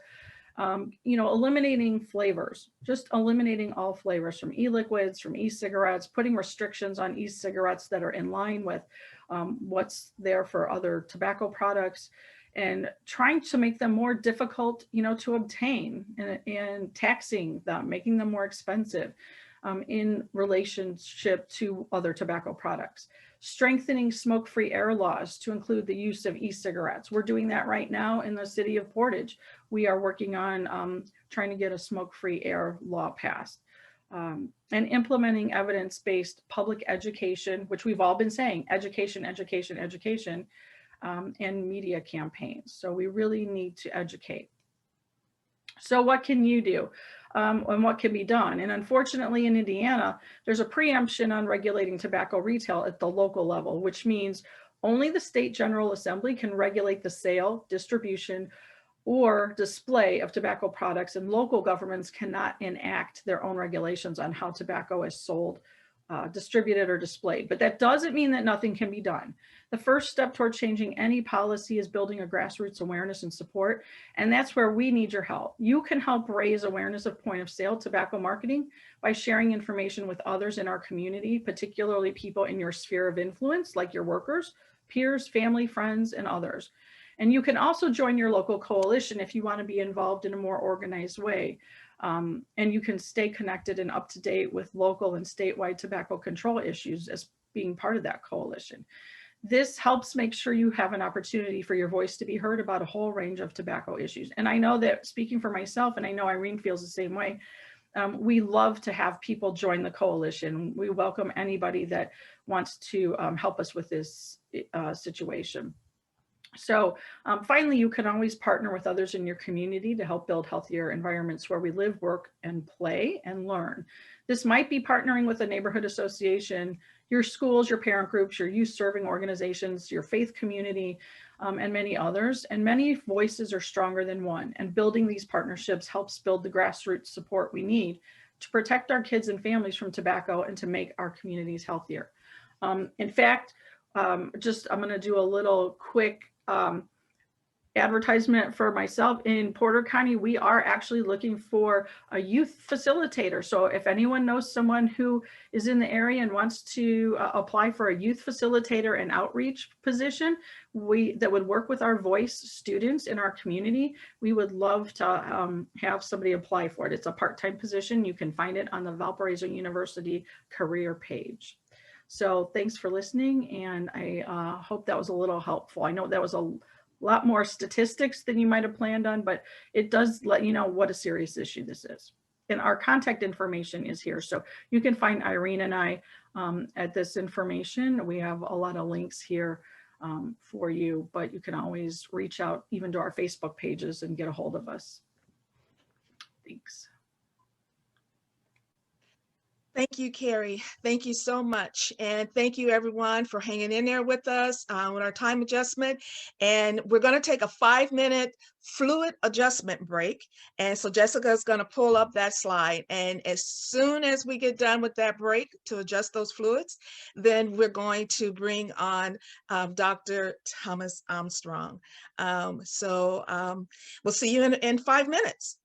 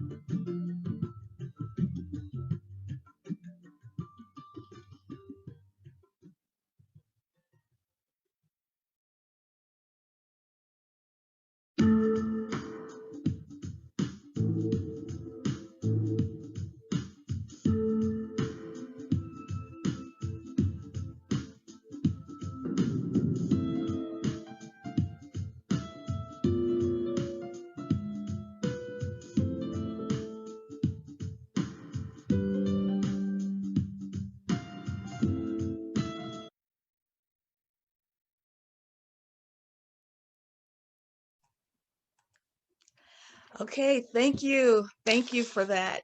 Donna, I see where you have rejoined us, even though you're traveling. Did you want to do your introduction, or did you want me to read it for you?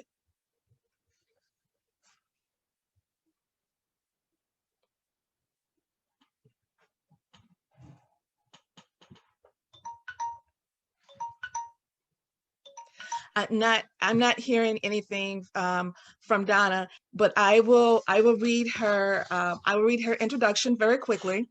Thank you again for joining us today. And this is Donna Gollop. She is the Executive Director of A Positive Approach to Teen Health, and she's one of the sponsoring partners for today's webinar. And this is her letter. I was first introduced to the idea of this summit when I was contacted as a potential speaker.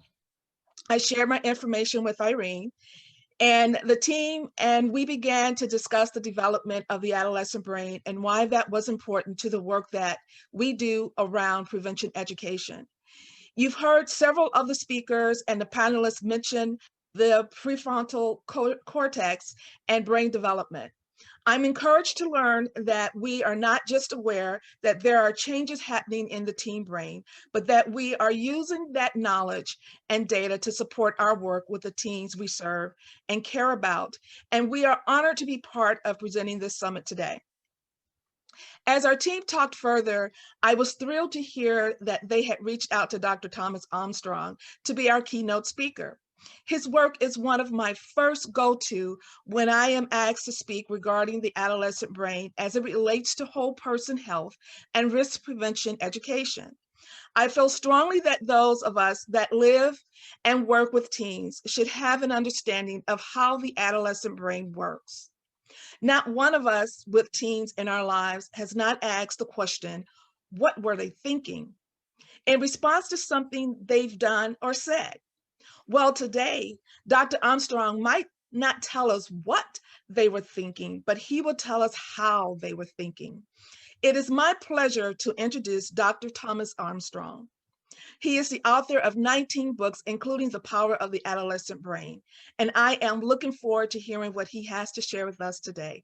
Welcome, Dr. Thomas Armstrong. Thank you, Irene. It's really great to be here. I've been watching and listening to the presentation thus far and have been learning a lot, and it's been really eye-opening. I want to thank all the members of the task force. I want to thank the panelists and the presenters for doing such a great job of pinpointing what the real problems are with vaping and nicotine addiction. And in this presentation, I'm going to be taking a little bit of a different perspective.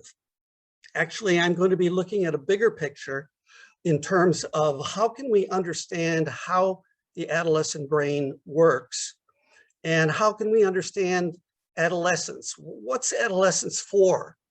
And generally speaking, when we think of adolescence, probably more than any other stage of the lifespan, we tend to have somewhat negative connotations toward that stage. We think of the adolescent as awkward, unstable, unruly, unpredictable, moody, erratic, impulsive, and that's on their good days. We have cartoons like this one, Adolescence is Coming, like the end of the world. If you can hear me, give me a sign. At your age, Tommy, a boy's body goes through changes that are not always easy to understand. And I should point out that these are not just contemporary views of adolescence, that pretty much these attitudes have been around for a long, long time. Socrates said that our youth now love luxury. They have bad manners, contempt for authority. They show disrespect for their elders and love chatter in place of exercise. They no longer rise when elders enter the room. They contradict their parents, chatter before company, gobble up their food, and tyrannize their teachers. Similarly, Aristotle said the young are heated by nature as drunken men by wine. Shakespeare, in A Winter's Tale, wrote, "I would there were no age between 16 and 3 and 20, or that youth would sleep out the rest, for there is nothing in the between but getting wenches with child, wronging the ancient trees, stealing, fighting, etc. Well, you know, a lot of the focus has been placed upon problems and addiction in the conference thus far. And I want to really look at the positive sides of adolescence. I want us to look at what the adolescent brain is actually all about. And I also want to give you some more solutions to the problems that come from the alienation of adolescence and what we can do about it. In this presentation, I'm going to give you 8 key facts about the adolescent brain, 5 evolutionary advantages of adolescent traits. There's a reason that adolescence is with us now and that it hasn't been, you know, eased out of the lifespan, out of the life cycle by, you know, negative traits. So we'll look at those advantages. I'll look at 23 risks of adolescence, 11 of them prehistoric and 12 contemporary. I'll look at 8 underlying causes of teen risk.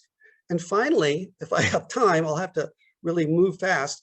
I'd like to go through 57 adolescent brain-friendly practices that look at the problems of vaping and other risks of adolescence in terms of what can we do about them? How can we systemically change the way in which we teach, the way in which we parent, the way in which we raise our adolescent kids?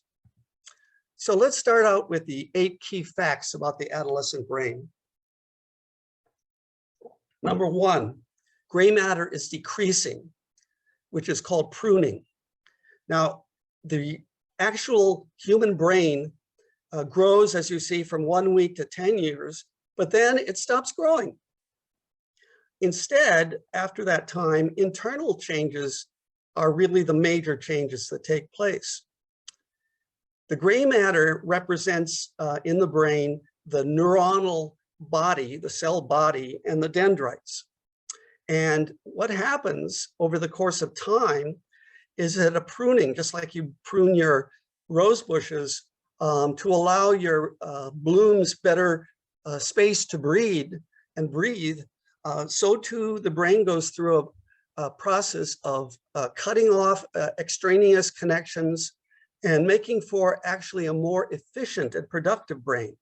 And you see that at 14. It sort of sounds like, well, if you're getting less brain, isn't that a bad thing? No, it's a good thing because nature gives us too many synaptic connections to begin with, and then provides us with an opportunity to prune them.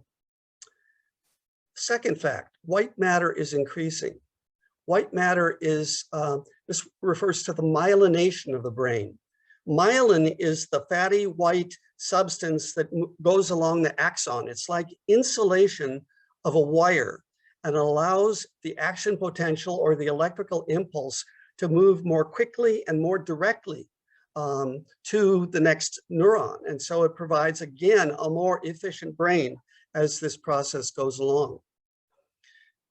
Another key fact, number 3, neurogenesis is occurring, the creation of new brain cells.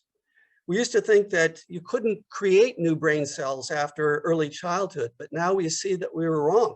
Even into adulthood, we create new brain cells, but this also occurs during adolescence. Now, this is something that Laura pointed out in her presentation, that this pruning of the brain moves from the back to the front of the brain over time. And you see the back or the posterior areas, and you see that the purple and blue are associated with less gray matter, and that indicates less gray matter means more pruning, more efficient brain. And you have that back area of the brain maturing first in early childhood. That's the sensory motor area. But as Laura pointed out, the last area to be matured and pruned and myelinated is the prefrontal cortex, which is the reasoning brain. And one of the most, I think, telling ideas that can explain adolescence very easily from a neurological point of view is that the emotional brain develops before the reasoning brain.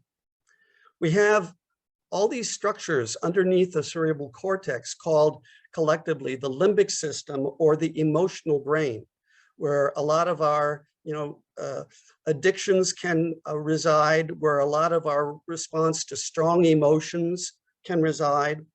And this emotional brain is at odds with the prefrontal cortex to some extent. You see, the limbic system mostly developed by early adolescence. All these factors: risk-taking, motivation, hunger, long-term memory, sensation-seeking, reward-seeking, novelty-seeking, impulsivity, emotionality. These are all aspects of adolescence because that's mostly developed by puberty. But the prefrontal cortex doesn't fully mature until the early 20s. And that includes decision-making, planning, working memory, prioritizing, inhibiting impulses, reflecting, organizing, strategizing, self-control, all the things that we would like adolescents to have right now. Unfortunately, through the natural, or perhaps fortunately, as I'll point out, through the natural maturing of the brain, those things don't happen until the late teens and early 20s. Although we can do things to hasten the arrival of those processes. Someone once said that the adolescent brain is like having your pedal to the metal while the brakes have yet to be installed. And that's kind of a picture from a neurological perspective of the adolescent brain. This is a process that is shaped by the environment. This is called neuroplasticity. And we know about this originating from research studies in the 1960s at UC Berkeley, where rats were put into a cage, a collective cage at the bottom where they had things to do. And a rat up in the upper right-hand quadrant was all left all alone with nothing to do.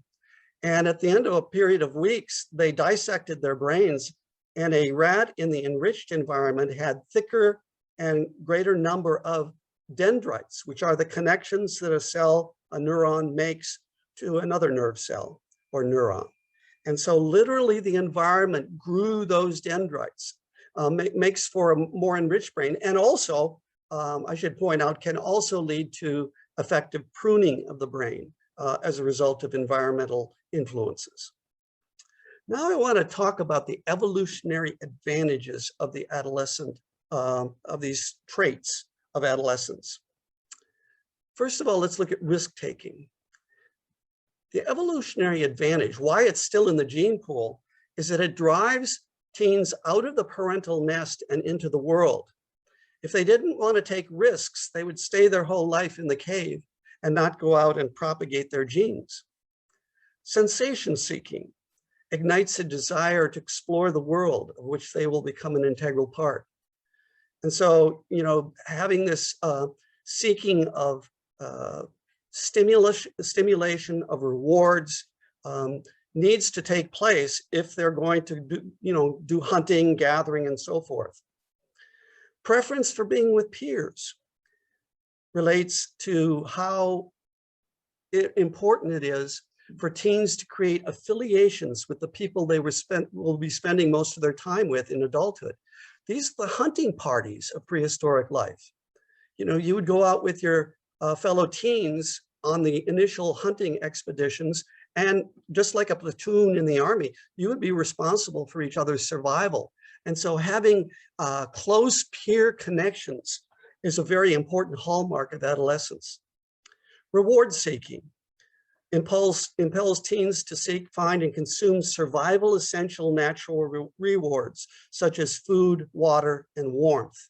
And again, like sensation seeking, if they didn't have this hunger for rewards, they wouldn't have the motive or the incentive to go out and hunt for food and shelter and investigating the world out there.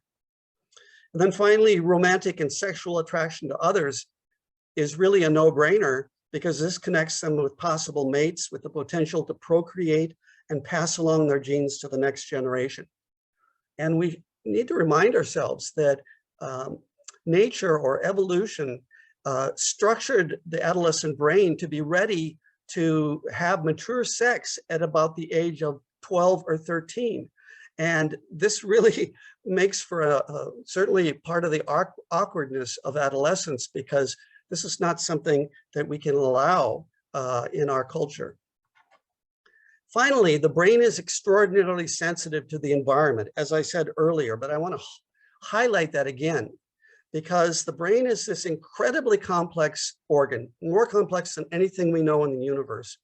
And yet it's out there in the world, exposed to all kinds of things. If you go to the prehistoric era, what are the risks? Well, being attacked by predators, starving, being poisoned, exposure to inclement weather, infections, killed or injured by enemies, hunting accidents, and so forth. So there's a lot of risks of adolescence in the prehistoric era. We shouldn't minimize that. And it's really a delicate balance, because it turns out that the same traits that I went over just now that help teens pass their genes along are the same traits that can prevent the genes from being passed along. In other words, if their risk-taking leads to them, standing in front of a thundering herd of mastodons or other predatory animals, those genes get snuffed out. And yet that same risk-taking is important for their development and for passing their genes along. So there's a kind of a paradox here and a sticky situation, which most indigenous cultures have solved for thousands of years by creating rites of passage. These rites of passage, often more focused on boys, but also many girl rites of passage around the world, are rituals which help this individual pass from childhood into adulthood in a fairly quick amount of time. The functional interventions in rites of passage include, for risk-taking, instead of having them go out and right away stand in front of a predator, they expose their initiates to high-risk situations, sometimes exposure to the natural elements like the sun, feats of enduring pain, and so forth. This is an interesting and kind of chilling photo from rites of passage in New Guinea from the early part of the 20th century, where these initiates were told to sit in the blinding sun for hours and hours and possibly even days, while stinging insects swarmed over their bodies. And I say chilling because if you look at the little short white sticks that are at the heads of some of the individuals, those are the individuals who have expired. They have died. Rites of passage, the culture was saying, we want to have quality control here. So if you don't have the stuff that we want, the right stuff, we're not going to let you into our culture. Sensation seeking, initiates are exposed to strange and unusual sensory experiences, like a bull roar, a very unusual sound, or costumes, or awesome looking adults or shamans. The preference for being with peers. Initiates go through the rites together as a peer group. Reward seeking, initiates are welcomed back into the culture as full-fledged members, often with special artifacts. They receive special charms, amulets, weapons, tattooing, costumes, etc., which signify their coming into the culture as an adult. And then finally, romantic and sexual attraction to others is handled by separating the male and female initiates and then instructing them separately as to the culturally appropriate ways of pairing and mating.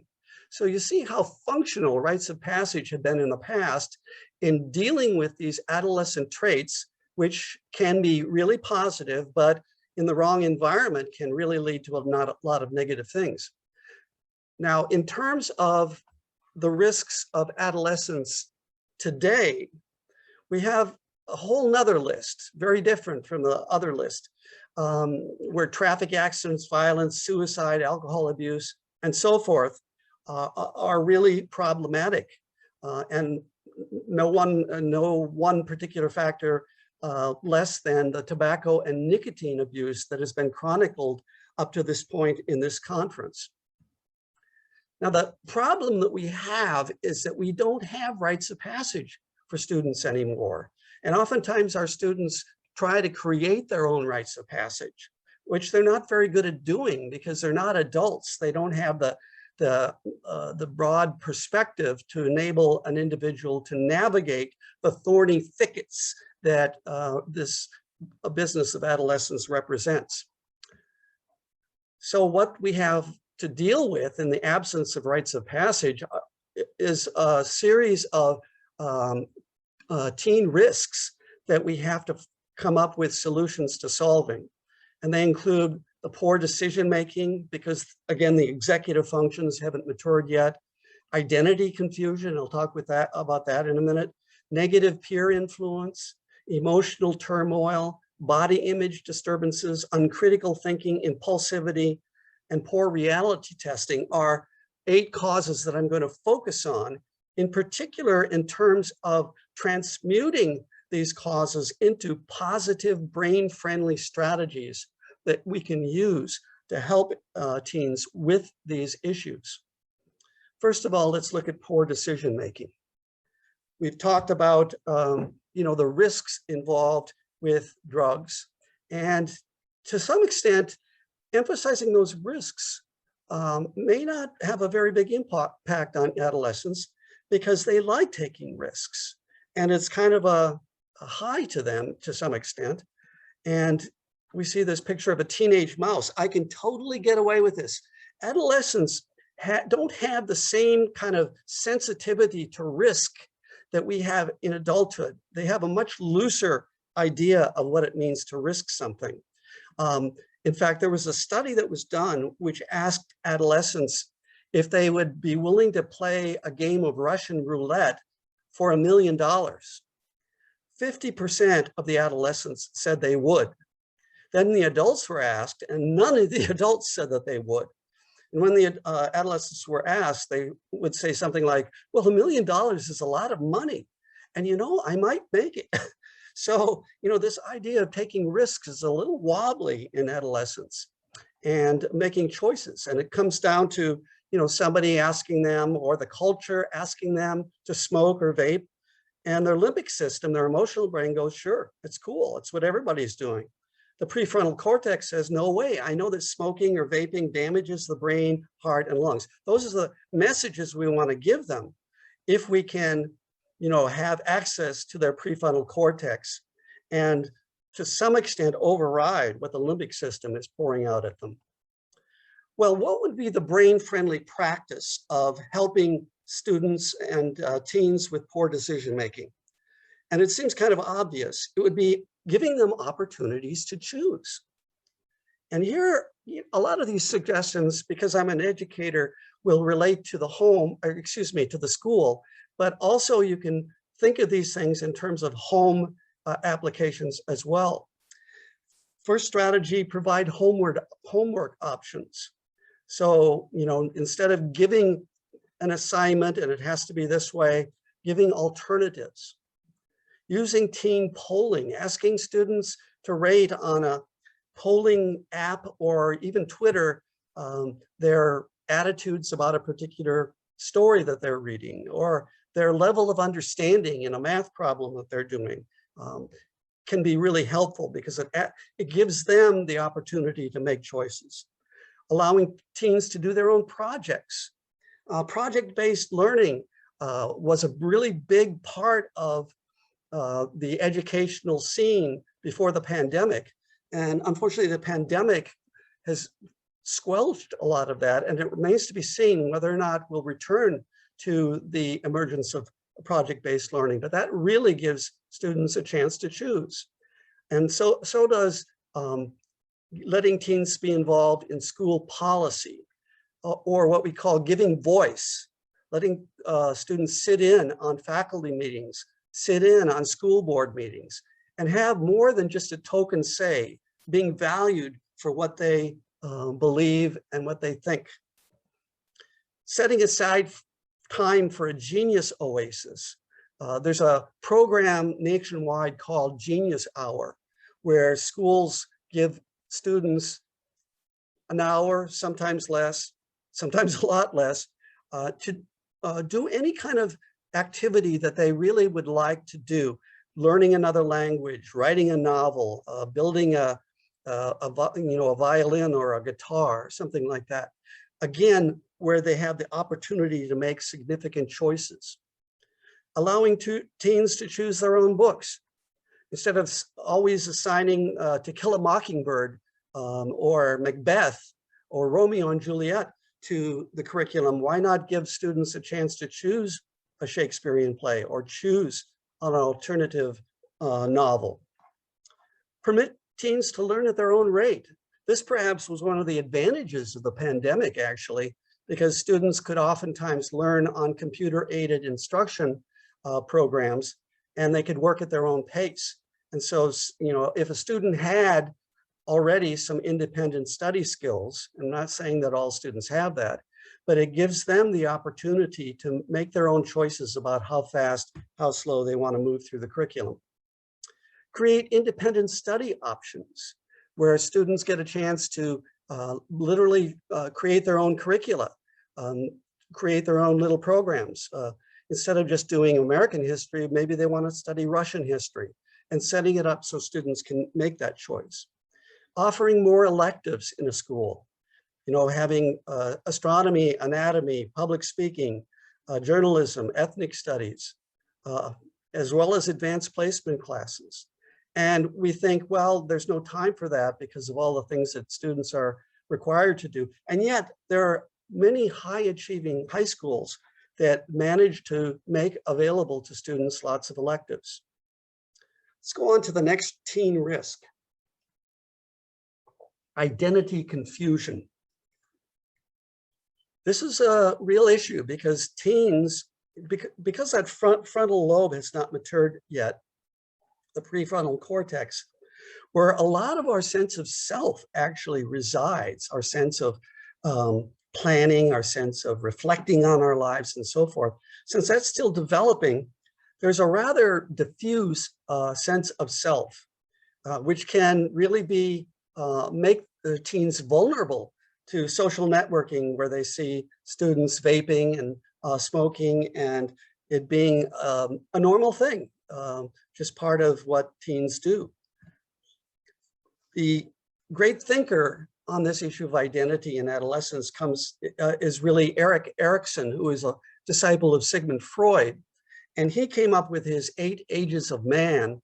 And when he got to puberty and adolescence, he said, basically, this was a struggle in those years between the formation of an actual solid identity versus a sense of diffusion of who you actually are. That can result in, you know, identifying yourself as a loser or identifying yourself as, you know, in a limited way as a burnout, as a goth, or whatever it happens to be. There's evidence for this in the brain. In one study, people were in a brain scan machine, an MRI machine, and so we could see what was going on in their brain as they did something functional. This is called functional MRI. In this case, they were asked to make statements about themselves and then statements about some impersonal individual. And in this case, it happened to be Harry Potter. When they made self-statements, this area, the dorsolateral prefrontal cortex, flared up. But it was a different area that flared up when adults were asked the same thing. This was in the lateral temporal lobe, which relates more to past experiences and past memories. So adults were all conjuring up images of self that they had already constructed in adolescence, whereas teens are still working that process out of who they are. And so this can come out in terms of smoking and vaping. I made a mistake maybe during the day, and the limbic system says I'm like such a total loser. I need to smoke, you know, I need to vape. The prefrontal cortex says I embarrassed myself last night and it felt awful, but now I know how to deal with it next time. The prefrontal lobe has this social and emotional maturity to make that kind of choice, but the limbic system doesn't. If identity confusion is an adolescent risk, what would be a brain-friendly practice? Self-awareness activities. Anything that we can do to help students become, or teens become, more aware of themselves, of who they are, the better off they're going to be able to make sound choices, to realize that they are not the sort of person who engages in vaping, smoking, and other risky activities. So some of the strategies we can use include self-awareness assessments. There's a number of these online where students can look at their strengths. Actually, this is one from the University of Pennsylvania, which has focused a lot on positive psychology.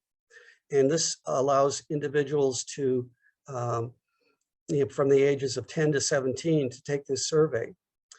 Encourage teens to keep personal journals.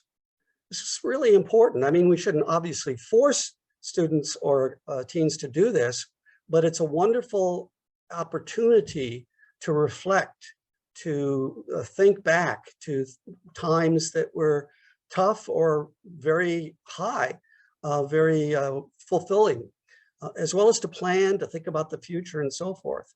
And it doesn't need to be all words. It could be a visual journal as well.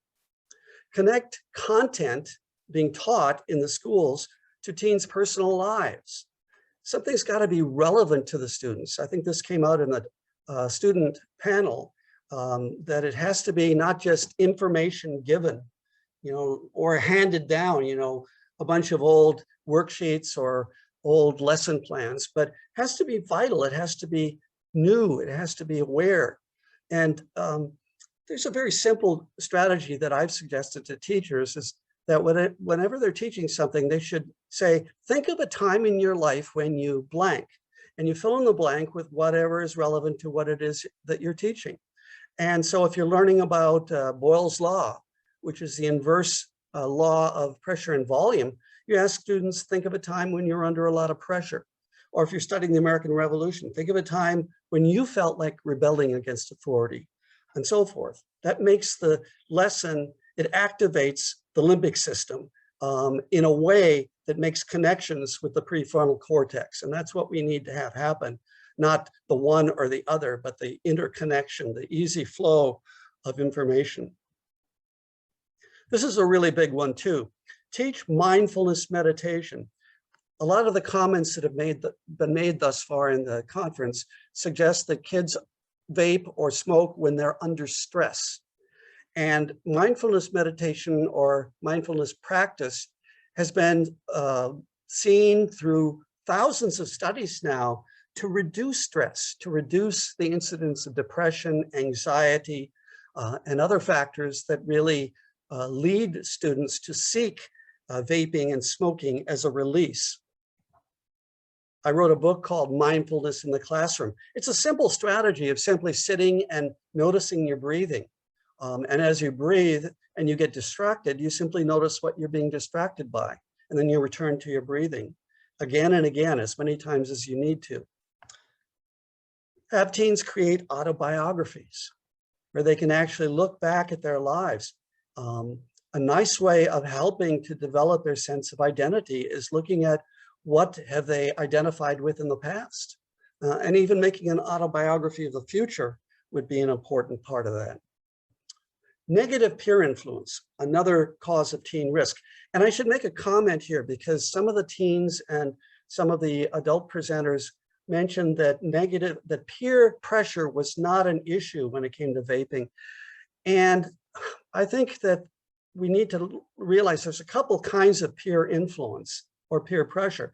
One is where an individual comes up to you and says, do you want to smoke? Do you want to vape? And you say yes or no, but you feel constrained to say yes because you don't want to lose out on your peer group. Many of the teens said in the panel that it was more a thing that everybody was doing it. But that's also peer influence. What they mean by everybody is that everybody in my peer group is doing it. So that's a more subtle and thorough kind of peer influence that is very powerful in the teen years, as I said earlier, because evolutionary pressures place an emphasis on being seen and relating to your peers more than the adults around you. I'd like you to stay home tonight. The weather report says there's a large area of peer pressure blowing in from the east. And so many parents are, worried that their child is going to fall in with the wrong peer group. And yet, this is something that's natural and normal for students, for teens during that stage of life, for them to prefer being with their peers than being with either younger children or older adults. They did a study, another study that involved magnetic resonance imaging or functional MRI, and they put the subjects into the machine so they could scan their brain activity. And in this particular instance, they played a video game. And it was a game called Cyberball, which involved playing catch. And the person in the brain scan machine believed that they were playing catch with a couple of their peers outside of the MRI machine.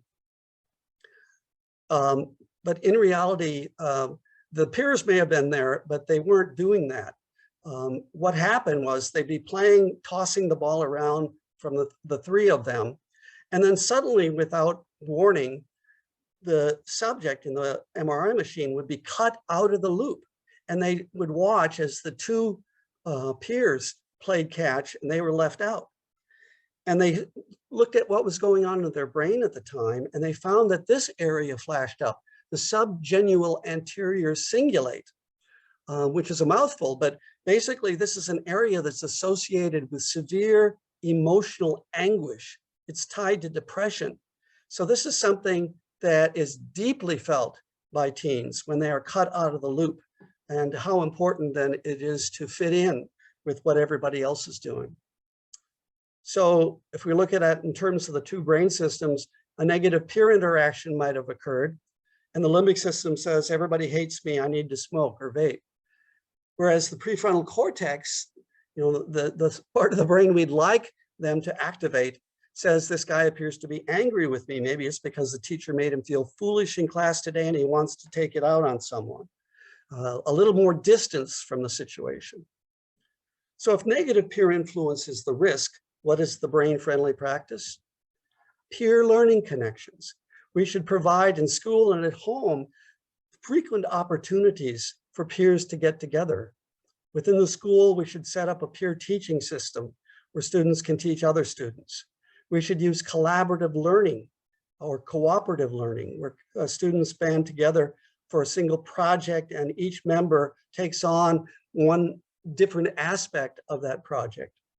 We should establish peer mentoring, where, say, a group of 8th graders orients a group of 7th graders who are just coming in to the junior high school on, life in this new grade. Let peers critique each other's work. Instead of the teacher doing all the work, students are more likely to listen to the critiques of their peers than they are of the adults. So we should be using this a lot more than we do now. Creating a peer mediation program where students can hold judgment on students who have committed infractions. And this could even include vaping and smoking. Instead of an adult being a punishing person or a parent being punishing or suspending the student, instead you go to a panel of your peers who discuss this, who talk with you about it.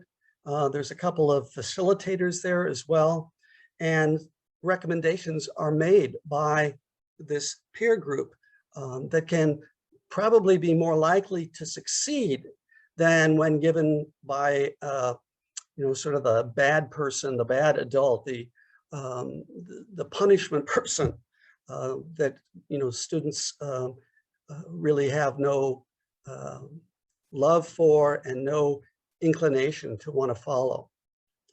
Establish small learning communities. This is especially important in large middle schools and high schools, where there's an impersonal kind of feeling of being in that school because there's so many students and teachers have relatively little contact with each one. Carving out smaller schools within schools and classes within classes so that teachers can reach fewer students with more information. Developing class-wide simulations where the class decides to have a debate or act out a particular historical era giving speeches, having historical periods reenacted and so forth. Encouraging frequent peer sharing. Another thing I say to teachers is anytime this is a really easy and free strategy. Anytime you want, when you've taught something, simply ask your students to turn to a partner and share what you just learned, or share X, Y, or Z, and then switch sides, so that a lot of the learning can take place by having students bounce their ideas off of each other. Facilitate learning through games, card games, board games, etc., so that students can be learning and working within a social context that is fun, it's lively, it's informal. It's not this kind of sitting in your seat listening to a dull lecture. Another risk is emotional turmoil. This is a real problem in adolescence, the up and down roller coaster ride.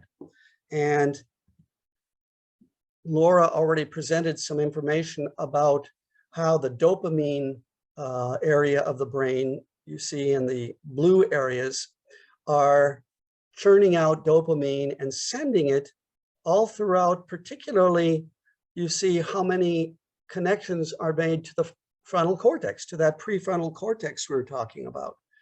So the blue areas are related to reward, pleasure, motor functioning, compulsion, perseveration, and of course, nicotine addiction just makes these problems worse and worse over time.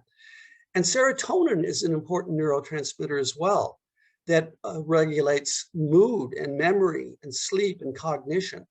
And this can result in depression, anxiety, bipolar disorder, and so forth when these pathways get agitated and get exhausted. So that on a very bad day, the student in their limbic system is likely to say, life sucks, I need to smoke or vape. Whereas the prefrontal cortex is saying, I'm not having the greatest day today, so I'm going to take it extra easy on myself and listen to my favorite music on my iPhone this afternoon. That's planning ahead. That's having some strategies for dealing with stress. So if emotional turmoil is the risk, what would be the brain-friendly practice? Affective learning, learning that involves emotion.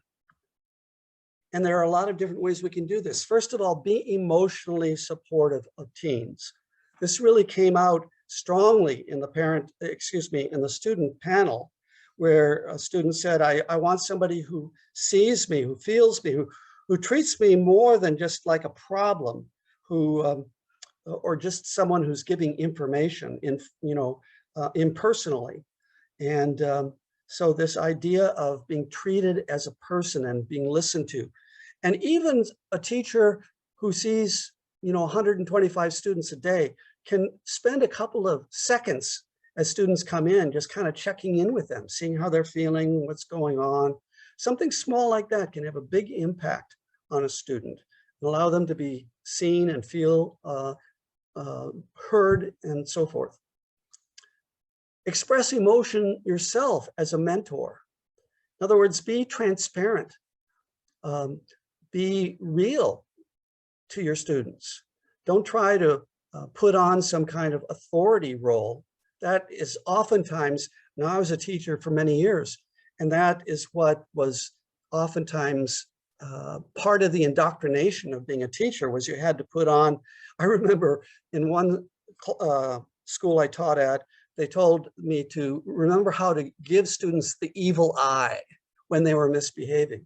So there are these personas, which is why students oftentimes react so strongly when they run into a teacher in the supermarket. They, oh my God, they're a real person. Well, be a real person in the classroom. Be a real person as a parent, because that's what your teen is looking for, so that you can have that conversation about vaping or smoking or some of the other risks that teens are vulnerable to. Use appropriate humor. Humor in the classroom can lighten things up and make things easier to learn. It can lower stress. It can make things more enjoyable for students. Engage their imaginations. This is really neglected in education, and I think also in the home. There was a very interesting study that I cite in my book, which was a study where students were in high school taking a lesson in history, Chinese history. They were learning about Genghis Khan's invasion during the 1200s in China. And this particular research strategy actually used a very innovative method. It gave the students beepers, and it told them that whenever they were beeped, they were supposed to write down whatever was in their mind at the time. Well, they beeped these 30 students who were taking a lesson in Chinese history about Genghis Khan. Only 2 were thinking about China at all. And one was thinking about what he'd had at a Chinese restaurant a few weeks before, and the other was wondering why men in old China wore their hair in ponytails. Nobody was thinking about Chinese history. Nobody was thinking about the lesson. And that's oftentimes what's going on with our students in school, as well as students in the home, is that their imaginations are churning out images of where they'd rather be, what they'd rather be doing, and so forth. And we need to activate that in a positive way by having students take imaginary journeys through the circulatory system, or through historical periods of time, or through stories that we're reading about in school or at home.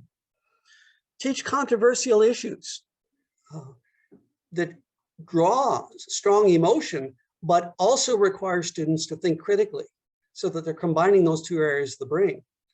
Things like the Catcher in the Rye, 1984, The Adventures of Huckleberry Finn, The Hunger Games, and so forth. Talk to students in terms of language that they can relate to much more easily, that bring up strong emotions that have to be dealt with in this cognitive way. And that helps develop the prefrontal cortex. Help teens understand and self-regulate their emotions. This is huge. This is really at the core of what we call social and emotional learning, helping students and teens at home recognize when they're having an emotion. That's a simple skill that not all students or teens have. Being able to identify and even name that emotion is an important social and emotional skill. And then being able to identify some strategies, having a toolbox full of strategies that you can use when something like that occurs. When I feel angry, here's what I can do. I can take 3 deep breaths. I can stand up and stretch. I can leave the classroom for a few moments until I cool off. Just having a number of those practical strategies prevents a total meltdown, or prevents the student from resorting to some kind of stress-reducing approach like vaping or smoking. Another risk is body image disturbances. For girls, this often has the shape of trying to emulate all the thin models that they see in media and social media that can lead to eating disorders. For boys, it often happens to be looking at the muscle-making, muscle-building magazines and movies and videos and so forth, and trying to bulk up their muscles, sometimes having them resort to steroids, which is another teen risk. Seeing the glamour around them makes them want to be that way. There's also an area of the brain that's really important for the bodily kinesthetic intelligence, as Howard Geiger might call it. It's the cerebellum, which is Latin for the little brain, that red area, which is very important for bodily skills, but also important for things like reading and higher order cognition. So all of this suggests that to help students with their body image disturbances, we ought to be learning through the body at home and at school. First, provide exercise breaks in class instead of, like every 20 minutes, because that's what the research suggests. The brain can only take in information from the teacher, in chunks of 20 minutes, and needs to have a break in between. Integrate role play into the curriculum. Have students act out through their bodies material that's being taught. I taught mathematics by having students create people equations. I'd have someone be the equal sign, someone be the X, and then a bunch of people be the different numbers. And we'd manipulate the people, or they'd manipulate themselves to work out the equation. Engage teens in hands-on activities. The maker movement is a really big part of, I think, some of the solution to helping students with the problems of vaping and smoking, because they give them something else to do with their hands. They give them positive projects that involve using high-tech tools, using cast-off parts to make something that's practical and innovative and of their own design. Use movement to teach concepts. To teach Boyle's law, I used to have the pressure and volume inverse relationship. I used to have people come into a circle and then begin moving around like molecules. And then I would bring down the volume in the circle, and the pressure they'd experience right away, the pressure would go up. And then I'd increase the circle, the pressure would go down. That's one of the most vivid ways of making Boyle's law known through the body. We should incorporate augmentative and virtual reality into learning. This is really an area that has high promise, but doesn't seem to have totally lived up to its promise yet. I think the hardware is way ahead of the classroom, and we need to do more, to have kids visit other lands, for geography, for example, learning about other lands by being in other lands virtually, for example. Another cause of teen risk is uncritical thinking. The sorts of things that students say and do for which there is no real intellectual basis, but a strong emotional pull. And we can help counter that problem by engaging students' metacognitive skills. Metacognition is being able to think about thinking, and even be able to think about thinking that you're thinking, etc. This gives a certain amount of distance from the rather passionate conflicts that adolescents can sometimes get into. Teens move into what Jean Piaget, the French epistemologist, called formal operational thinking. Right around the age of 11 or 12, they begin thinking systematically. If you give a student who's like 9 years of age, different lengths of string, different weights of a weight, and tell them to make a pendulum and tell you which factor makes it more, makes the pendulum swing more quickly. Is it the length of the string? Is it the weight of the bottom part of the pendulum? Or is it the amount of impulse that you give to your hand? And the 10-year-old will just kind of do a sort of a, hunt and trying out different things, but not in a systematic way. Whereas the 11, 12, 13-year-old will begin varying one of the particular variables, like the length of the string or the heaviness of the weight. And out of this systematic exploration, they'll come up with the answer, which is that the string length is what makes the difference. If uncritical thinking is a problem, the risk, then, as I said, metacognitive strategies would be the brain-friendly practice. We should be engaging teens in critical thinking, because that engages that prefrontal cortex that is still maturing during adolescence, and that we need to help, is sort of beginning to activate, and we can give it all the help it needs to fully mature. And we can do this in different ways, by asking students open-ended questions, or parents asking their kids open-ended questions, instead of just, yes and no type answers. Having teens brainstorm ideas, instead of just coming up with fixed answers and fill in the blanks. Teaching teens to evaluate sources. If a student says that they believe that the landing on the moon was faked, then they can be asked to provide sources. They can be asked to evaluate those sources and compare them with other points of view. This is something that we should do for a lot of different things, because as we know, so much misinformation has been crawling through the internet and social media, and we need to equip teens with the ability to evaluate in a rational way that activates the prefrontal cortex. We should challenge teens to take different sides.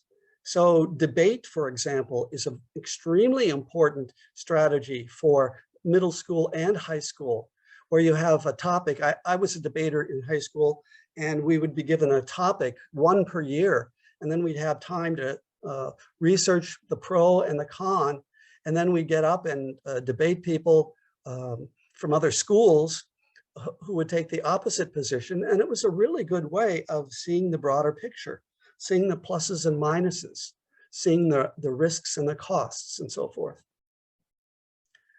Another strategy, show teens how to use metacognitive tools. So we have things like cognitive organizers that allow them to organize their thoughts and to reflect upon the way in which they're thinking. We can use what are called think alouds.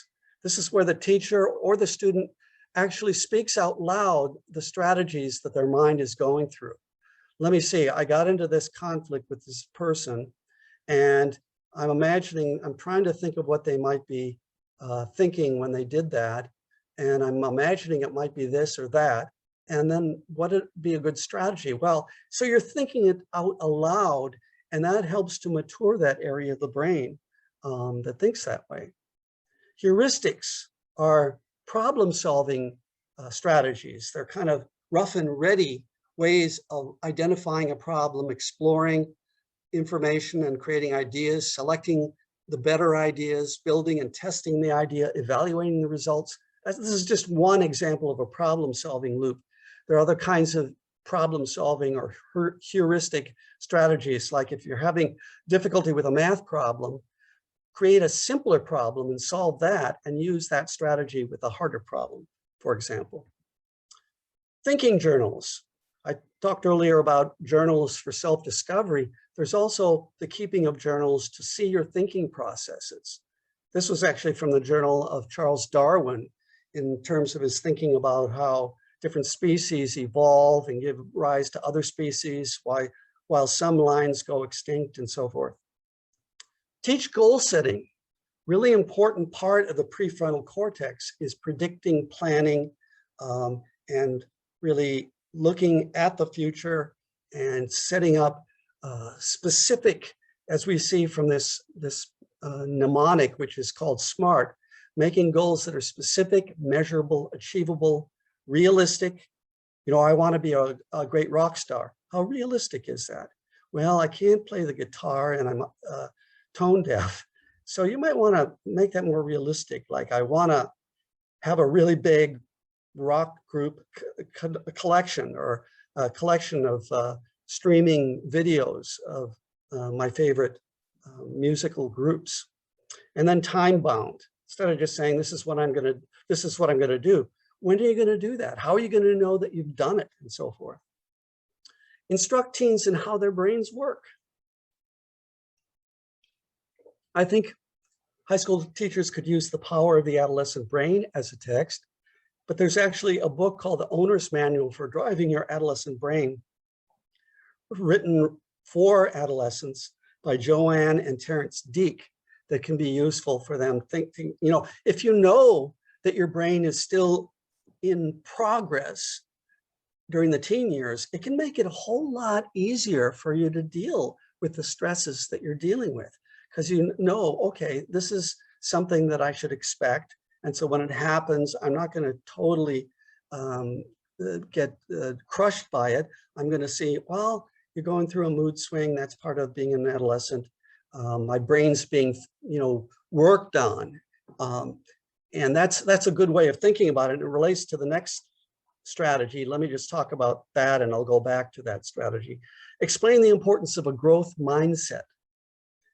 A growth mindset is realizing that your mind is growing all the time, and that by working hard, by putting in effort, you can do better. You can actually increase your achievement level. And a fixed mindset is, well, you're kind of born with what you have, and that's it. And so if you're born dumb, then you're going to be dumb for the rest of your life. And research shows that people with a growth mindset are higher achievers compared to people with a fixed mindset. Let me just go back to that model. It's a real simple way of explaining the brain to middle school and high school students. This comes from Dan Siegel, who wrote a book called Brainstorm, which is a really excellent resource on the adolescent brain. And it's simple. You just make a fist with your thumb inside, and the finger part represents your cerebral cortex. The fingernails would be the prefrontal cortex. Your thumb hidden inside would be the limbic system, and the palm and wrist would be the brainstem. This is called the triune brain. The rational brain is the cerebral cortex. The mammalian or emotional brain is the limbic system.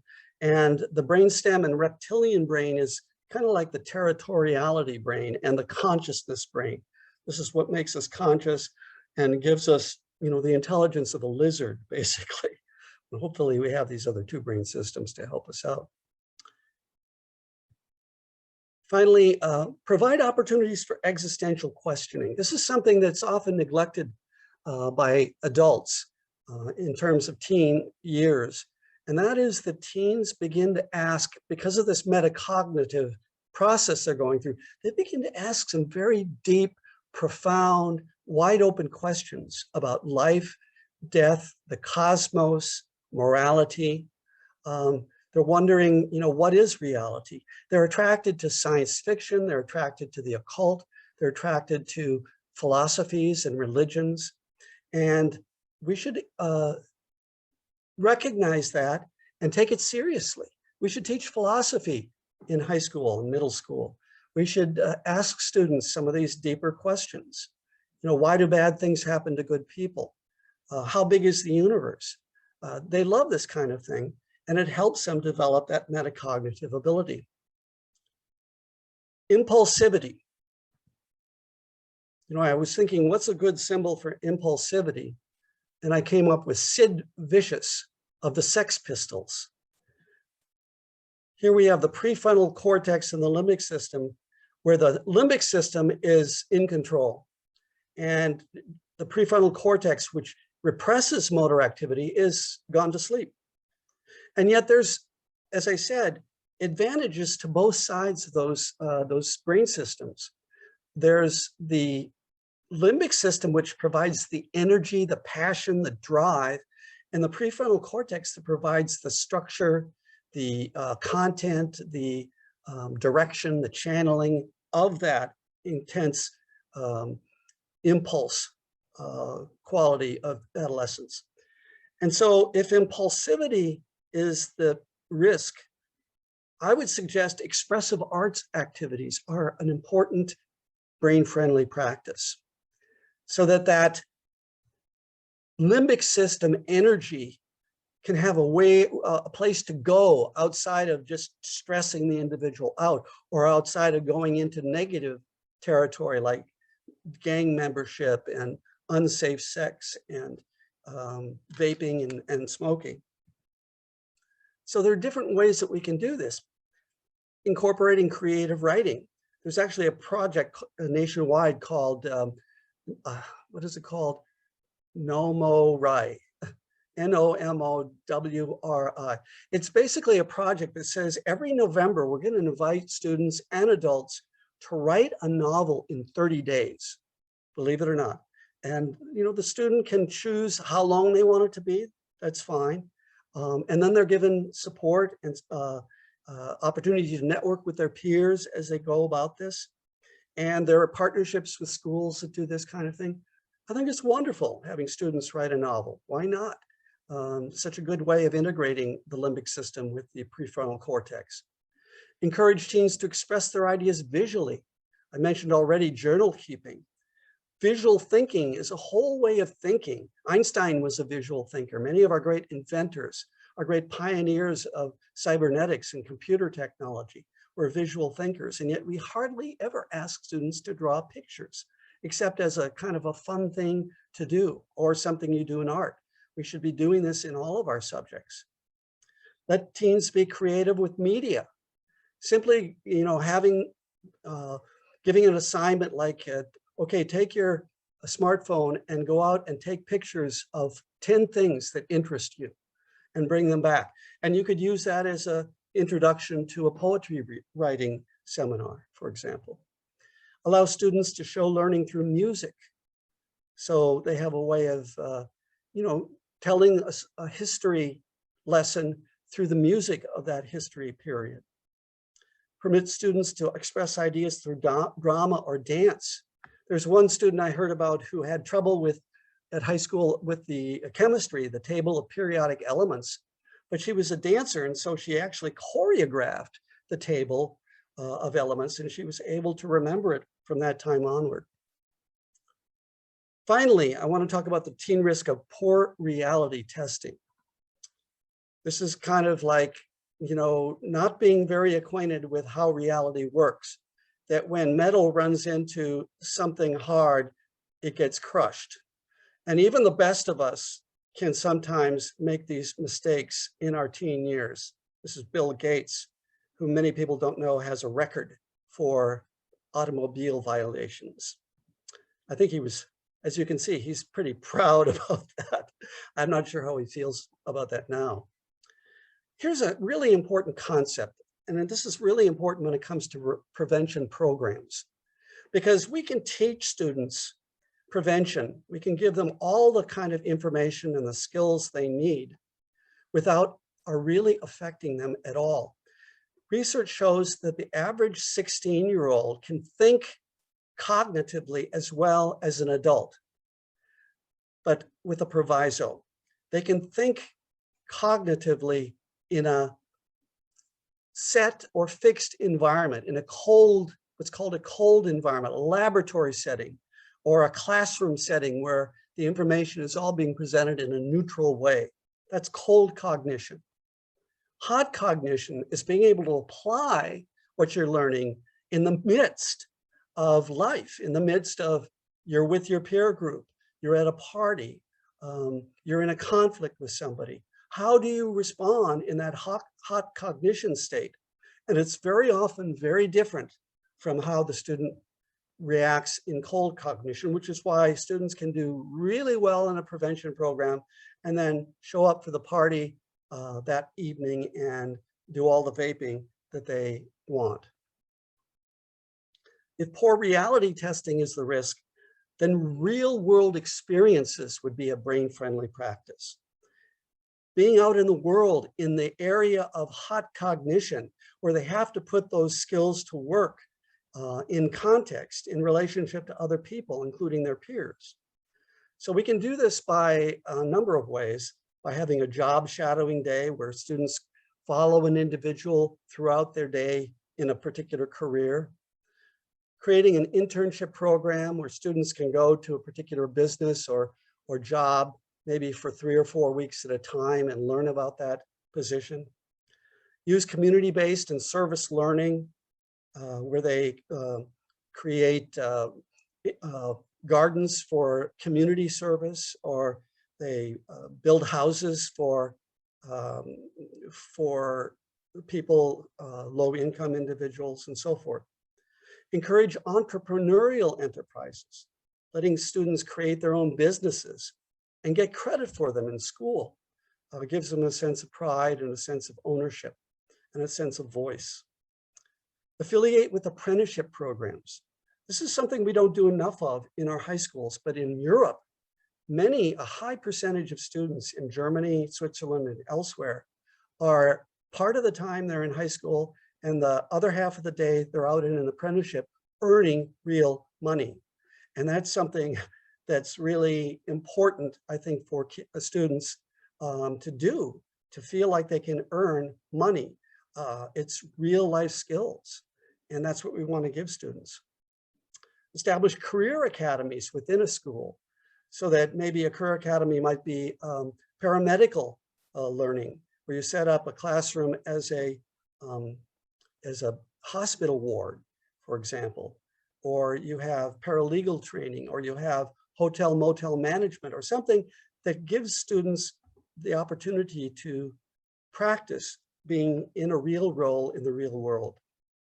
Okay, the last thing I want to share with you is how important these positive brain-friendly strategies are, how they can make all the difference in an adolescent's life, how their need for peer acceptance can move in two ways. It can move into gang membership for that peer acceptance, or it can move into a service learning project that they're doing with their peers.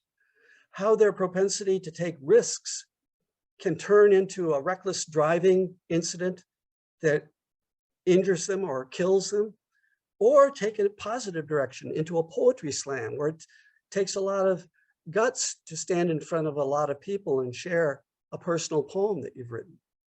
Where the need for sensation seeking can lead you into substance abuse, including that reward that comes from vaping, or into an engaging student-initiated learning project where you get lots of sensations, where maybe you're going out and interviewing all the old people in the community and getting their oral histories. So there's a lot of sensations that way. Reward seeking, where you could go into internet addiction, or you could go into game-based learning simulations that teach you, that activate the prefrontal cortex, but also motivate the limbic system or emotional brain. For contact information, if you're interested in contacting me or finding out more about my work, you can contact me at thomas@institute4learning.com. You can visit my website, which is instituteforlearning.com. This is the homepage, which includes lists of books that I've written, including The Power of the Adolescent Brain, lots of resources, video clips, presentations I do, a blog that I do, which I have been rather playing hooky on for the last few weeks. And again, my book is The Power of the Adolescent Brain, Strategies for Teaching Middle and High School Students. Much of what I presented to you today is in that book. I hope that the information I presented has been useful. I hope it's been consciousness raising so that we can see the adolescent for who they really are. They are human beings at a particular stage of life. They used to be children, little children. They will be mature adults, but right now they're in this period of intense neurological change, and we need to have empathy with that change and let them know that we understand what they're going through. It's not a bad thing. It's part of the process of learning and of being human. Thank you very much for spending the morning and afternoon with me, and I wish you all well in your efforts to prevent nicotine addiction and tobacco use and so many of the other risks that adolescents face. As people have mentioned in the past, we can be saving lives by doing this. Thank you. Thank you, Dr. Armstrong. Thank you so much. That was awesome. We hope that this is just the beginning and of our relationship, and we look forward to the opportunity to hear you again and to have you in our midst again. We really appreciate it. We are inviting people to put in the Q&A feature. If you have questions, you can put questions in the Q&A. And we also will be collecting questions because we know that, you know, in the interest of time, that we don't have time to go through a lot of questions, but we will be collecting questions and we will forward those to you at a later date. And then we will send them out to as a follow-up email. But, you know, just out of curiosity, I do have one question that came in. What does your evil eye look like? That's really good. That's really good. I was never really good at doing the evil eye. I remember we had to go through a situation where our role model teachers would come in and watch us teaching. And I think I tried to do the evil eye, but you know, to do it, you've really got to put all your limbic system and you know, behind it. And I think the students realized, you know, I tried to be human with my students most of the time, so they could see I was just putting on an act. Unfortunately, they were like me enough to cooperate so that I made it through the supervision part of the teacher tenure process. Okay, all right, we'll have one question that came in. The question is, will your PowerPoint slides be shared? That's a very good question. I will make a point of putting them up on a website called SlideShare and send you the link to that. I'll do that today so that you can get it right out to people. And that will give you not the picture slides, but it'll give you all the word slides. Great, thank you. One more. How can we find information on facilitating the imaginary journey technique that you spoke of? Well, there's actually a guy in Canada, in Alberta, who has a program for the imagination. And I'm blanking on his name, so I'll have to include that information when you send me the other questions. Okay. I think I cite it in the Power of the Adolescent Brain, but it's a very structured curriculum that builds on the imagination and the creativity of the students. And it's something that's very solidly research-based. So, but it's not well known, which is unfortunate. All right, we look forward to that. Okay, and one last question for now. What is the earliest age that we can include students in assisting with the development of prevention programs or programs within the school? What would you recommend? How early can we get them started? Preschool. But of course, we teach developmentally. And so you don't lecture to students at that age. You really shouldn't lecture to students at any age, really. I'm not a big fan of lectures, even though I just lectured. But, having the kids play in an environment or see role plays and then share what they saw or felt or did can involve kids in the same kind of issues that they're going to be grappling with later on. But if we do it in a fun way, in a playful way, then we can give students a leg up, essentially, as they grow into adolescence. Thank you. Thank you for that. And just we did say we do have on our schedule that we're going to be giving away a special giveaway, and we have those names, and we will be announcing those names shortly.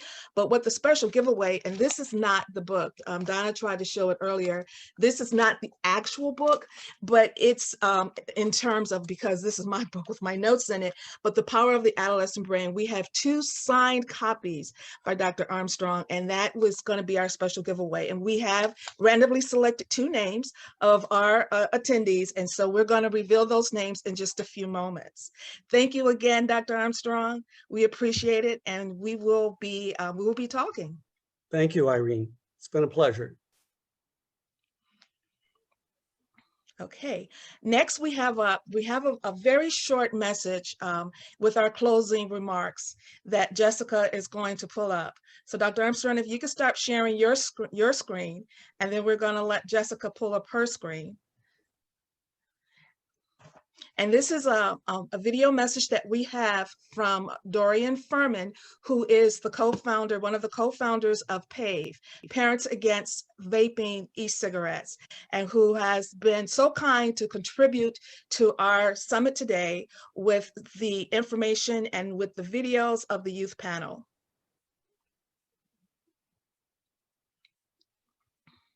Hi, everyone. Thank you for having me, and thank you for your work on this issue and your dedication to our kids' brains and their health. My name is Dorian Furman, and I'm one of the co-founders of Parents Against Vaping E-Cigarettes, or PAVE. PAVE is a national grassroots organization led and run by volunteers, many of whom are parents and educators working to protect our kids from big tobacco, flavored e-cigarettes, menthol, and all other flavored tobacco products. You may have seen our recent conference, Clear the Vapor, or our national educational webinars, or you may have heard our volunteers testifying in hearings in Congress and sharing their stories of how e-cigarettes have affected their families. We began PAVE in 2018 when we discovered that Jewel had sent a representative into our kids' school to talk to their 9th grade class during outside anti-addiction talk and told the class that Jewel was totally safe and about to get FDA approval. Neither of which were true then, and it's not true now. They has dozens of chapters around the country, educating parents and other adults about the dangers of flavored e-cigarette products and advocating to end the sale of all flavored tobacco products, which are proven to addict kids. Our focus today is both on advocacy and education to support families across the country and to protect our kids from a lifetime of nicotine addiction. We're fighting at the local, state, and federal levels for policies to keep dangerous nicotine products out of the hands of kids, which right now includes asking the FDA to reject all flavored e-cigarette applications, including menthol, which we know is a kid-friendly flavor. Go to our website to find the petition. We also work in partnership across the country to support local efforts and to reach parents and caretakers with free virtual educational programming. So whether you work in prevention or in school administration or you're a parent, we'd love to hear from you and hear how we can help parents in your community. We're all in this together and we are stronger when we work together.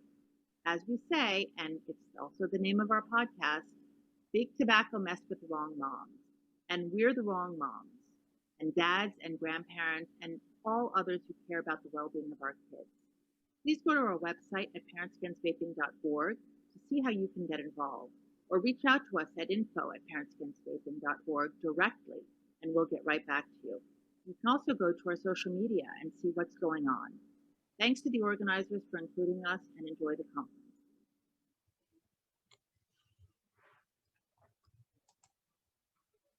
Thank you, Jessica.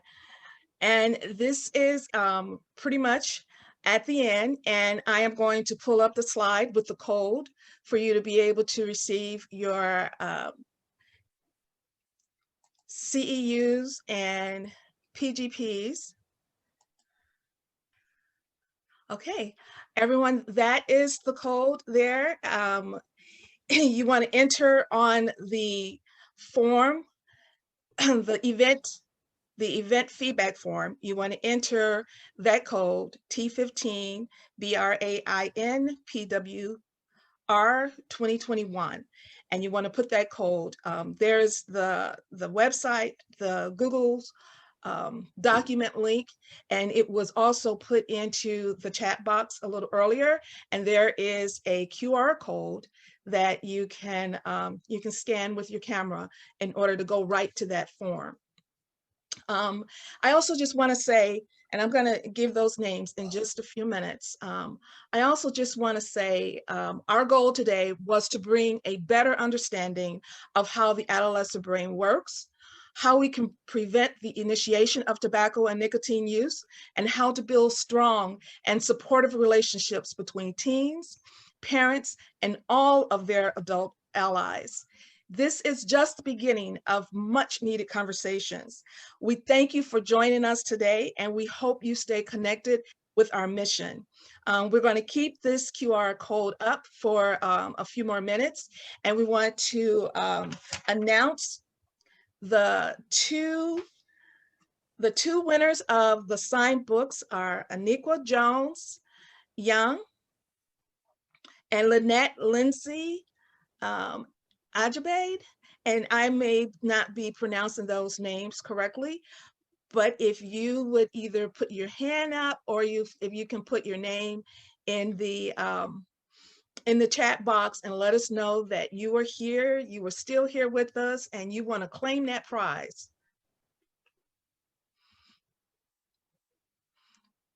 And with that, everyone, we're going to stay open, but we're pretty much somehow we got right back on track, and we were just at the end. You got 1 minute before 1:30, so we have stayed true to our time frame within the day.